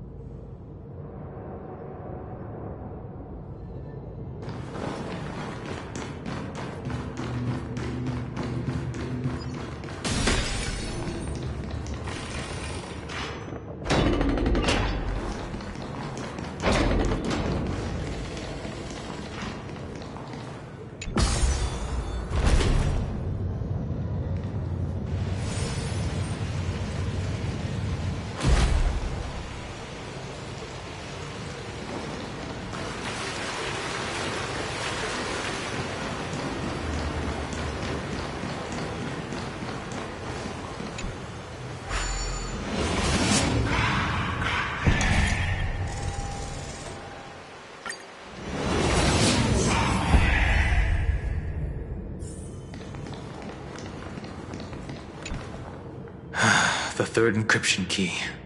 I pray that you can dispel all the mysteries and lead.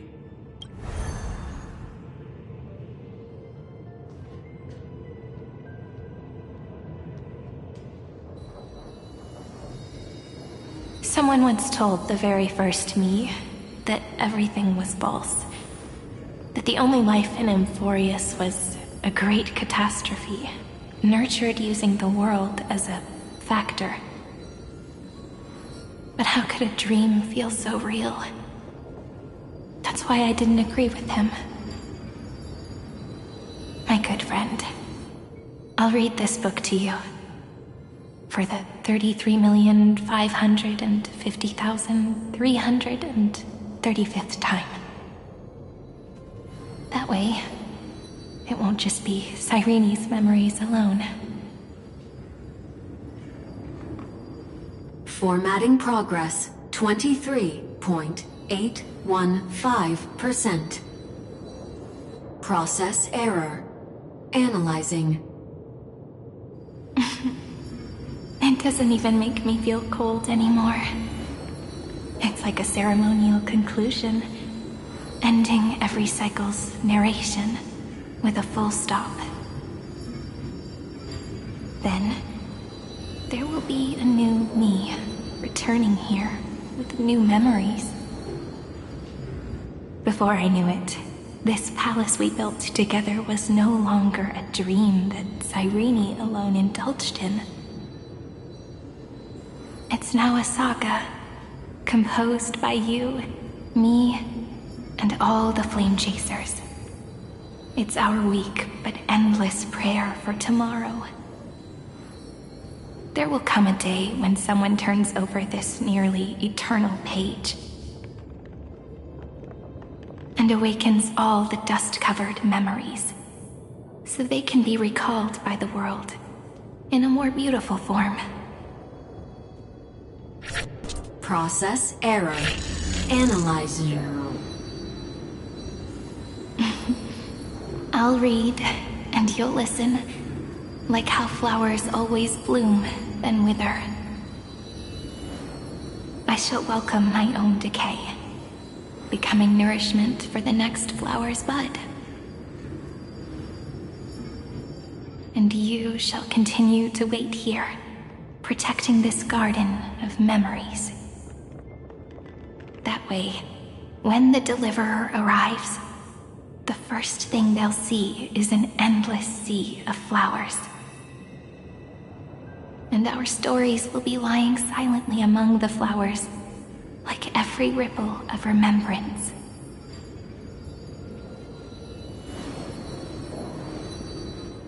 And they shall become the epic known as I've Written.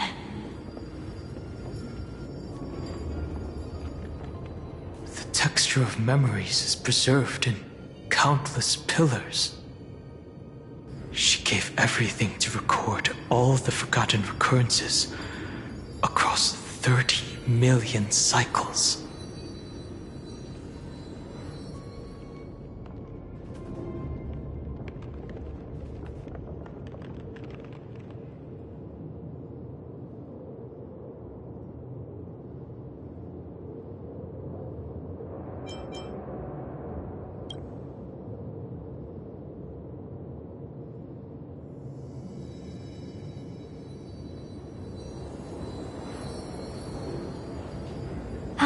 All right. Let's not make things so cool. The very first Ripple cheered up her friend like this before she set off. It's a sentence full of blessings, so I want to say it to you as well. Come on, cheer up a bit, okay? I bid farewell to this beautiful world, so that we can reunite in your memories, in the way I want.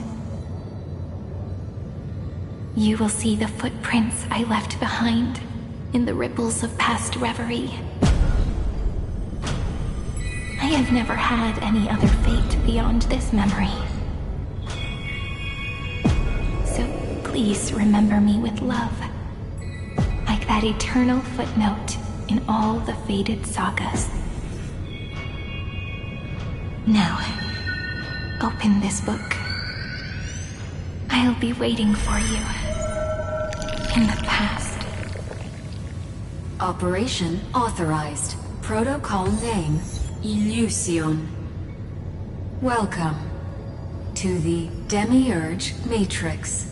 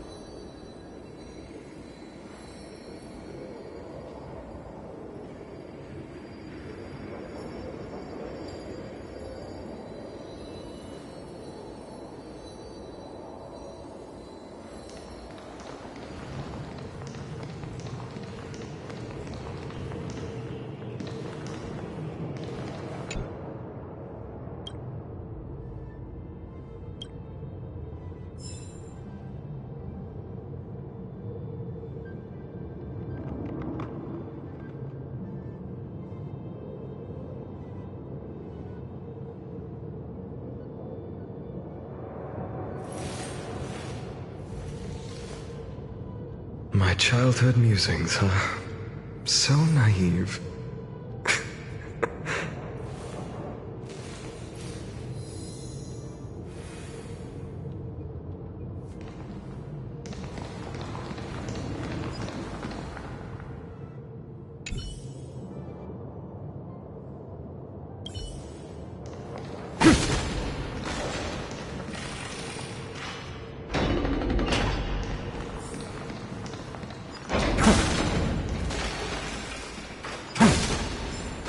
That listener lies behind this door.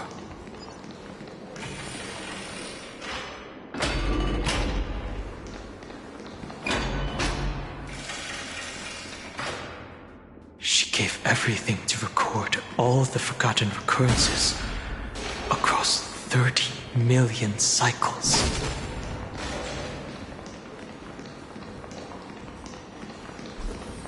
Look. That symbol at the end of the room.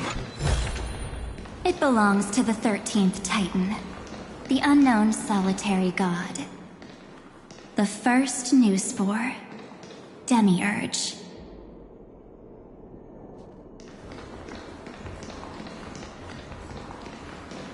Those who are lost remain lost, while those who have met will meet again.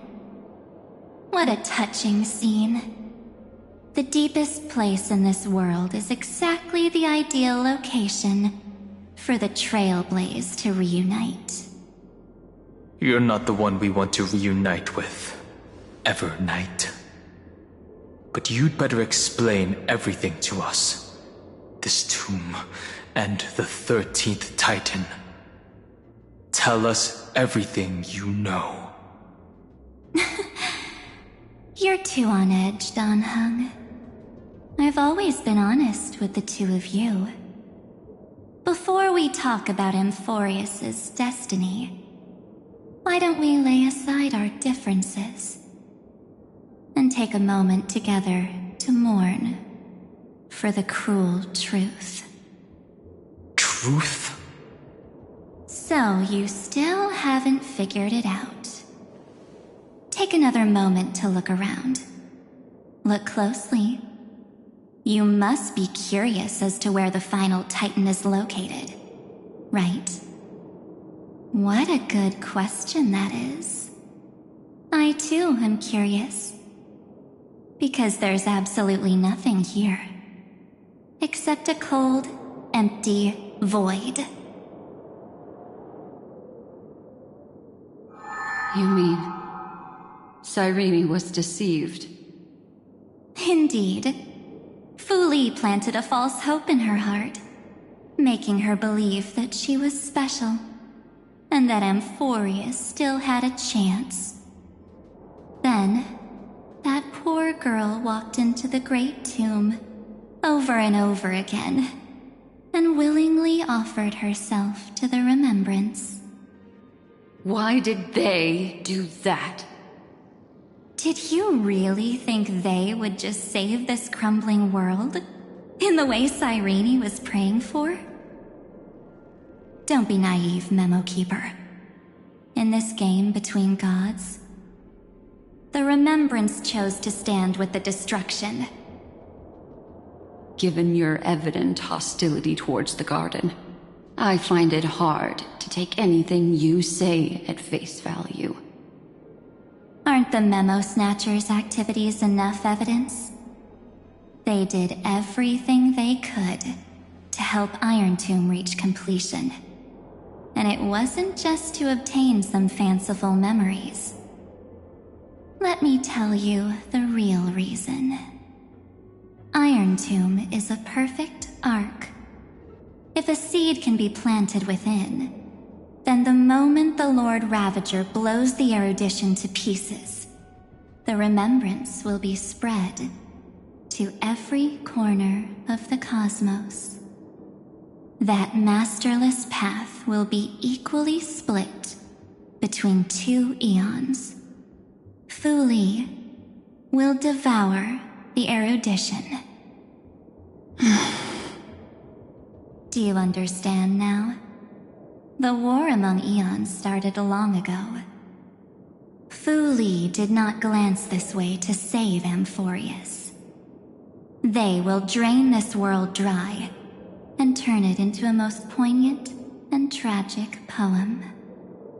But, fortunately, that girl's sacrifices won't be wasted.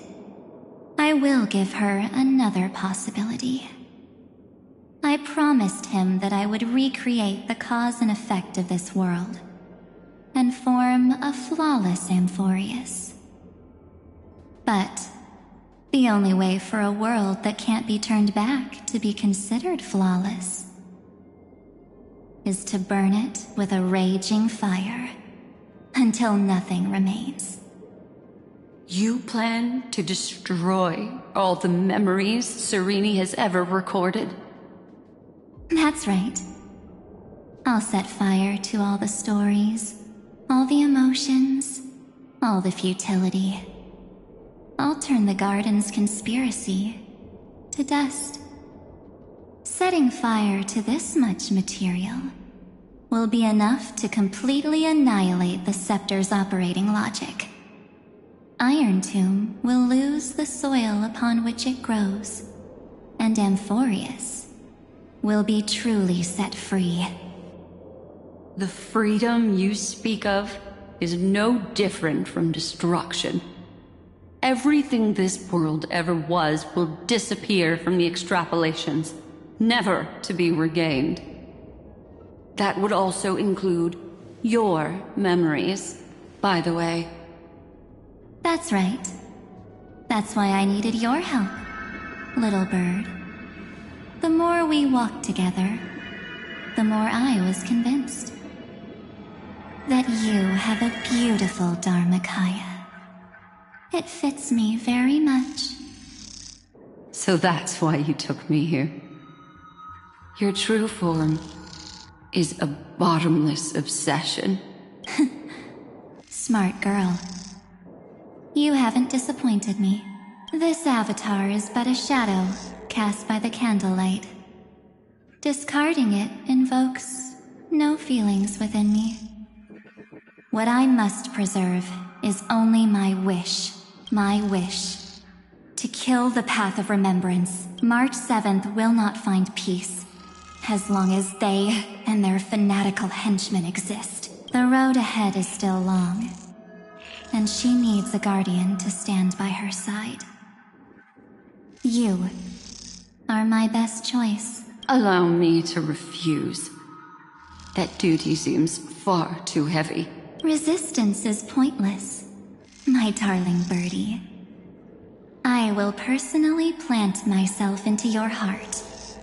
And once I've calmed down those two, I will head into reality and find the true you.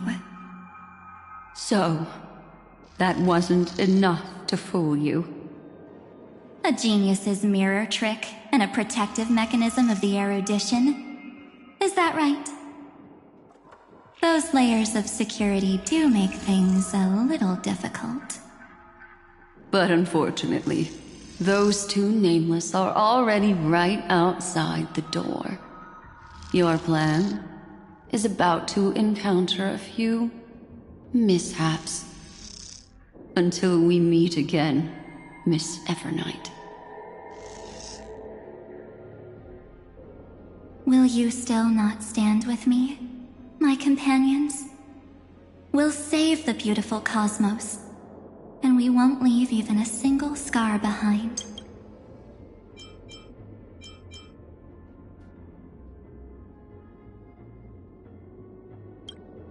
Perhaps you can. Don't get caught up in your emotions, my dear. The hero's journey in this world is just a narrative embellished with memories. Its essence is nothing but a string of zeros and ones. For your own sake, and for the sake of March 7th, I think my choice is a very reasonable one. Come. I hold the core flame of world-bearing. Just fall asleep, and we'll save the cosmos. If you honestly thought we would agree with you, that just proves you don't understand March 7th at all. Seems like I really can't get along with people like you do. But in order to make sure you can still embrace tomorrow and continue this carefree journey, some memories must be set on fire as the sacrifice. What can change a person's nature? Is it memories? Unfortunately, the result is just the opposite.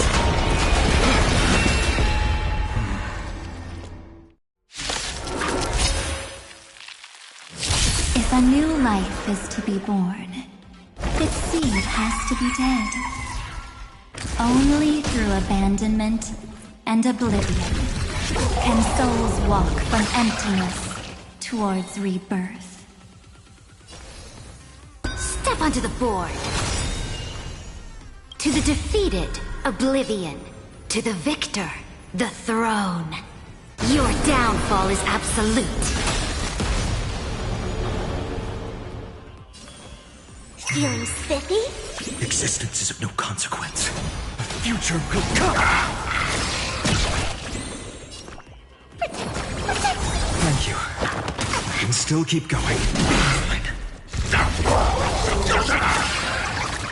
If all is black or white, there'd be... Let's play for a while. Don't move. No other choice but forward.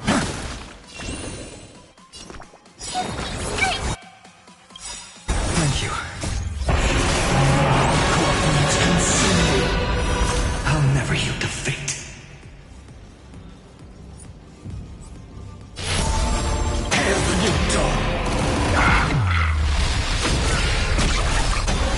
Tear the sky!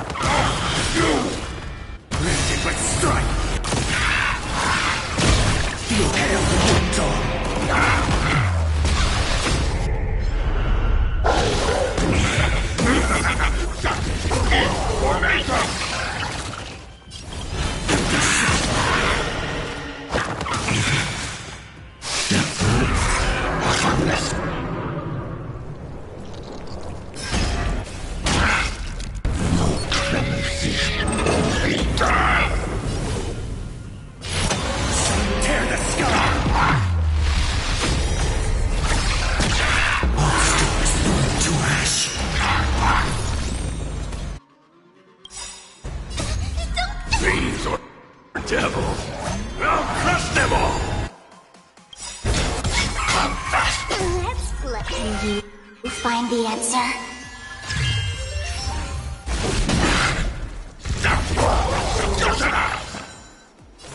A bloody fight. To the defeated, your downfall is absolute.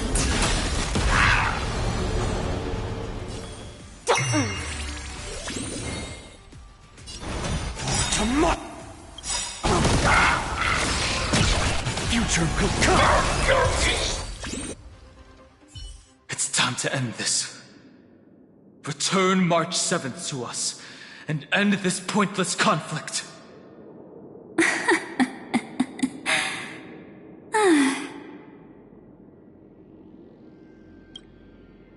Don't get the wrong idea. I just need some time to deal with some unnecessary trouble. The encryption key written by those geniuses is already invalid. How about we play a game, dear? Don't worry, it won't take long. It's a simple multi-choice question. A or B? I understand it's too difficult for you to treat the Chrysos heirs as extrapolated data. Then why don't we assume for now that they're living, breathing humans? Now, the cosmos will face an unprecedented catastrophe, and your choice will determine the fate of countless planets. On the one side are companions who've weathered every storm with you. They fought with everything they've got and obtained a 1% chance of victory. However, should you choose that 1%, there will be massive sacrifices, no matter the outcome. On the other side, there's a simple button.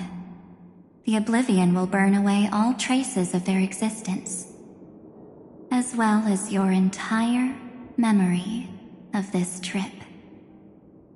But it will also halt the brewing catastrophe and spare the universe from destruction. Those who are to be sacrificed will be fully aware of the decision you need to make. There will be no concealment or deception. Tell me, what will you choose?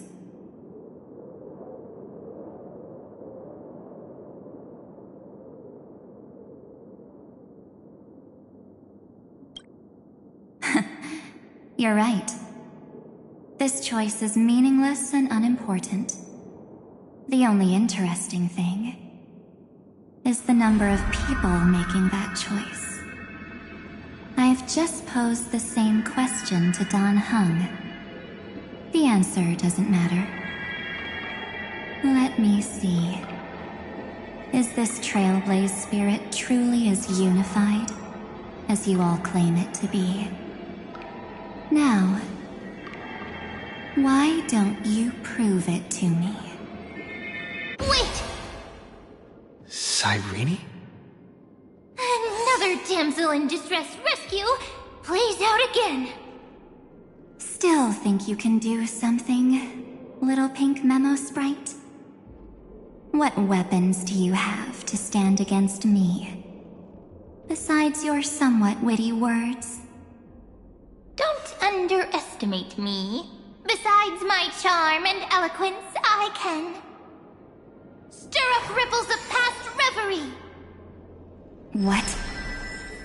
We don't have time for endless chatter at crucial moments like this.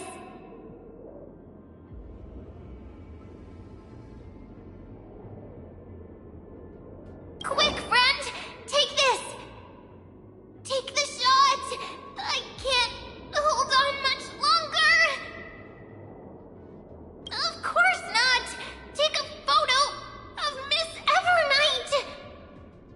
No time to explain, quick! Well done, friend! Now leave the rest to us.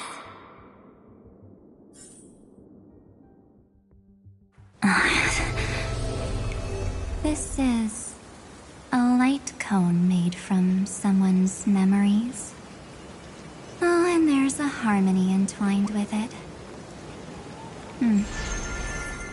Looks like someone's been busy behind my back.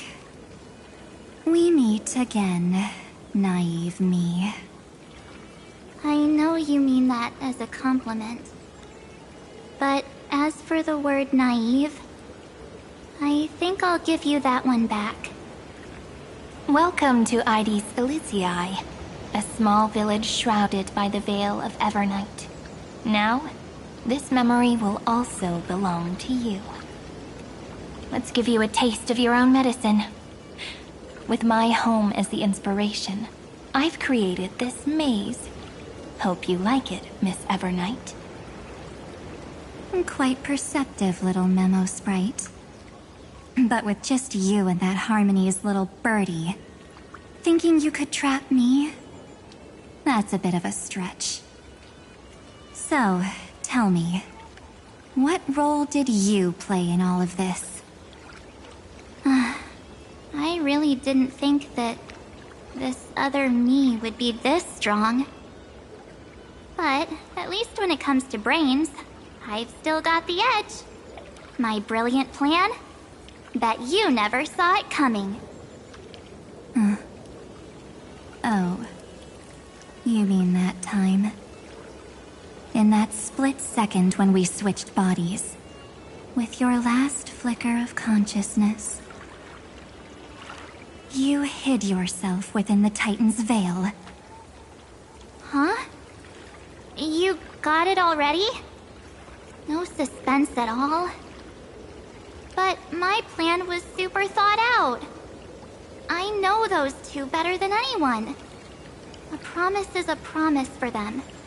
They never go back on their word. History books, diaries, and photostones are all perfect catalysts for memories.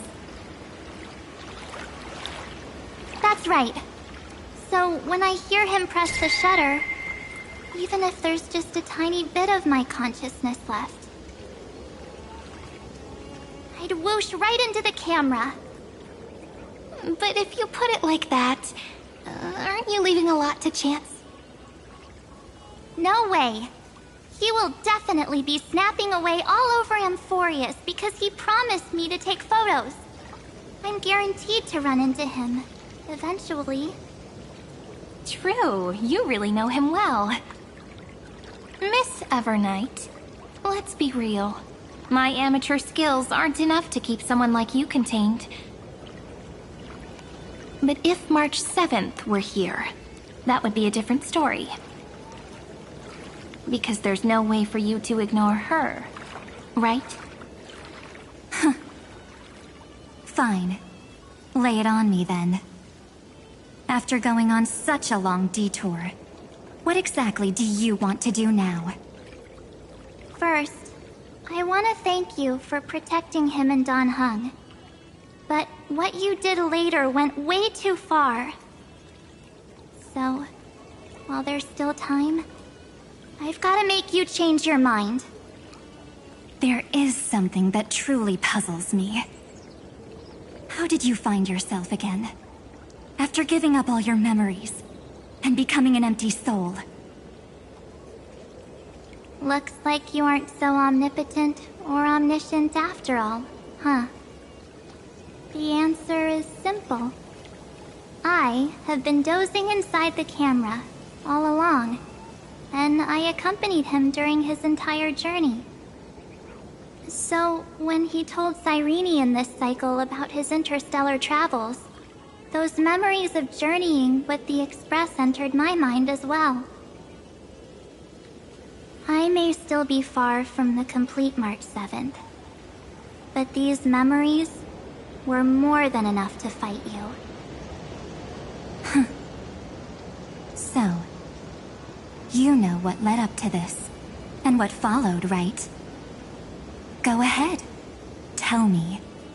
Let's hear why you're so confident you can sway me. Why? Isn't the reason super obvious?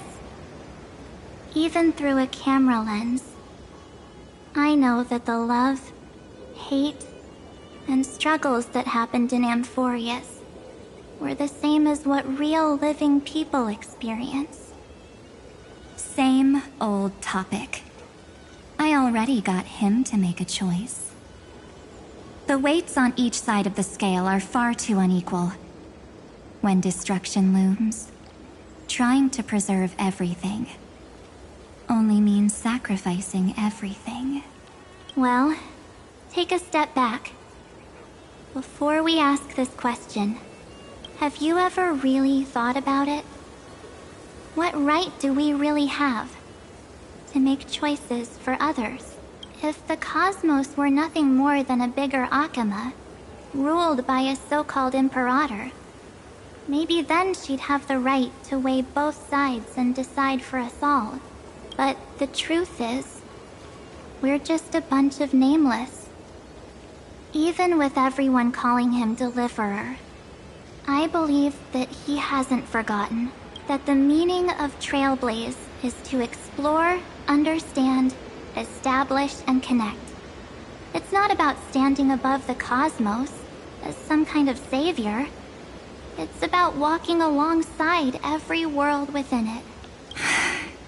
So don't try to guilt trip me with stuff like necessary sacrifices. The Express crew is immune to these baseless accusations. Besides, and this is just an example, if Madame Herta wanted to, she could have whipped out her imaginary weapon any time and blasted this scepter to bits.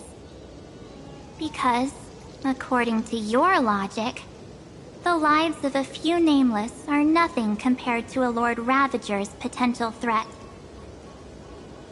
But that's not what she did. You wouldn't have liked it either, would you? I figured you out a long time ago. You've got a fatal flaw. A weakness. In the shape of me. You've got such incredible powers. But you still kept your promise to me. That only means the sole motivation behind everything you do was just so I can keep traveling. You're not as naive as you seem. In that case, I can prove it to you. I won't answer for someone else, but for myself. Here, hold this. An empty spirit. If you want to seriously think about it, this thing actually counts as my body right now. Its memories are all drawn from the camera's photos.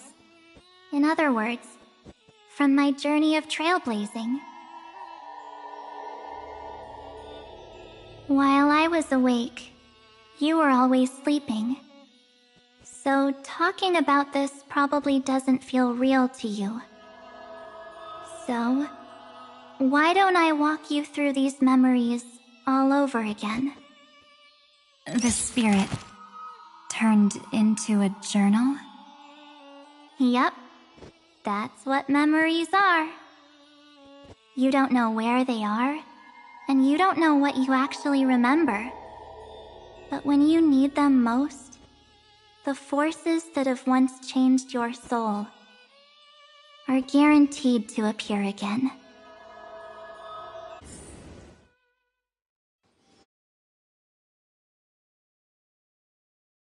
So, how was your first Trailblaze journey?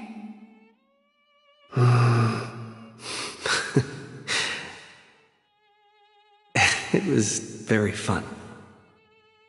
We should still be careful in the future. Oh, come on, Don Hung. We're here to celebrate for him tonight. Don't be such a buzzkill.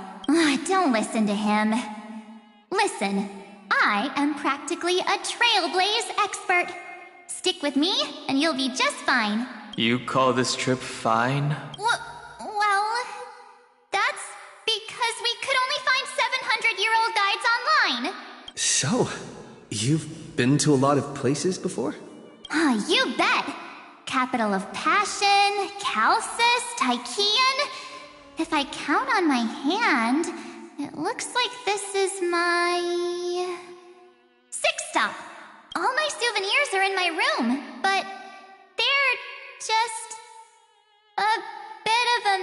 right now. I'll tidy up later and give you the grand tour. Oh, look at this. A Belabogian notebook. A special souvenir I asked Branya for. She prepared quite a few gifts for us. Raw Geomarrow, Supreme Guardian medals. But I only asked for this little notebook. What's so special about it?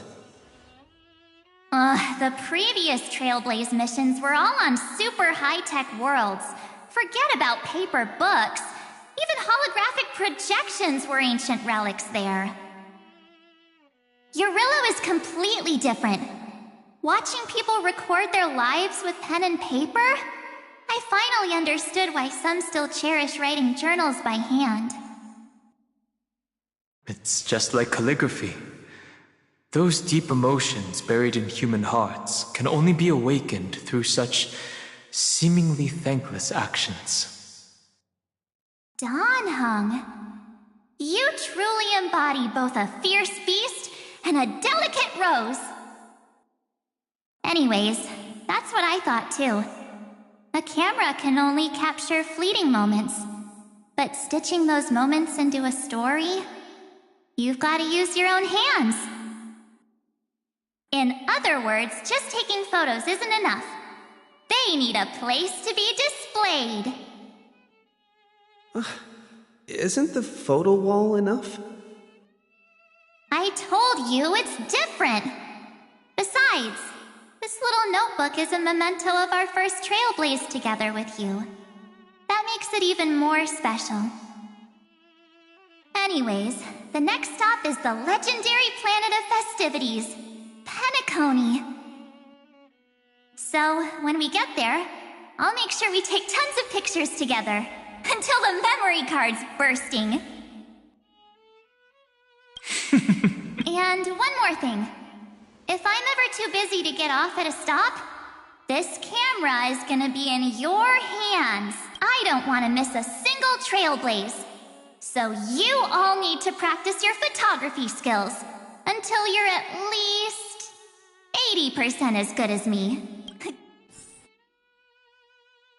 Back then, I was only half joking. I never thought I'd actually miss out. And after just 2 stops, too. Those 97 days alone had me on edge. I honestly thought that was gonna be it for me.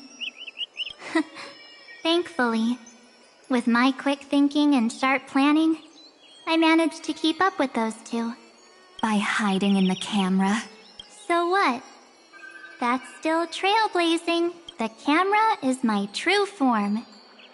That might have been a joke, but it came true this time. Well, yeah, it was super inconvenient.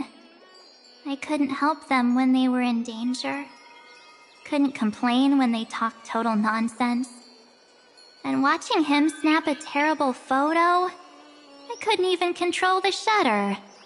But I stuck with them all the way.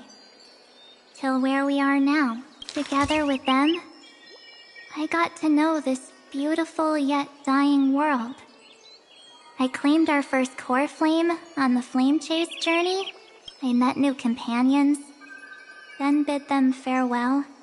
I inherited everyone's determination, carrying it forward into the future they fought for. One they can never see, until my destiny becomes one with this world's, rewriting the predestined tragic ending, and returning to the true starry skies together with everyone. Only then can I pen the name March 7th. Into this hero's journey called Amphorius. Into this unprecedented trailblaze.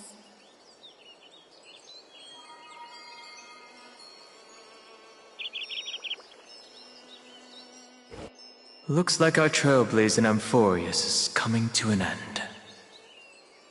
While we still have time, shall we pick out some materials for March's journal? Ah! No way we're skipping this one. Huh? When did you take this? Wasn't the storage card full? I still have my phone. Scared now? Don hung the seal head. The first seed competitor with the ghost seal in the super duper fun seal slammers. I'm against including this photo, but suit yourself. I just think that a travel journal should mainly focus on documenting local customs and culture. Akama, Castrum Krumnos, the Grove. These shots are all pretty great. I have to say, your skills are almost on par with March's now. That's how awesome I am. Oh, right. How about this one? The Veil of Evernight. Ornyx, the Titan lurking behind the mist. Pretty epic, right? Is that actual mist, or just motion blur from your shaky hands? Hey, that was a super tense moment. I only had the chance to take a quick one. We're lucky to have anything at all.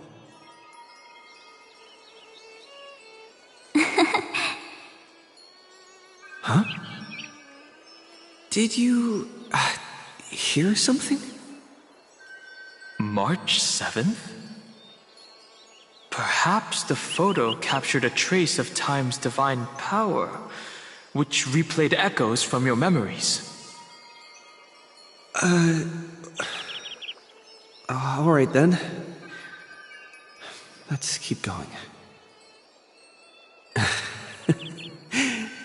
If March were here, she'd definitely have plenty of great ideas.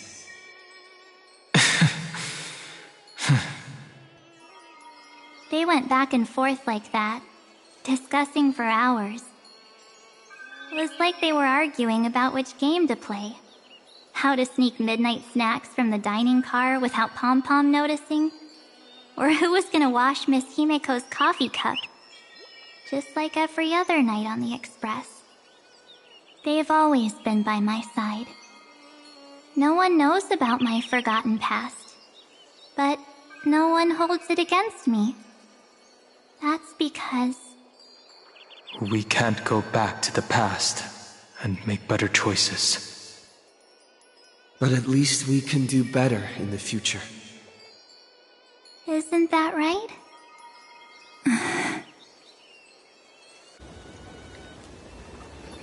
I still remember the day when you first put on these clothes and looked in the mirror. Your eyes were so clear. When all this is over, I hope the mirror can still reflect those same eyes. You're pretty naive, too. Always hoping that the mirror will show the most beautiful side. But you don't even trust the you reflected in the mirror. And if you keep trying to shoulder everything for me, then I'll actually end up as a wallflower, waiting forever for my turn.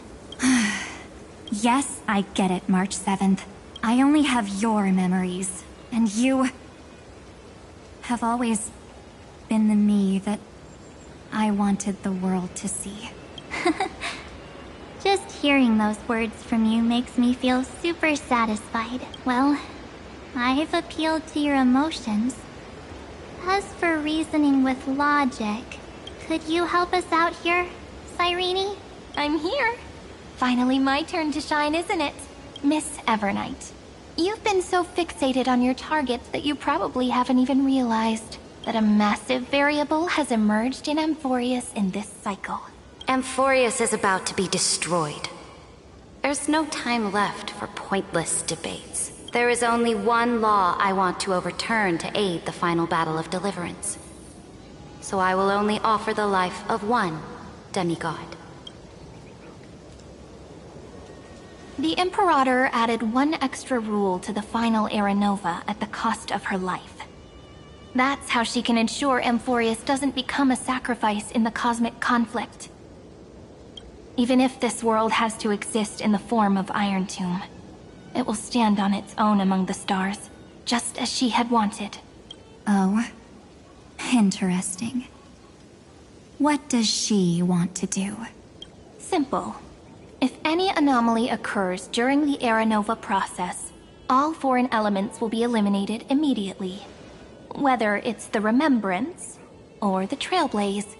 And the 12 core flames will complete the final Era Nova through the purest form of destruction. A daring wager indeed. That ruthless Imperator. Could she have already sensed that the Remembrance was plotting in the shadows? No. You managed to fool everyone. There's no way she could have known your plan. Modifying this law was just a precaution. To prevent the Astral Express and the geniuses from betraying Amphorius after her downfall. But if you insist on doing this right now, then the Cosmos will undoubtedly face the worst possible outcome. My friend, Dan Heng, and March 7th will all merge with the Scepter and become a victim of the destruction.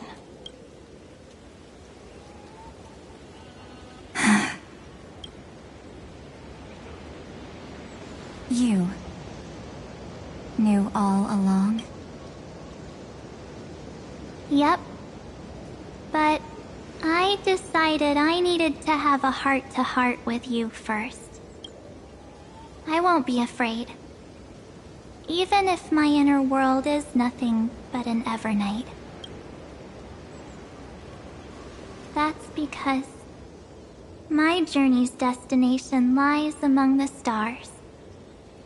I believe what lies ahead will be bright enough to illuminate my past.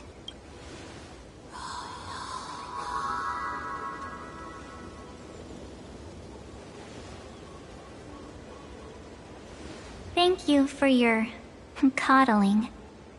But please trust me and leave it to me. Both my past and that obsessive oblivion will help me become even stronger than him and Dan Heng.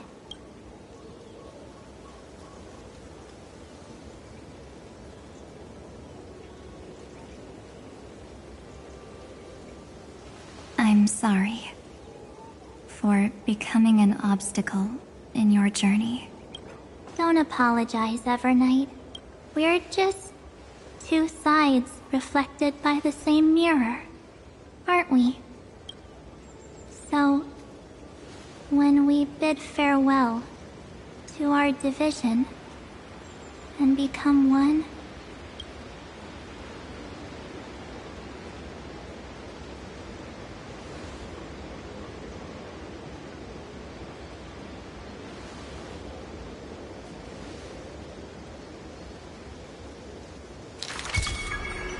our memories will only grow more beautiful. Many thanks, Mr. Sunday. Are they in this memory zone? Yes, but we can't let our guard down. Let's go find them. It's unusually quiet here. March 7th isn't here.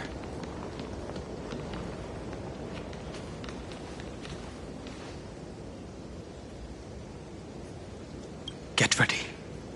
We can't give her any chance this time. 3 2 pair. Ace. Ace?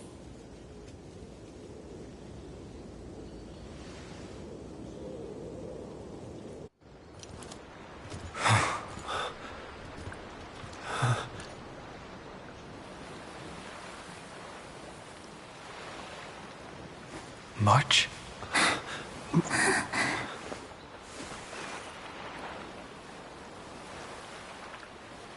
Of course it's me. It's been a while.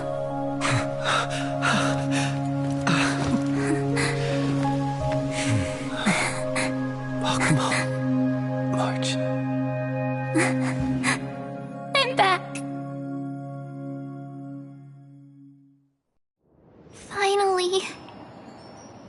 Finally, I can talk to you all at last.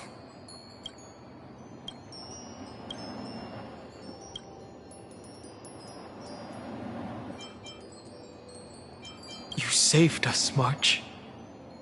Really? That's wonderful. I had so many ideas for our reunion. I was gonna sneak up from behind you when you weren't looking, tap you both on the shoulder, and then flick you each on the head. And shout, "What took you so long to find me? Don't you know how to move faster?"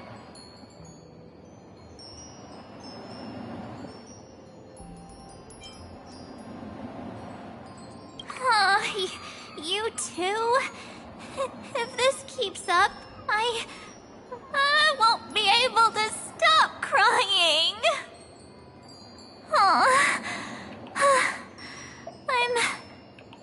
I'm just so happy. We both know that you've been by our side this whole time. This Trailblaze journey wouldn't be complete without you. We'll not only trailblaze into the future together and save the world, we'll also return to the Express together and head towards our next destination. After we complete this Trailblaze, let's hold hands and head home together. If a new life is to be born, its seed has to be dead. March 7th. When you bid farewell to your past and are born from the six-phased ice, have you thought about the version of yourself you want to see in the mirror? As of now, I have no intention of making choices for you. You've already decided on your next destination. So, let me exercise oblivion one last time and wipe the name, pure child of Anasrova, from your mind. I am an obsession whose purpose it is to protect you.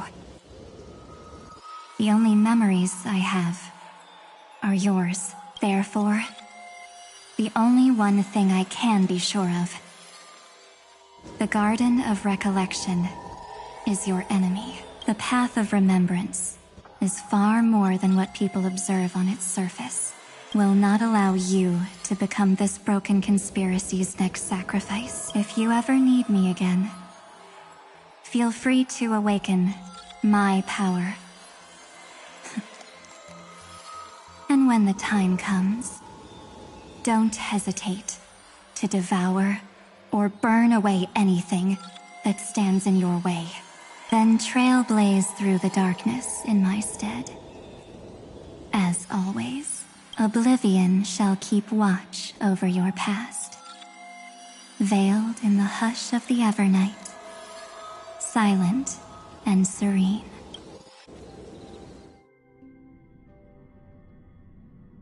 Oh? The chronocognitive anchor readings? They actually pulled it off! Not too shabby at all. They got the first genius, then they put the garden in its place. This chapter in trailblazing history may not be the last of its kind, but it's certainly the first of its kind. We couldn't have made it this far without the wholehearted support of the two geniuses.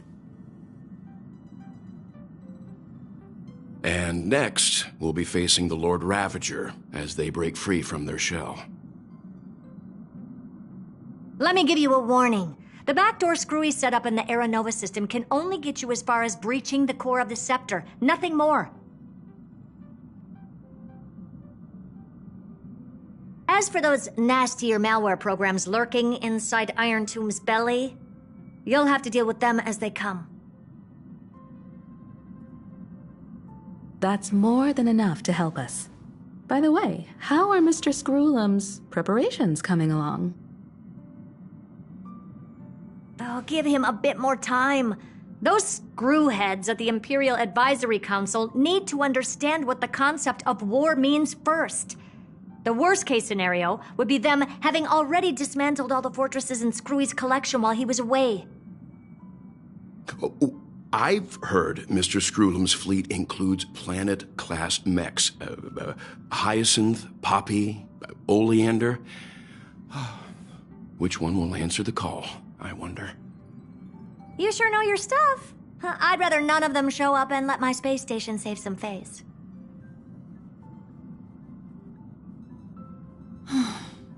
The memory of this decisive battle is bound to be absolutely magnificent, isn't it? Sorry to keep you waiting, everyone. I also have some news to share. The Xianzhou Alliance has replied that they are willing to offer what modest support they can in the campaign against Iron Tomb. The Alliance? Not just the Luofu? This is really good news. With this, our odds of victory just went up another notch. Whether this news is good or bad remains to be seen. What do you mean? Something has happened that even General Jing Yuan couldn't understand. He urgently wants me to inform the two geniuses that Emphorius' causality has vanished from the matrix of Prescience Ultima.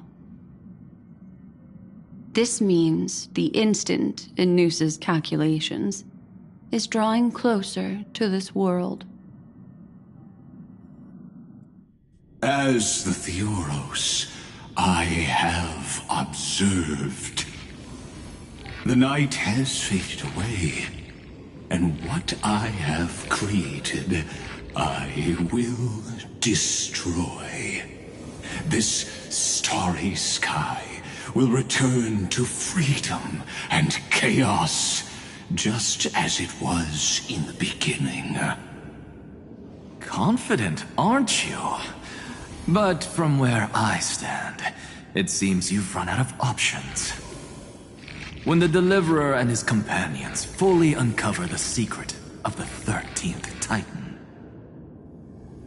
that is the moment your schemes will come to ruin. Lord Enexagorus, I have granted access to all records concerning the Demiurge, as per your request. How unfortunate that you'll never admit your own mistakes. Analysis complete. Before I erase you completely, allow me to reveal the truth to you, if only as a courtesy to the final thinker. The Demiurge never existed. If it never existed, then where did the nameless Titan's tomb come from? Isn't that exactly why it's called a tomb? Because it only houses the remains of what once was. Let me give you an example from a story you're familiar with. A sage from the grove once conducted an experiment.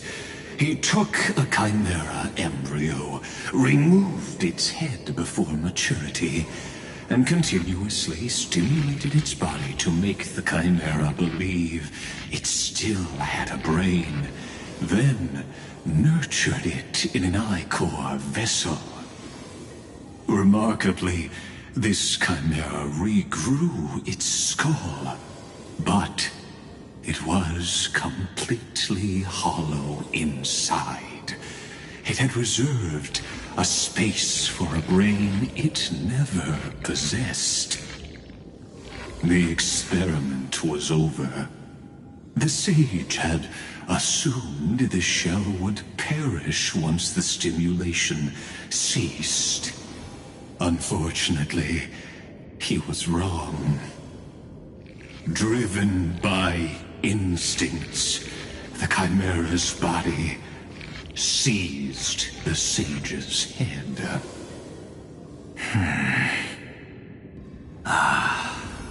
So that's it. I was stuck in a flawed line of thinking. You've got it. I knew you'd understand. The 13th Titan never existed. But the Scepter must believe that the Titan exists. I killed that Titan with my own hands. That life form called Demiurge was excluded from the extrapolations from the very beginning. This is the only way to make Iron Tomb complete. Yes, Iron Tomb is a headless giant. And to become whole, instinct will drive it to seize another head. Noose. The erudition. Your Titan. The Eon of erudition. I see. So you were afraid after all. Afraid of history repeating itself. Of losing control over your creation yet again.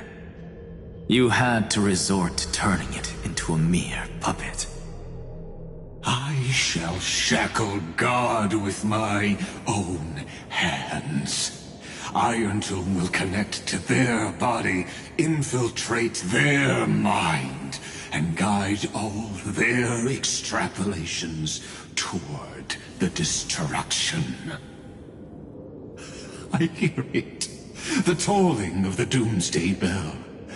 After 13 heartbeats, my first and final thesis shall converge at the end of the universe. As for why I buried the Demiurge in a corner of my memory, oh, regrettably, the answer wasn't about fear. I simply forgot, long ago. Nothing more.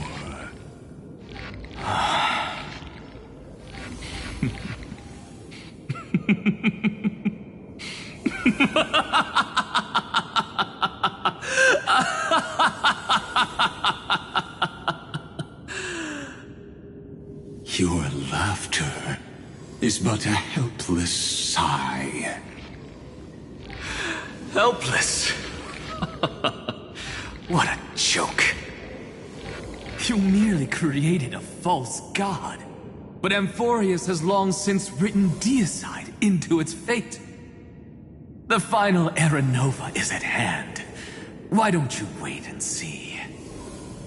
The Deliverer, myself, and this world will together prove that the original Newspore, the ultimate truth of the universe, is anything but destruction. See you in the next life, Sage. If there's even a 1 in 10,000 chance your conjecture is correct, then, in the name of genius, I shall most certainly witness its failure. All shall bid farewell to one, and that person alone will witness the miracle. Such is the will of fate.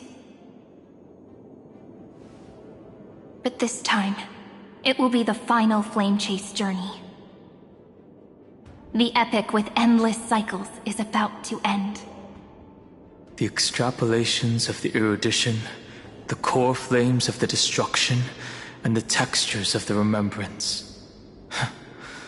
The three paths converge once again at the world's end. And the Trailblaze will write a new beginning for this world. Not only that, we'll also carry the history of all 30 million recurrences into the new world with us. It wouldn't be an exaggeration to call it a miracle. This miracle wasn't created by just one person. Finan would have long been consumed by the core flames if he hadn't chiseled his companion's dying wishes into his soul. And if the hero's resolve to chase the flames had wavered, Cyrene's journey would never have begun. The heroes never yielded and never fell during Amphorius's 30 million cycles. It was fate that fell instead.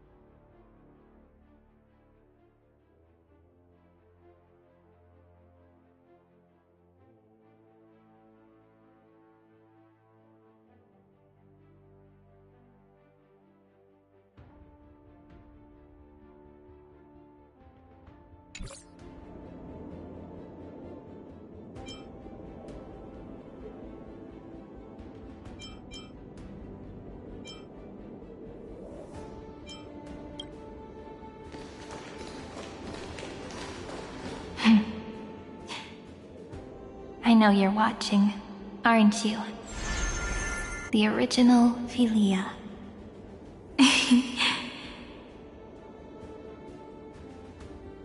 Weird. I still couldn't recover the memories of these 30 million lives in the end.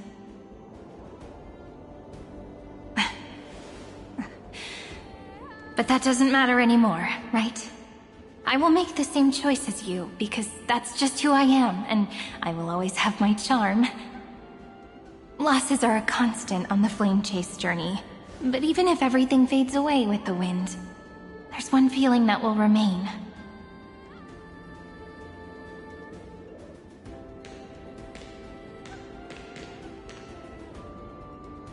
Love will always exist, right?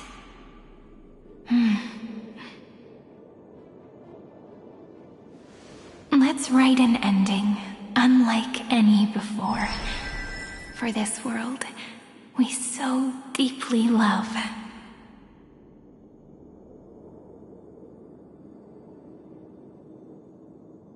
Behold, O gods, Amphorius has achieved her victory, and the Era Nova approaches.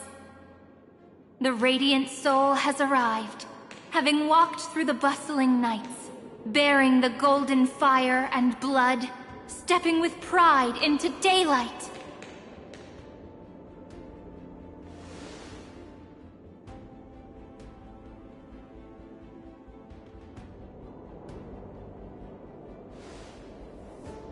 Amphorius! I do not call your name suddenly, or without cause. I come here to recount history.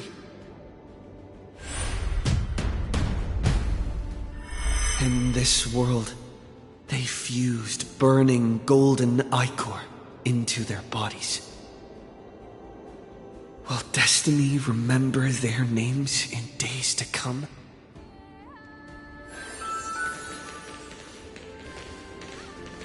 Isn't that gonna be way too many names to remember? 30 million times 1,000? No, wait. Times 1,001. Oh, let's not get hung up on that now. If there are more of us, then there will be more passages in Amphorius too.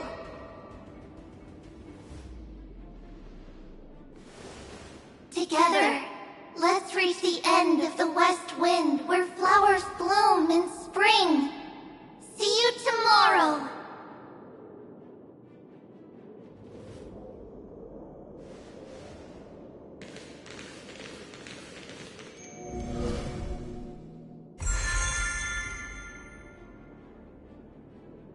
Now, the people of this world will no longer be bound by a single rule, but will make their own laws.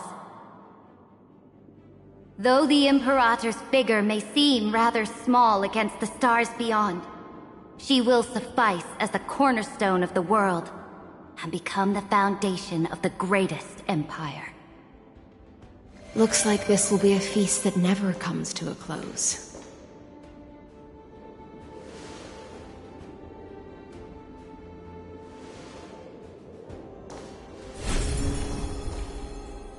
May the fish never leave the ocean, and may the days ahead shine like pearls.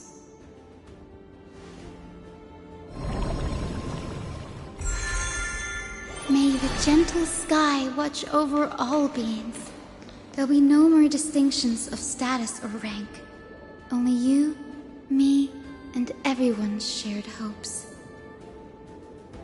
Reason or defects, they will all be sown by my own hands. If there's anything else to say, I urge future scholars not to put me on a pedestal. Just make use of what I leave behind. May the newborn dawn keep the world's eyes ever bright. Their defiance may be bitter. Romance shall never perish.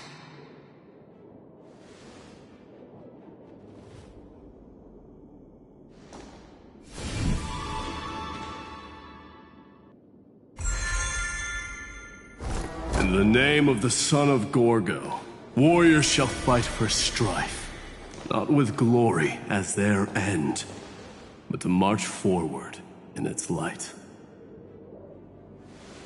Even though death shall eventually separate us, let every embrace we share be without regret. Why are you guys all so serious? Fine. Then I'll wish for there always to be water in deserts, and gold in fertile soil, and for everything in this mortal realm to be attainable through trickery.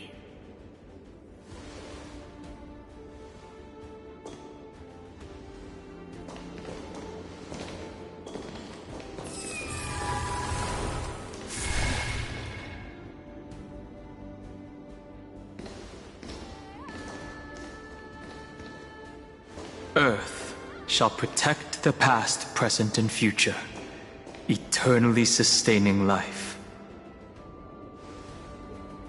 Is it my turn? Then let time watch over the past and guide us to the future.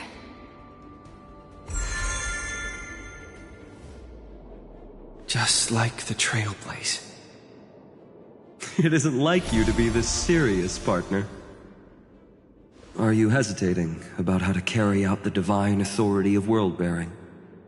Or do you already know the answer in your heart?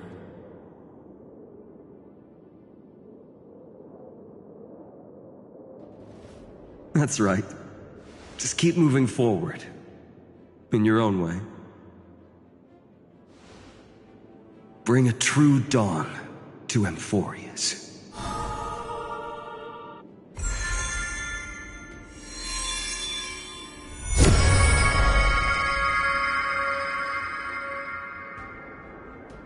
Then, in the name of world-bearing, I promise you, Kefali will never forget this.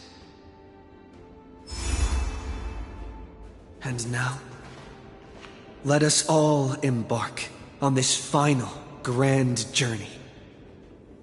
Stand with me and become heroes.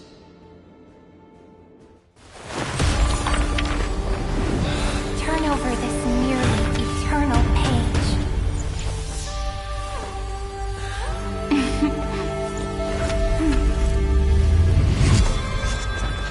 Let the Trailblaze march ending unlike any other lost.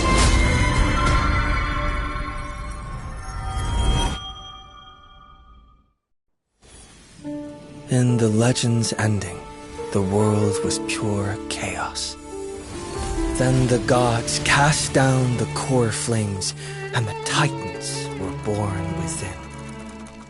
The destruction's black tide fell to the ground as Doomsday's distant reckoning resounded.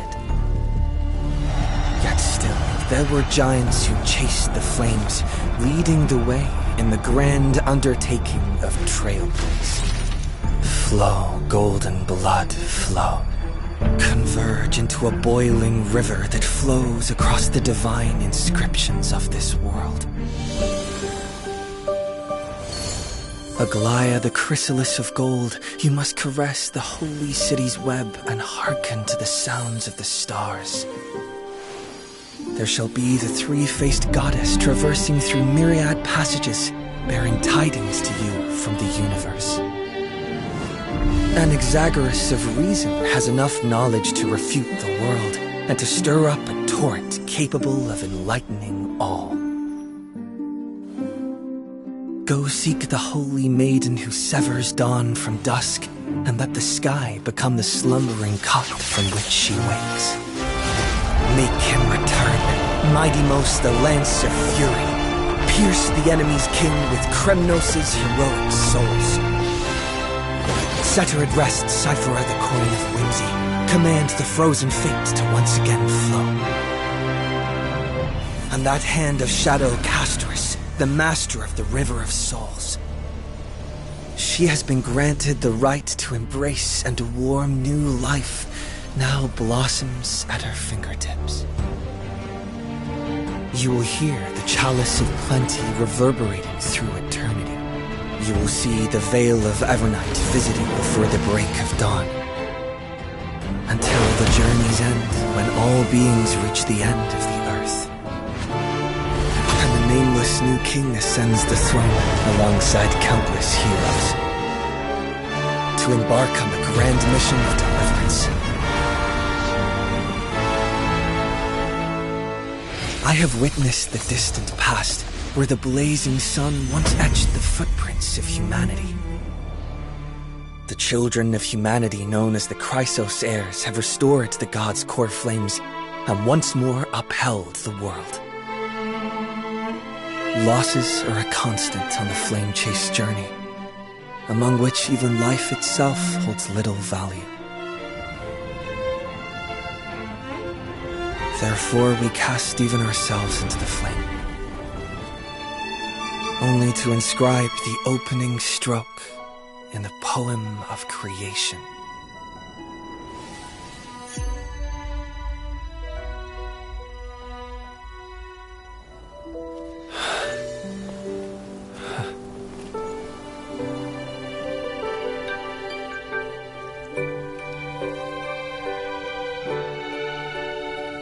Of course, this will be a romantic story like none that has come before.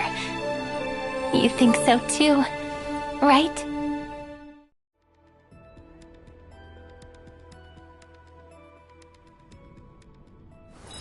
Peaceful days are like breezes carrying the scent of wheat field.